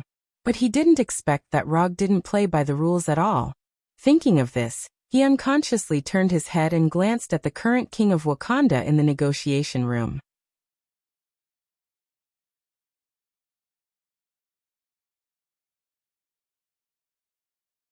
Chapter 557. Konoha is going to attack Wakanda. Regarding Rog's decision, Black Leopard T'Challa wasn't surprised. When he left Wakanda with Wakanda's royal guards, he had considered this possibility. However, he didn't expect that Rog would actually ask the White House and the military to make a public statement. If you want revenge, then come at me. Wakanda is not afraid of any enemy. After leaving these harsh words, T'Challa picked up the black leopard helmet on the table and left the temporary negotiation room without looking back. On the surface, leaving after leaving these harsh words was a very unwise behavior. However, he wasn't worried that Rog would attack him at this time. Since Rog proposed to attack Wakanda in front of him, it means that he is safe for the time being. Regarding T'Challa's harsh words and his departure, Rog didn't say anything, ignoring his existence with the most indifferent attitude. When the atmosphere in the negotiation room began to become a little oppressive, he spoke again. Go and report to the master behind you. You don't need to talk to me about the next thing. Ross will represent Konoha to discuss the details with you. With that, he cast quantum teleportation from his seat and disappeared in an instant, enveloped by a brilliant aurora-like light. Letting Ross represent Konoha in the negotiation was something he decided early on. Although he doesn't put the power of the government and the military in his eyes, this doesn't mean that he will completely ignore them. In some cases, the power of the White House and the military is still very useful. And he also intends to take advantage of this opportunity to insert a nail into the White House and the military. Ross, who once served as the Secretary of State and Air Force Vice Admiral, is a very suitable candidate. He has already convinced Ross before, promising him that Konoha will fully support him to return to the political arena after the victory. As a price, Ross will also completely become the spokesperson of Konoha in the official system, using the power in his hands to escort Konoha. Normally, Ross, who has a military background, is unlikely to agree to Rog's request. However, after experiencing 2 ups and downs in his life, Ross is no longer the pure military man he used to be. For some things, if you never had them, then you wouldn't be too obsessed with them. However, once you have it, you will never be able to accept the feeling of losing it. It was the same for everything from power and money to gaming rankings. A person who had once held supreme power would not tolerate the sudden loss of all his power. A person who had once ascended to the king rank would not allow himself to fall to the gold rank. Rog gave Ross the opportunity to regain power, but the price was that Ross became Konoha's puppet. After using quantum transmission to return to his office in Konoha's building, Rog picked up the phone and called Dr. Doom, who was far away on the other side of the earth. I've taken care of everything on my side. How's your god-slaying plan going? Konoha's attack on Wakanda wasn't just a military retaliation against Black Panther T'Challa. In addition to letting other countries know that there is a price to pay for being enemies with Konoha, Rog also intends to let Konoha receive Wakanda's vibranium resources. Of course, he also doesn't intend to let go of Black Panther god Batet, who has been sheltering the Wakanda royal family. In order to avoid his and Doom's god-slaying plan causing displeasure to Ancient One, Rog explained his plan to Ancient One from the beginning. Just pay attention to propriety. This was Ancient One's reply after knowing that he was going to attack Black Panther god Batet. Ancient One's acquiescence also made him determined to attack Black Panther god Batet. We still need to wait. Although Batet is just a primitive animal god, it is a higher-level life form anyway. It will not be easy to deal with it. Doom knew about the existence of Wakanda a long time ago, and he also knew that there was a Black Panther god in Wakanda, who had lived for many years. But he never had the idea of attacking Wakanda, let alone having crazy ideas such as slaying gods. The reason is simple. Ladovinia, which he rules, is too far away from Wakanda, where the Black Panther god is located. There is not even the simplest communication between the two countries, let alone conflict. However, when Rog took the initiative to find him and proposed the crazy god-slaying plan, and promised to share the profits after the god-slaying plan, and send a part of the vibranium to Ladovinia, he began to feel tempted. He doesn't need to intervene in Konoha's war against Wakanda. All he has to do is to cooperate with Rog to deal with Black Panther god Batet. Small effort, big return, and the risk is not very high. Under such circumstances, he has no reason to refuse Rog. Then let me know when you are ready. I will let Konoha start military operations against Wakanda first. After that, Rog hung up the phone. The news that Konoha defeated the official forces quickly spread. Just as people were talking about how the dispute between Konoha and the officials would end, Konoha took the initiative to open military operations against Wakanda. At first, people didn't quite understand why Konoha would declare war on a backward agricultural country like Wakanda. However, when the battle between the Black Panther and the Royal Guard spread, the pretense that Wakanda has maintained for thousands of years was completely removed. For a while Wakanda, Black Panther, vibranium, and other information attracted the attention of the whole world.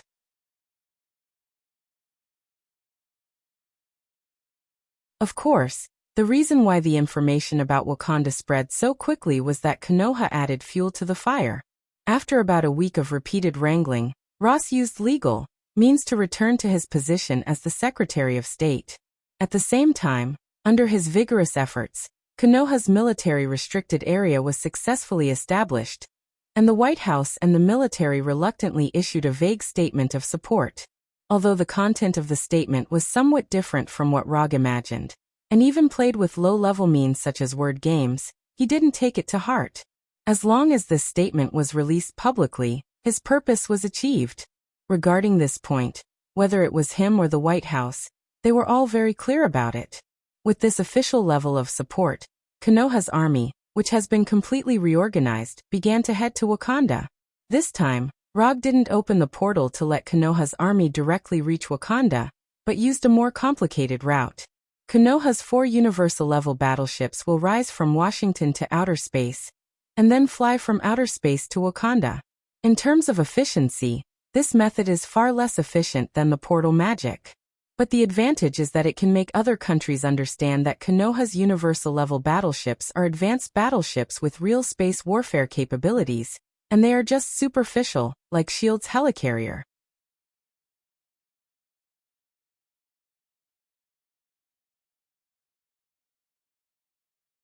Chapter 558.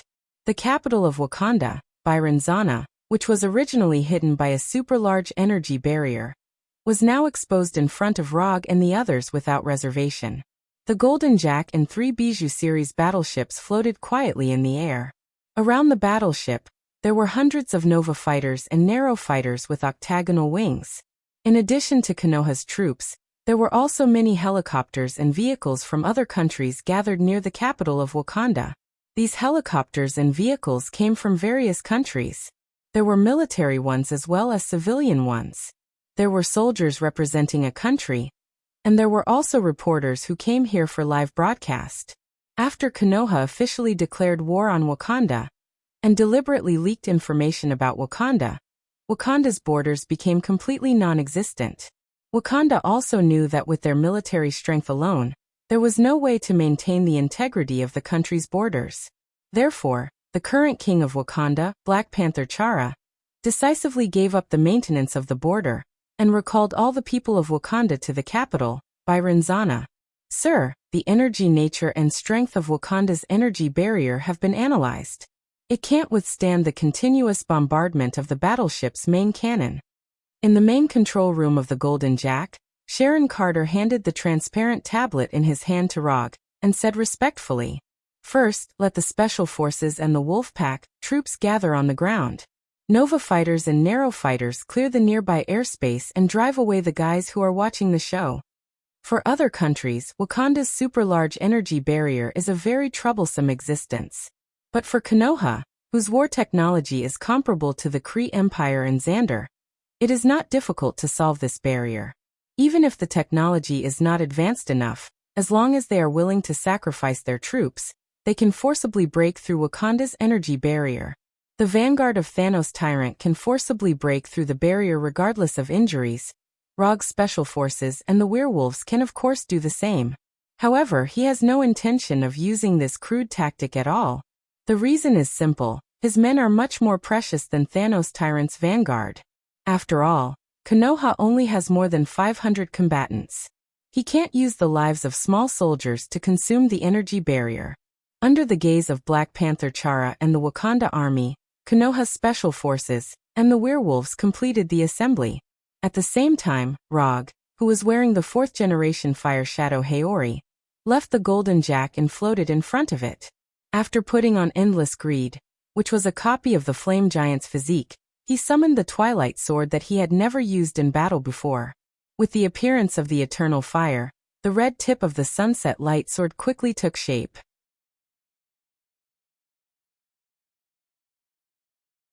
It instantly transformed from an illusory flame into a real magic sword. At this time, the Twilight Sword summoned by Rog was only a meter long.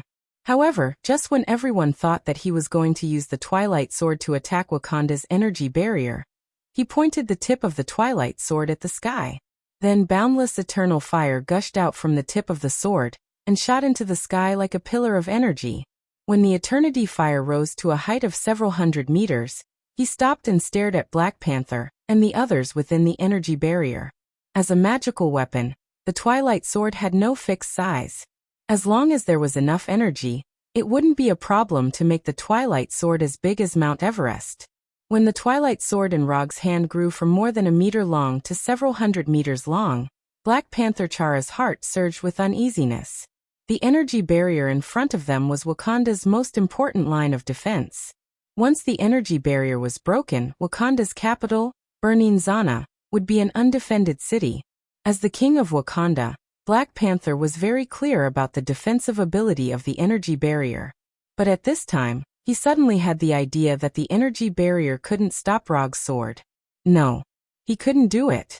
The energy barrier was connected to the vibrating metal energy center. He couldn't have the power to destroy the energy barrier with a sword. Although the Twilight Sword had soared to several hundred meters long, it wasn't difficult for Rog, who had the body of a sage, to use it. The Twilight Sword was long, but it wasn't very heavy. At least, it was much lighter than steel of the same volume.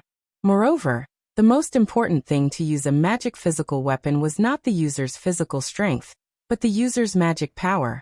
Although Rog was only a part-time sorcerer, his magic level was not bad at all. Even by the standards of the Ancient One, he could be regarded as one of the best Kamartaj sorcerers of this generation. After looking at the total number of Wakanda troops in the energy barrier, Rog swung his right hand down forcefully and slashed the Twilight Sword, which was several hundred meters long, directly at the energy barrier in front of him. This was a simple slash that even a 3-year-old child could do. However, when the Twilight Sword with the red tip hit this huge hemispherical energy barrier, a magical scene was born. The area where the Twilight Sword came into contact with the energy barrier instantly gushed out with orange-red flames that blotted out the sky. These flames that gushed out seemed ordinary, but they showed an amazing spreading speed. In less than a second or two, these flames completely covered the hemispherical energy barrier, turning Wakanda's energy barrier into a huge burning fireball. The flames gushing out of the Twilight Sword not only covered the energy barrier, but also completely blocked the sight of Black Panther and others. If they looked out from inside the energy barrier at this time, all they could see was a 360-degree flaming sky with no blind spots. Just as everyone looked at the scene in front of them with an incredulous look, a sound like glass shattering continuously sounded. These cracking sounds coming from all directions were not loud, but it was enough to attract people's attention. Boom. Within a few seconds, a loud sound like a balloon bursting sounded. After the sound, the burning fireball quickly collapsed, and the flames that blotted out the sky rushed to the ground like a waterfall. Just when all the Wakanda people, including Black Panther, thought that they were about to be attacked by a sea of fire like the end of the world, these flames that fell from the sky rushed toward the Twilight Sword like a tornado. Rog did intend to use Wakanda to establish his dominance, but he did not intend to massacre the city. It was not difficult to completely destroy Wakanda, but this was not in line with his habit of maximizing benefits. He wanted Wakanda's vibranium. He also wanted Wakanda's technology.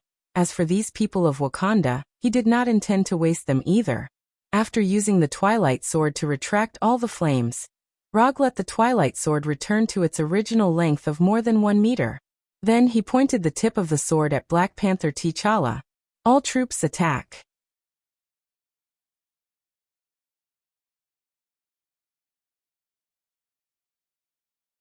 Chapter 559. The Special Forces and Werewolves on the Ground launched a charge against the Wakanda army, and the Nova and Narrow fighters in the sky also joined the battle for the first time. Unlike the Wakanda army, who had high-tech weapons but still fought like a primitive tribe, Konoha's special forces and the werewolves proved what modern warfare is. The werewolves with high HP were responsible for frontal assault and attack. The special forces wearing individual power armors were responsible for long-range attacks and firepower support. As for the Nova and Narrow fighters that had complete air supremacy, they were responsible for large-scale heavy firepower support and air support. Although the forces dispatched by Konoha were far less than the Wakanda army led by Black Panther, Konoha's combat power was far beyond the Wakanda army. After destroying the energy barrier of Wakanda with the Twilight Sword, Rog returned to the Golden Jack and patiently waited for the appearance of Black Panther God Bast. He didn't command the battle on the spot, but handed over the command to the Punisher and let the Punisher command the battle on his behalf.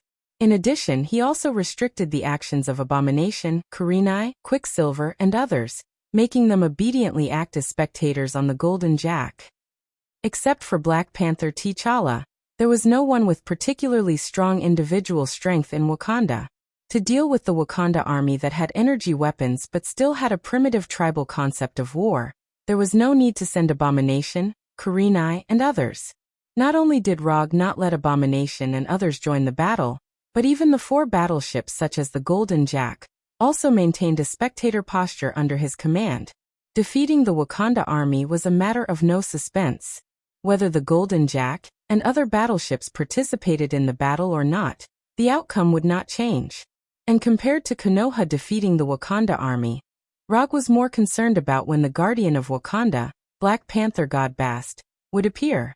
Time passed by little, and the war on the ground began to gradually develop into a one-sided situation. In addition to Rog and others on the battleship watching this completely unfair battle, the audience of other countries also saw the real-time broadcast of the battle through the news. For the audience, the battle between Konoha and Wakanda was like a scene out of a sci-fi movie. Energy beams of various colors danced in the air.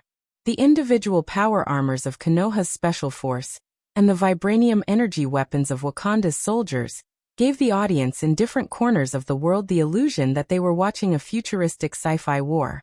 However, in this futuristic sci-fi war, the most eye-catching ones weren't Konoha's special forces or Wakanda's soldiers, but the werewolves with an average height of 2.5 meters. Although these werewolves did not have any equipment or energy weapons, their sharp claws and fangs were the most lethal killing weapons. Unlike being hit by bullets and energy beams, the Wakandan warriors who were entangled with the werewolves did not even have the chance to leave their corpses intact. They had to report to their guardian, the Black Panther God Bast. It was a bloody and primitive hand-to-hand combat, where energy weapons clashed against each other. These 2 completely different styles of battle were strangely merged together, creating an alternative war scene between Konoha's army and Wakanda's army. Golden Jack, main control room of the battleship. Are you sure this can lure out the Black Panther God Bast? Rog, sitting in the captain's position, turned his head and asked Dr. Doom, who had been silent since boarding the battleship. Don't doubt my research results. As long as your troops can maintain this stable killing efficiency, the Black Panther God Bast will definitely appear. Doom's voice sounded slowly, and he answered confidently, I hope so. Rog didn't doubt Doom's research results, but he instinctively felt that things wouldn't be so simple. If it was so easy to lure out the Black Panther God Bast, then Bast's thinking was a bit too simple. As long as one had a normal IQ, it was easy to see that Konoha deliberately restrained some of its power. Konoha's method of preserving its strength usually only had 2 situations. The first was that Konoha didn't put Wakanda in its eyes at all, so it didn't want to go all out. The other was that Konoha had other plans, so it preserved some of its strength just in case. Although the predecessor of the Black Panther God Bast was a Black Panther, in any case it was a god. It was impossible for it not to see through Konoha's simple and straightforward method. Any existence that can break through the original level of life and be promoted to a god can't be a fool, so Rog always felt that things wouldn't be so simple. just when Rog was considering whether to let the Punishers increase the attack power and let more Wakanda soldiers go to the Black Panther god Bast's divine kingdom. The originally endless blue sky quickly dimmed. Glancing at the sky that seemed to turn from day to night in an instant, a satisfied smile appeared on Rog's face. The Black Panther god Bast really appeared. Order the troops to withdraw, all troops retreat 10 kilometers. After letting Sharon Carter inform the Punishers who were commanding the battle on the ground, Rog stood up from the captain's position and opened the portal connecting to Konoha's headquarters. With the opening of the portal, Fenrir, who was in Konoha's headquarters, curiously stretched his head and looked at Rog with a confused face. Black, transform into the form of the Northern Cold Sword. We are going to kill a god. As soon as Rog finished speaking, Black emerged from Fenrir's head and transformed into the Northern Cold Sword without saying a word. Black was a symbiotic living weapon he created based on the legendary Black Death Sword. Although Black didn't become as powerful as the Black Death Sword, at this time, Black was the most suitable weapon to kill a god. After all, his ancestor Black Death Sword had a glorious record of killing Kagami. After putting on the Northern Cold Sword, Rog and Doctor of Destruction Doom left the Golden Jack without looking back. Although the soldiers and reporters of other countries didn't know why Konoha's troops suddenly began to withdraw, their intuition told them that it was a wise decision to retreat with Konoha's troops. It didn't take long for Konoha's troops to withdraw 10 kilometers away in accordance with Rog's request. At the same time as Konoha's troops withdrew, Wakanda's army, which had more than half of its casualties, also began to withdraw quickly without the slightest hesitation. Others may not know what this sudden change in the weather means, but as the king of Wakanda, Black Panther T'Challa was very clear about what was happening now. The reason why Black Panther T'Challa dared to say in front of Rog that Wakanda was not afraid of any enemy was not because Wakanda had vibranium technology that far exceeded the technological level of Earth, but because they had a great god who always protected them. As long as Black Panther god Bast was there, Wakanda would not be afraid of any enemy. No one can withstand the anger of a god. Not in the past, not now, and not in the future. From a secular point of view, there was no problem with Black Panther T'Challa's idea. It's just that he ignored a very serious problem. Gods were also divided into strong and weak, and there was also the risk of death and fall. Gods were not invincible eternal existences.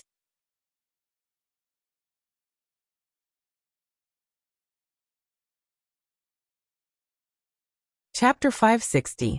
What is a god? In fact, a god is also a human, but a god can do what a human can't do, so they became a god. Rog, who was floating in the air side by side with Dr. Doom, looked up at the dark sky, and a line he had seen in a movie unconsciously appeared in his mind. After getting the godhood of the Black Panther god Batet, what are you going to do with it? Become a god yourself after digesting the godhood? When the Black Panther god Batet appeared, Rog turned his head and asked the silent Dr. Doom, "What about you? What are you going to do with it? You don't look like the kind of person who wants to become a god?"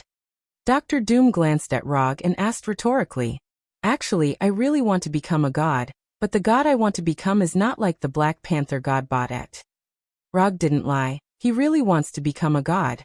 It's just that he wants to become the god of ninjas, not a god like the Black Panther god Batet, who relies on the power of faith to exist. Compared with the power of faith that requires a large number of believers, he believes more in his own power that will not change because of the will of others. Becoming a god is not as beautiful as you believe.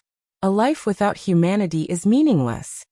Not knowing whether he was persuading Rog to give up the idea of becoming a god, or persuading himself to give up the fantasy of becoming a god, Doom said slowly in an extremely serious tone, "Well said." In terms of humanity and life, Rog agreed with Doom's statement and nodded silently.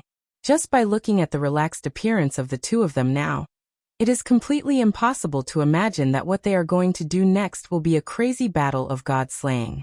Perhaps this also has a lot to do with the fact that both of them are people who have seen big scenes. For others, gods or demons only exist in myths and legends. But for the two of them, not only have they seen the so-called gods and demons with their own eyes, but they have also really fought.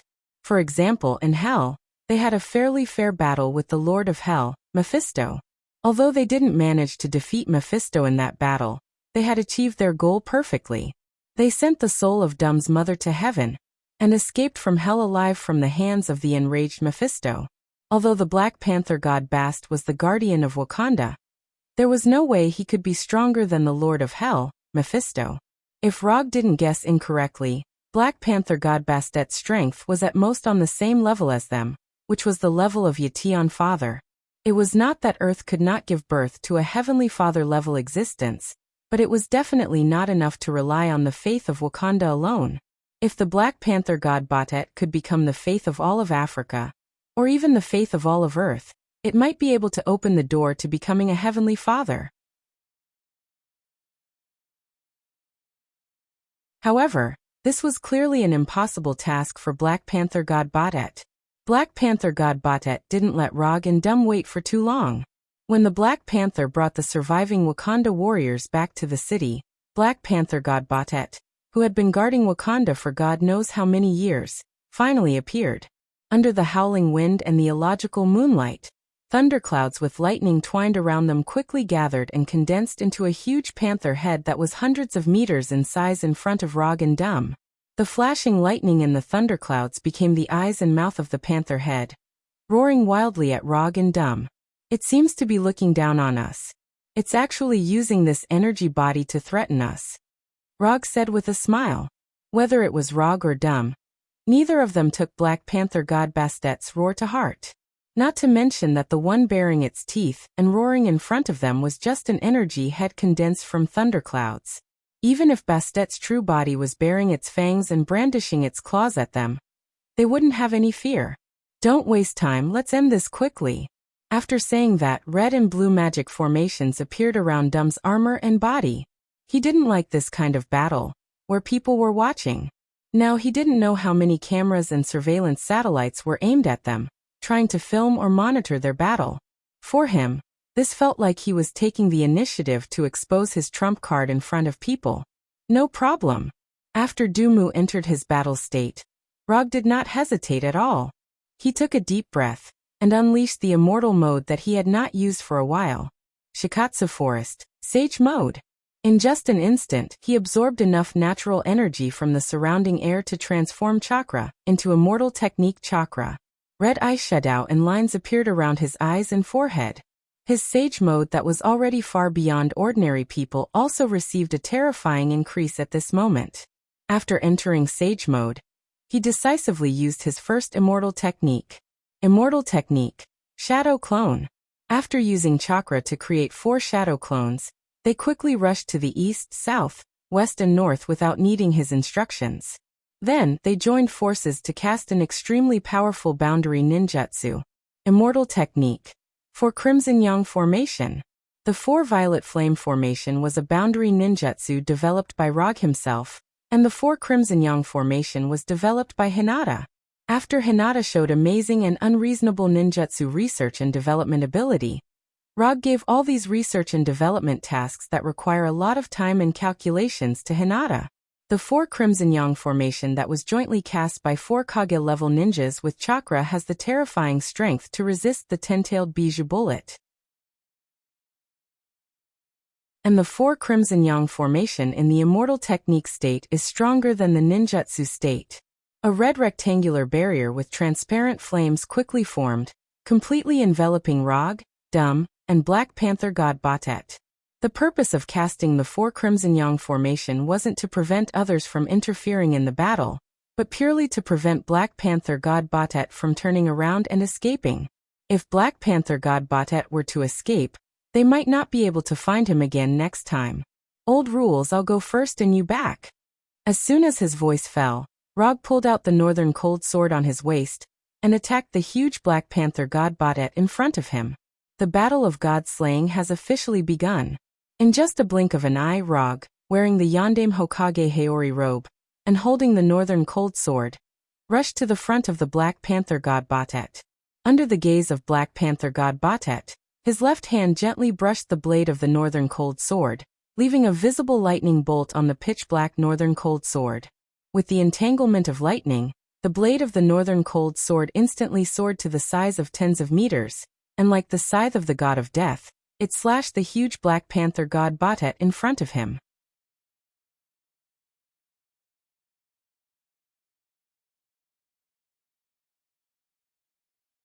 Chapter 561.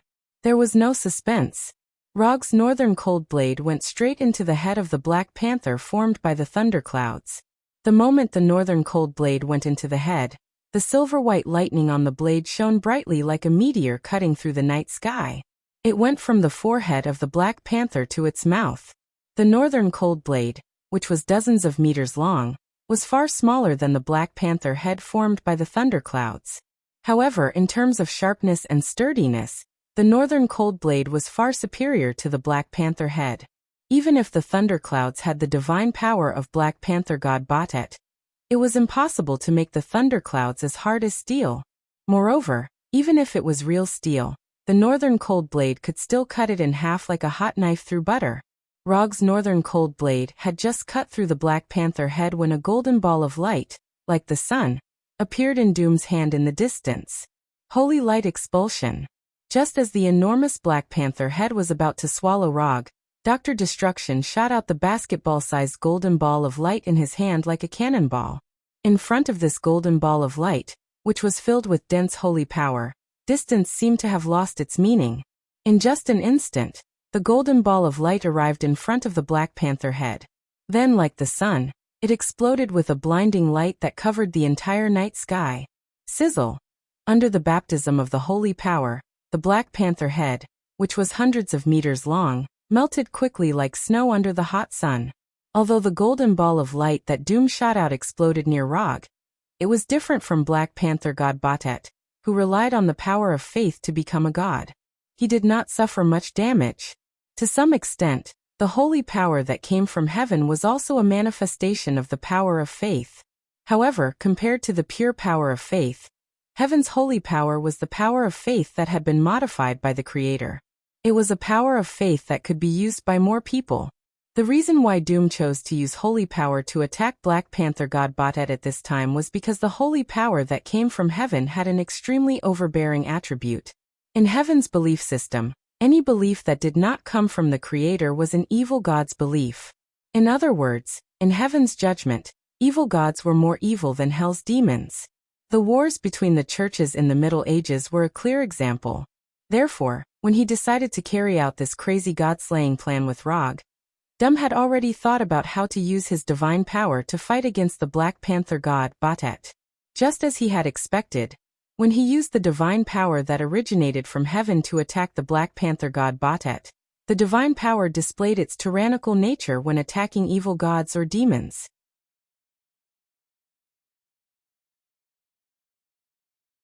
When the golden light gradually dissipated, the head of the Black Panther, which was originally hundreds of meters in size, shrank to dozens of meters in size.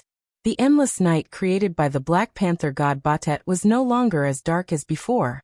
It was unknown if Black Panther god Batet was angered by Rog's attacks, or if it finally decided to deal with Rog seriously. The Black Panther head formed by the thunderclouds changed again, becoming a complete Black Panther. However, just as the Black Panther god Batet condensed a complete Black Panther body, Rog, who had already restored the Northern Liang saber to its original size, suddenly clasped his hands together and shouted, "Immortal art, bright god gate." Black Panther god Batet had just condensed a new body, and before it could move, red torii fell from the sky one after another, crushing Black Panther god Bastet's new body with the momentum of meteors. Neck, back, waist, tail, limbs. The bright god gate that fell from the sky accurately hit every part of the Black Panther god Bastet's body like cruise missiles, firmly pressing it down on the ground. The bright god gate was a powerful sealing technique that could even suppress tailed beasts. Although the Black Panther god Batet wasn't a tailed beast, that didn't stop Rog from using the bright god gate to deal with it. Moreover, in terms of size, the Black Panther god Batet that was dozens of meters in size had some similarities to a tailed beast. Other than directly suppressing the target's body, the bright god gate could also seal its energy for a short period of time. If it was used to deal with ninjas or tailed beasts, the bright god gate would seal chakra. If it was used to deal with the Black Panther god Batet, then the Bright God Gate would seal divine power. When Rog used the immortal art, Bright God Gate, to forcefully suppress the Black Panther god Batet to the ground, Dum also used his second wave of attacks. Holy Purification. The holy purification that Dum used to deal with the Lord of Hell Mephisto appeared once again. The holy light that was like the descent of the heavens completely enveloped the Black Panther god Batet. Under the baptism of the holy light, the thundercloud body condensed by Black Panther god Bastet's divine power exploded like a punctured balloon, turning into nothingness under the holy light. In less than 10 seconds, Rog and Dum completely defeated the Black Panther god Bastet's divine power clone, using unquestionable facts to prove that the two of them had the strength to slay gods. As the Black Panther god Bastet's divine power clone dissipated, the dark night sky became much brighter, no longer having that oppressive darkness. Come out, I know you're here.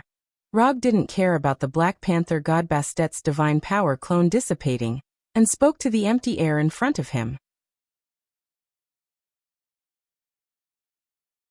Although the Black Panther god Batet had only revealed his divine power clone, he was 100% sure that the Black Panther god Bastet's true body was within the 4 Crimson Yang formation. Whether it was instantly changing the weather or condensing a divine power clone, it wasn't something that could be done from a divine kingdom.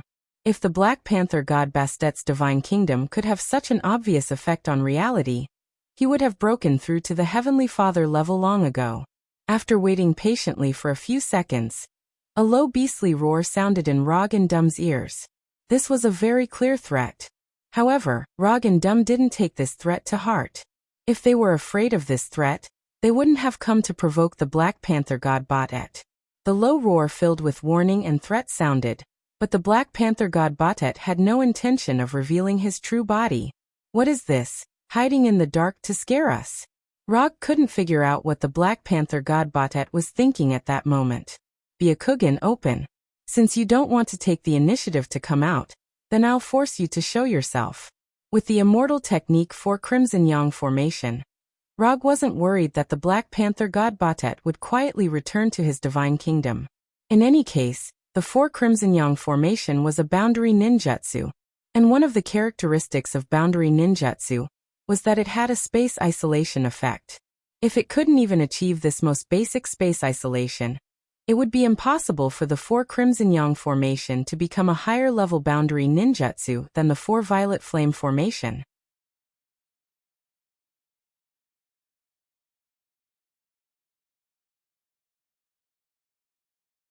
Chapter 562. With the activation of Byakugan, everything in the 4 Crimson Yang formation appeared clearly in Rog's line of sight. Through the supervision granted by Byakugan, he quickly found Black Panther god Batet, who was almost integrated with the shadows. As the guardian god of Wakanda, the authority held by the Black Panther god Bast was somewhat different from the authority held by the human gods. From the divine power it has shown so far, its authority has already involved the night, invisibility, lightning, and other domains. Of course, as a panther god, it will definitely not lack the authority of hunting, fighting, physical strengthening, and other domains. Found you. After finding Black Panther god Batet in the shadows of the forest, Rog put his hands together again and used Mokutan, which is most suitable for Shikatsu Forest Sage Mode.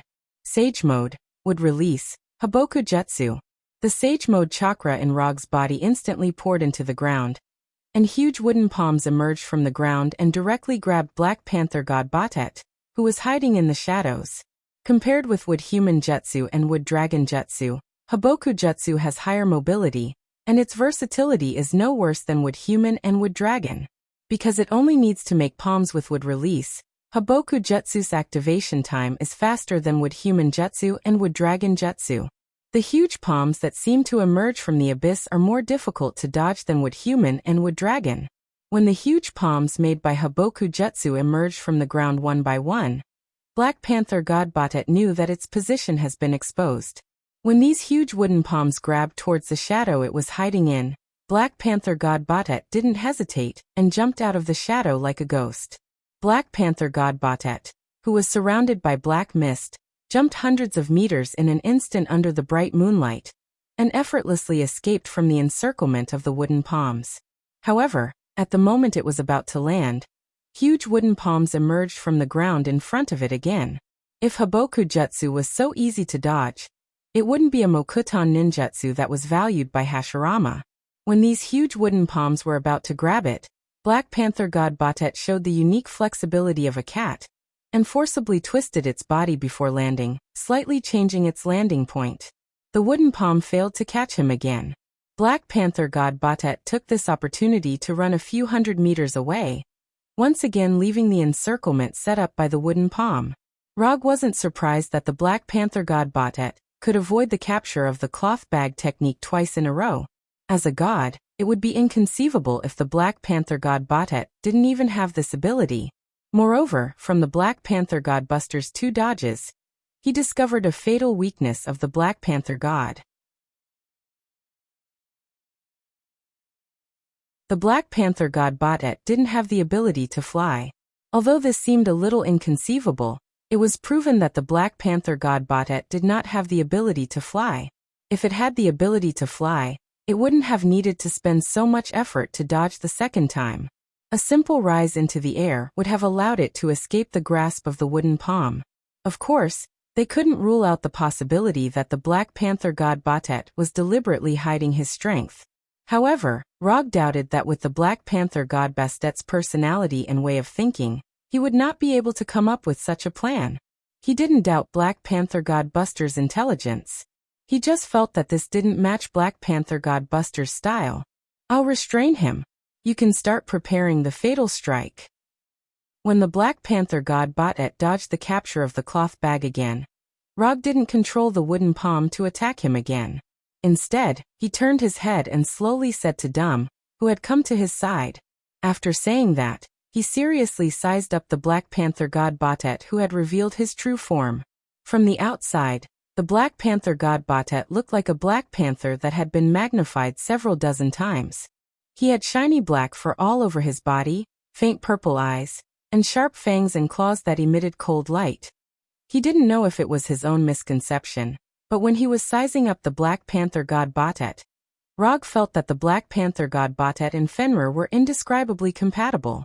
Although one of them was a canine and the other was a feline, both of them had silky smooth black fur, and their body sizes were very similar.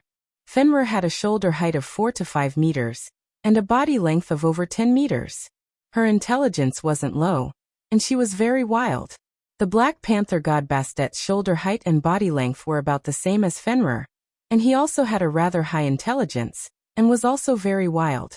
If he hadn't already discussed with Dum to split the Black Panther God Bastet's divinity equally, Rog had the urge to ask Fenrir if she would mind starting a cross-species same-sex love. Thinking of this, he suddenly noticed something that he had never paid attention to before. Batet should be a male, right? Dum, who was preparing a fatal blow, was stunned for a moment. Although the metal mask blocked his expression, Rog could tell from his eyes what he wanted to express. Are you kidding me? Seems like it. Rog didn't care about Dum's gaze that looked like he was looking at an idiot, and said to himself, in fact, strictly speaking, the gods didn't have a so-called gender. If they wanted to, they could change their gender at any time. This wasn't difficult for the gods who had grasped the power of faith. However, in order to stabilize their divinity, most of the gods would maintain the gender they had before igniting their divine fire, so as to avoid the cracks and fluctuations in their divinity due to the gender change. In addition, the gods' gender change could easily cause the believer's faith to change, causing these gods who relied on the power of faith to become gods to suffer unnecessary risks. After shaking his head to get rid of these messy thoughts from his mind, Rog once again controlled the polybag technique. After confirming that the Black Panther God Batet didn't have the ability to fly, the difficulty of restraining and capturing him plummeted. The Black Panther God Batet did indeed have decent speed and agility, but as long as he couldn't fly, he wouldn't be able to dodge the following wooden palm. The reason was simple, because Rog planned to let the wooden palm of the polybag technique cover every corner of the barrier.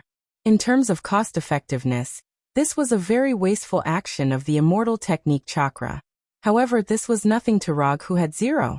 65 chakra and had entered sage mode. When he clasped his hands together again, the immortal technique chakra in his body crazily poured into the ground as if it was free.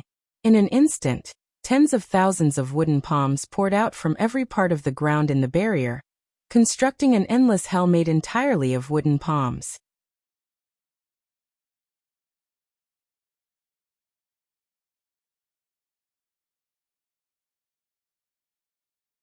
Chapter 563. Aren't you jumping around? Why don't you jump around again for me to see? This thought should have appeared in the mind of the Black Panther god Batet, who had a higher level of life. But now, the Black Panther god Batet, who was regarded as a protector by the Wakanda people, was being chased around like a cat by Rog, who used the wood release, complete cloth bag technique. It had to be said that felines were far more agile than humans and canines. Even though the Black Panther god Batet was surrounded by so many wooden palms, it still displayed astonishing agility and speed. Relying on shadow jump and other methods, as well as its high agility, the Black Panther god Batet walked out an unusual escape route under the encirclement of the huge palms. Like a ghost in the middle of the night, the Black Panther god Batet kept flashing around as if it could not get tired. Moreover, the landing point it chose every time it flashed was very interesting. In order to avoid falling into the wooden palms, the Black Panther god Batet did not choose the ground as his landing point. Instead, he used the fingers of the wooden palms as leverage. When his two front limbs touched the fingers of the wooden palms, he would rely on the support provided by the fingers to change his route. He would either flash or jump, once again dodging the wooden palms. Although the Black Panther god Batet was jumping around happily, he still underestimated Rog's control of the complete cloth bag technique. Just as he was about to repeat the same trick and borrow strength from the fingers of the wooden palms to avoid being caught, the huge wooden palms in front of him suddenly retracted back into the ground.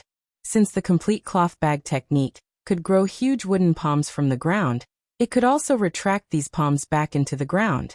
Although these wooden palms looked like carefully carved wooden sculptures, under the nourishment of the immortal technique chakra, each of these wooden palms possessed living characteristics. The Black Panther god Batet never thought that Rog would actually make the wooden palms retract back into the ground. Moreover, the palms that retracted back into the ground were not just the ones in front of him. In the blink of an eye, all the wooden palms around him retracted back into the ground, turning the area around him into an empty space. Unless he could fly, the only ending in front of him was to fall to the ground. Although the Black Panther god Batet was a god, he was a god that could not fly. Therefore, it could only obey the laws of gravity on Earth. Black Panther god Batet knew that it would be in danger of being caught if it landed, but it didn't have a second choice. Whether it was the power of lightning or the power of shadow, it could not change the fact that it was about to land. However, this did not mean that it would give up without a fight. The moment he landed on the ground, he immediately used shadow jump to leave the area. Although the casting speed of the cloth bag technique was fast, the Black Panther god Batet had absolute confidence in changing its position before the wooden palms reappeared. Black Panther god Bastet's idea wasn't wrong, but he had overlooked a very important point. Rog wasn't the kind of person who would play his cards according to common sense. Just as all of its attention was focused on the moment of landing, Rog made the first move. Two gigantic palms, each over 100 meters long, emerged from the ground like the hands of a demon. The two palms appeared on the left and right sides of Black Panther god Bast. Just as it realized that something was wrong, the two gigantic wooden palms suddenly clasped together and interlocked their fingers. If Hinata was here now, she would definitely recognize that the two palms clasped together was a hand seal, and it was the last hand seal commonly used in wood release. Immortal technique, wood release, diamond motionless. From the point of view of the attack, this wood release ninjutsu called diamond motionless is just holding the two wooden palms together in the form of a hand seal. But in fact, this is one of the wood release ninjutsu developed by Rog himself. Of course, it was without the help of ninjutsu master Hinata. Diamond motionless is a second-class ninjutsu developed by Rog based on the cloth bag technique. It is a ninjutsu used to suppress or seal the target. The suppression effect of this ninjutsu is mainly shown in two aspects. The first is the strong physical suppression provided by the wooden palms when the palms clasp together. The second is to use the constantly flowing chakra in the palms to disturb the energy flow in the target's body, so that the target can't break free through magic or other spell-type skills. When he first designed this ninjutsu, Rog used Hulk and Thanos as imaginary enemies. But now he found that Black Panther God Bast is also a good test target. Black Panther God Batet, who is being suppressed by Mokutan. Kingang's Mokutan. Kingang's Mokutan. Kingang's Mokutan. Kingang's Mokutan. Kingang's Mokutan. Kingang's Mokutan. Kingang's Mokutan. Kingang's Mokutan cunning human. Although Black Panther God Bast has been ignited for a long time, in terms of tactics, it is far inferior to humans.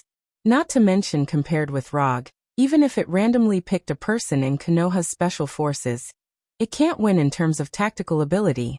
People who play tactics have dirty hearts. If Black Panther God Bast has the same hobby of playing games as Rog, it will fully understand this sentence. The lively Black Panther God Bast was suppressed by Rog's Diamond Motionless. Doom, who was responsible for preparing the fatal blow, also took this opportunity to quickly complete all the preparations for the fatal blow. When Black Panther God Bast struggled in the palm of Diamond Motionless, a complicated magic circle quickly formed under Doom's control with the position of Diamond Motionless as the center. How to peel the complete divinity from the god. About this problem, Dr. Doom once thought about it for a long time. Later, under someone's hint, he thought of a simple, crude and incomparably efficient method. Sacrifice the god. In other words, directly refine the god. In the civilization system of the earth, magic is an existence that doesn't conform to the rules of science. But in fact, magic also follows the rules of science. It's just that unlike science on earth, magic takes another path. In the magic system that follows the rules of science, there is a branch that abides by the rules of science. This branch is called alchemy. Without sacrifice, you can't get anything. If you want to get something, you must pay the same price. This is the equivalent exchange principle of alchemy. Neither Rog nor Doom is an alchemist, but this doesn't prevent them from using the power of alchemy.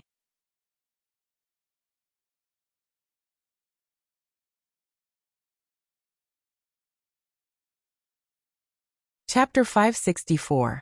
What Dr. Doom built on the ground was indeed a magic array, but to be more precise, it should be called an alchemy array. Although Rog and Doom intended to seize the divinity of Black Panther God Batet, they did not intend to do so in a normal way.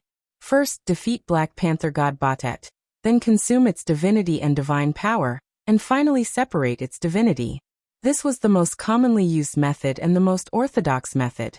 However, this method was a bit too complicated for Rog and Doom. Therefore, they chose a simpler and more crude method, which was to use alchemy to separate the divinity of Black Panther God Batet. Through the alchemy array, they sacrificed Black Panther God Batet to the Gate of Truth. Using the principle of equivalent exchange of the Gate of Truth, they completely separated the divinity, divine power, and divinity of Black Panther God Batet. The true body of Black Panther God Batet, as well as its divine power and divinity, would be sacrificed to the Gate of Truth, and its divinity would be separated separately and become Rog and Doom's spoils of war. Equivalent exchange, each taking what they need. This was the fatal blow that Rog and Doom prepared for Black Panther God Batet. If Black Panther Chara knew that Rog and Doom had this idea from the beginning, he would not have taken the royal guards to attack Konoha. He just wanted to seek justice for his father, Chara, and let others know what the consequences of maliciously obtaining vibranium were. But he would not have thought that his decision would ruin the patron of Wakanda, and even make the vibranium resources that belong to Wakanda completely become the private property of others. Let's begin. When the alchemy circle on the ground emitted a blue light, Rog deactivated the Mokutan. Kingang's Mokutan. Kingang's Mokutan, allowing Black Panther God Batet to regain its freedom of movement.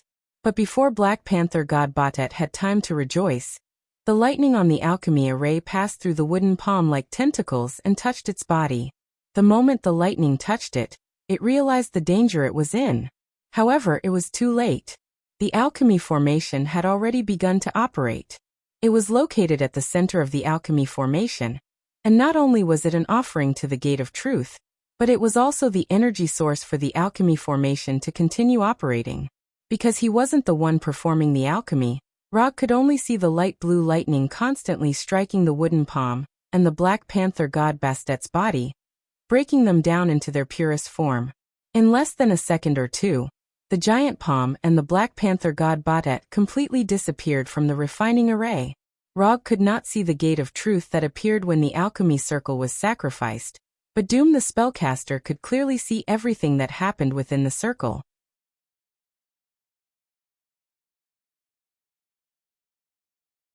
Doom's consciousness entered an empty space that was so pure that it was oppressive. In this pure white space, a huge double stone door floated quietly in front of him. Above the gate was a tree of life with 10 rings connected to it.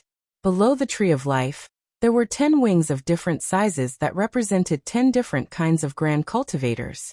As an experienced mage, Doom was naturally not unfamiliar with the tree of life. However, he had only seen the Gate of Truth in magic books before. This was the first time he used alchemy to summon the Gate of Truth. After sizing up the floating Gate of Truth, Doom set his gaze on the Black Panther god Bastet who was lying beside him. The Black Panther god Bastet did not have the shocking size he had in the outside world. He looked just like an ordinary Black Panther. Although the Black Panther god Bastet struggled with all his might, all of his resistance was meaningless in front of the Gate of Truth. He was forcefully pressed to the ground by an invisible, powerful force. I, Victor von Doom, sacrifice the Black Panther god Bastet to you. I beg you to accept my sacrifice. I beg you to bestow upon me the divinity of the Black Panther god Bastet.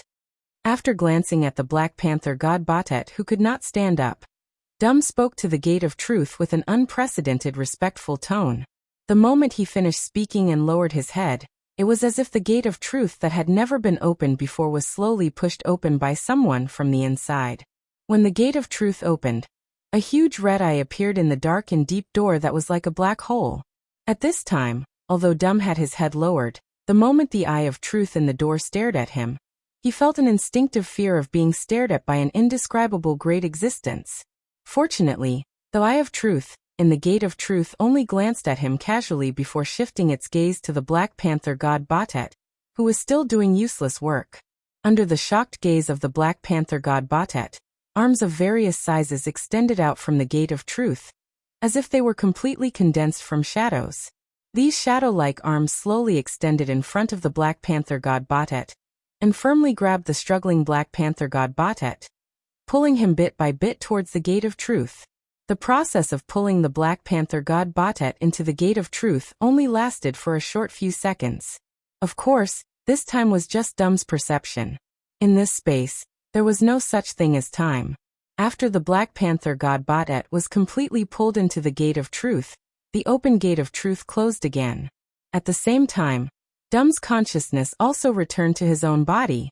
The alchemy circle that emitted blue light stopped operating. The night that the Black Panther god Bastet created with his divine power also disappeared, and the sky returned to its original appearance. Under the sunlight, 3 fist-sized transparent crystals that emitted golden light quietly lay in the middle of the alchemy circle. The Black Panther god Bastet's divinity, Rog, who exited sage mode, landed in front of Doom and said slowly, "There are a total of 3 divinity fragments. How do we split them?" "You have 2 and I have 1. I'll pick first."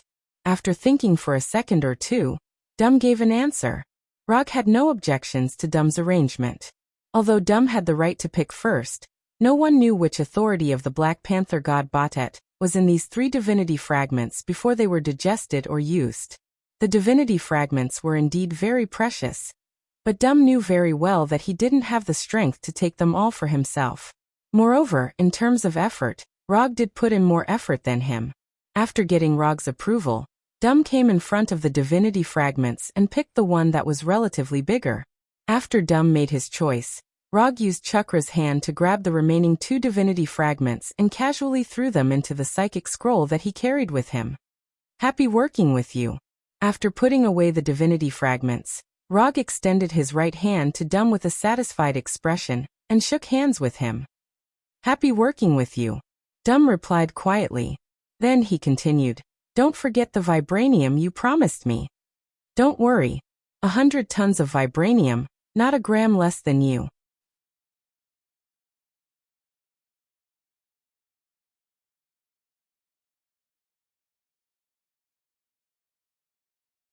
Chapter 565.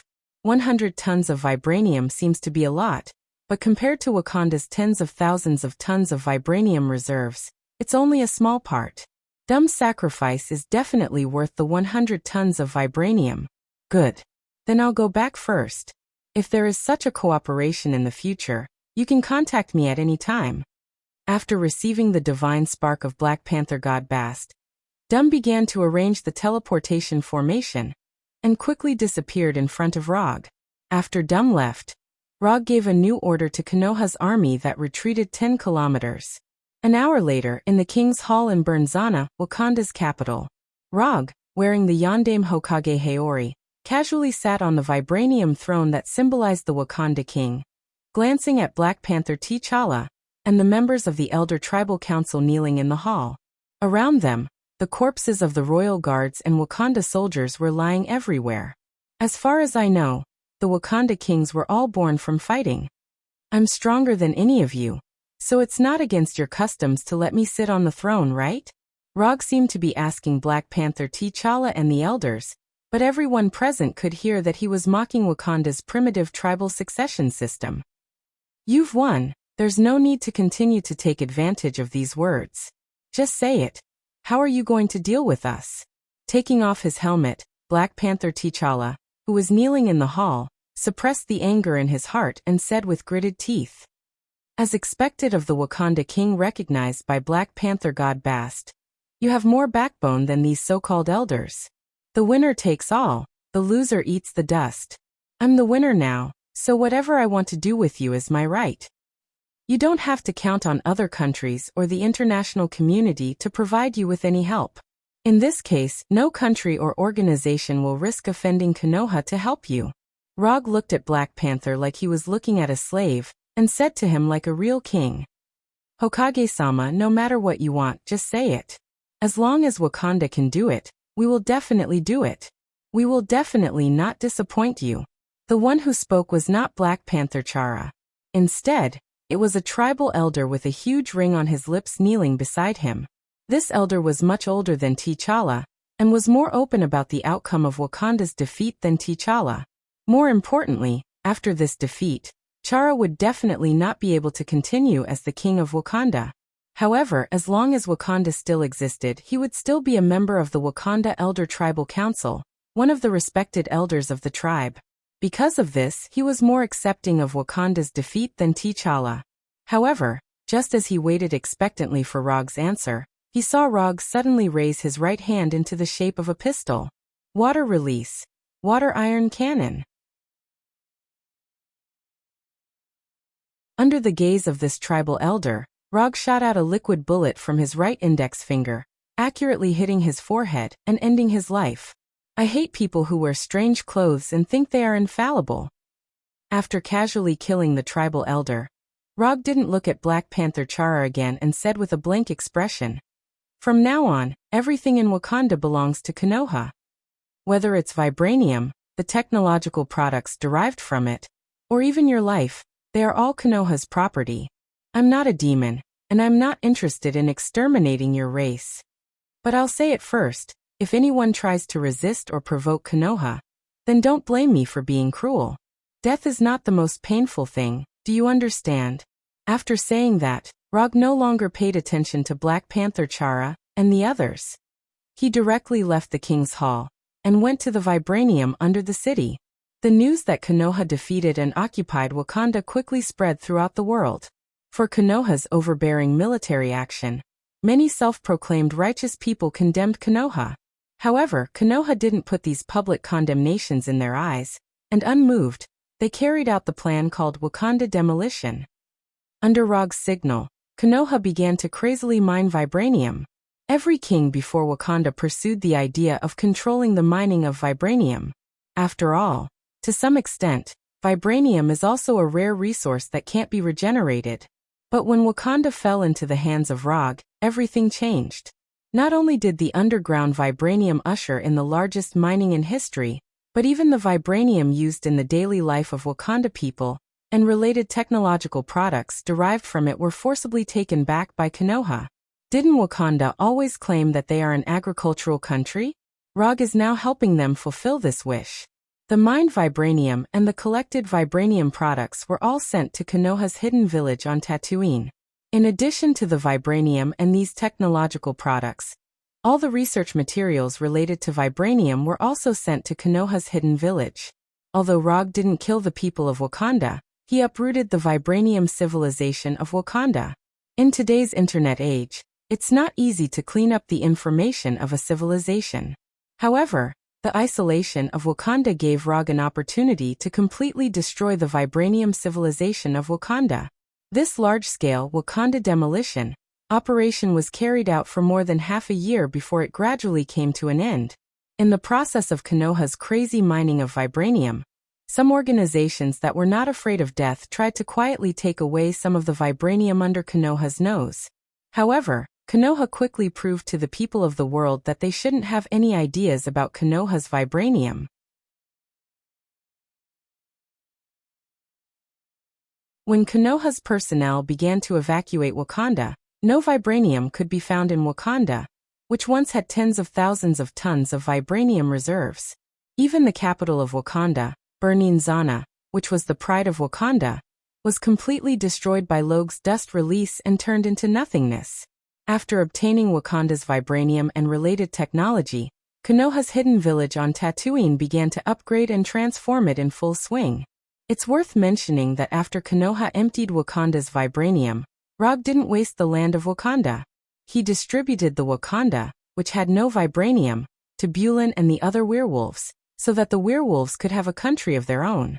Only by treating his subordinates well would he be able to make them risk their lives for him at critical moments. Although Rog is not a genius commander, he still understands this very well.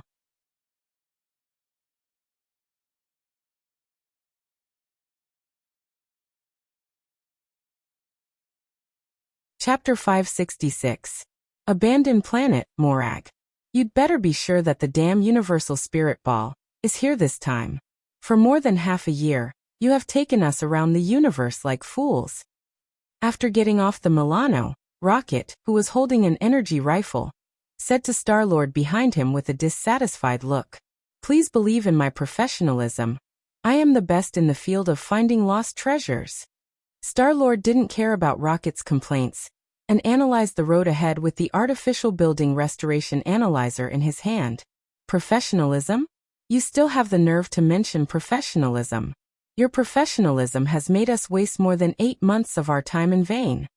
Rocket was full of resentment when he thought of the past 8 months or so. When Bakht first accepted Rog's commission, Rocket thought it would be a good commission with low risk and high return. But he never thought that it would take them more than 8 months to find the Universal Spirit Ball. Considering the time and energy that has been wasted so far, he felt that the 200 million star coins reward given by Rog was a bit too little. Okay, don't talk nonsense, hurry up and confirm it. Ebony Throat and Black Dwarf are still looking for us everywhere. Gamera's voice sounded behind Rocket and Star-Lord. They are not the only ones who are looking for the Universal Spirit Ball, and Thanos is also looking for the Universal Spirit Ball. Of course, Thanos himself would definitely not waste time on this search process, so he sent Ebony Throat and Black Dwarf of the Dark Five Generals. When they first started looking for the Universal Spirit Ball, Star-Lord and others did not know this. But when they met Ebony Throat and his party on an abandoned planet, the situation was different. They don't know what Ebony Throat and Black Dwarf were thinking. After coincidentally bumping into Star-Lord and others, they directly stared at Star-Lord and others and hunted them all over the universe like hounds. In order to get rid of Ebony Throat and others, Star-Lord and others broke out in several battles with Ebony Throat and others. Relying on the divine energy that has not been fully mastered, Star-Lord barely took a little advantage in the battle with Ebony Throat, and slightly got rid of Ebony Throat and others, and gained some undisturbed time. After hearing the names of Ebony Throat and Black Dwarf, Star-Lord and Rocket closed their mouths at the same time and began to search for the whereabouts of the Universal Spirit Ball in this temple that has been abandoned for God knows how many years. Tatooine, Konoha Hidden Village, Naruto Training Room. After joining forces with Professor Doom to get rid of the Black Panther god Batet, Rog once again began the simple and unadorned immortal body cultivation plan. After more than half a year, the development progress of the immortal body, which seemed to have been completely locked, finally improved again, from 90% to 95%. Although the improvement was not big, this was already the limit that Rog could achieve in the past 6 months. For the sake of this mere 5%, he had even set aside the cultivation of the nine-tailed resonance degree and focused all his energy on the development of the immortal body. Perhaps it was because this was a crucial point in the development of the immortal body. After the development of the immortal body reached 95%, the amount of chakra in his body ushered in the greatest increase in history. When the immortal body was 90% developed, the amount of chakra in his body was 0. 3 pillars. When the degree of development reached 95%, the amount of chakra in his body increased to 0. 5 chakra, which directly exceeded 50%. Plus the QB chakra he could now use, his total amount of chakra reached an amazing 0. 85 chakra. The chakra that he had been longing for since the first day of crossing was finally in front of him. After the end of the day's training, he left the training room using quantum transmission. In a forest outside Konoha Hidden Village, he found the giant wolf Fenrir, who had been excited for half a year. After getting the shard of the Black Panther god Batet, he intended to leave both shards for himself. However, after considering that magic was only his backup power, he fed one of the shards of divinity to Fenrir, trying to ignite his mount and pet's divine fire. The shard of divinity was fed, but Fenrir's digestion progress was very worrying. Half a year later, Fenrir didn't even completely digest the shard of divinity, let alone igniting the shard of divinity. Not only that, the shard of divinity also had extremely obvious side effects on Fenrir. Since eating the shard of divinity, Fenrir has been in this state of excitement as if injected with stimulants, crying and howling all day long, like a husky in heat. In order not to let Fenrir affect the normal life of the residents of Konoha Hidden Village, Rog drove him to the forest outside Konoha Hidden Village and gave him full freedom. How do you feel today? Is it better? After teleporting to Fenrir, Rog touched Fenrir's big head and asked with concern. Awo. Awo, Fenrir could have spoken, but after Estrus, he was too excited, so excited that Little Black couldn't bear it, so Little Black heartlessly abandoned the host. Without the help of Little Black, Fenrir returned to a state where he could only howl. Okay, I know. When I go back, I will ask them to send another batch of prey. After comforting Fenrir, Rog turned his head and glanced at the lush forest that was somewhat abnormal. The animals and plants on Tatooine had been eaten clean by the hive that was in a state of hunger all year round. But this problem was solved after Rog dealt with Igo. After bringing back a batch of plant seeds from Igo, natural environments such as grasslands and forests once again appeared on Tatooine. Because of the time, these plants have not completely covered the entire Tatooine for the time being.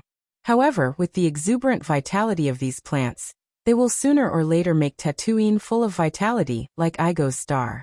After returning to the Hokage's office by flying Thor, Rog asked Number 2, who had taken over Konoha Hidden Village, to send a new batch of prey to Fenrir. Later, he found Hinata, who was addicted to the development of ninjutsu and had a pleasant dinner with her. This dinner was very rich. Just when he planned to have a good sleep to restore his strength, Number 2's mechanical voice sounded in the bedroom. Sir, the Golden Jack has received an emergency distress message from the Milano. Play the message. When Number 2 opened the message from the Milano, as instructed, Star-Lord's nervous voice suddenly sounded. Thanos took Gamora and also took the Universe Orb. His men and the army are chasing us. We need help, now. That you're tuning in to the Dreamy Chapters YouTube channel. We're so grateful for your support, and don't forget to subscribe to join us on this incredible journey through captivating stories. Your generosity through donations truly makes a world of difference. as it's the primary source of revenue that allows me to expand and enhance this channel for you. Thank you from the bottom of my heart for being a part of this adventure.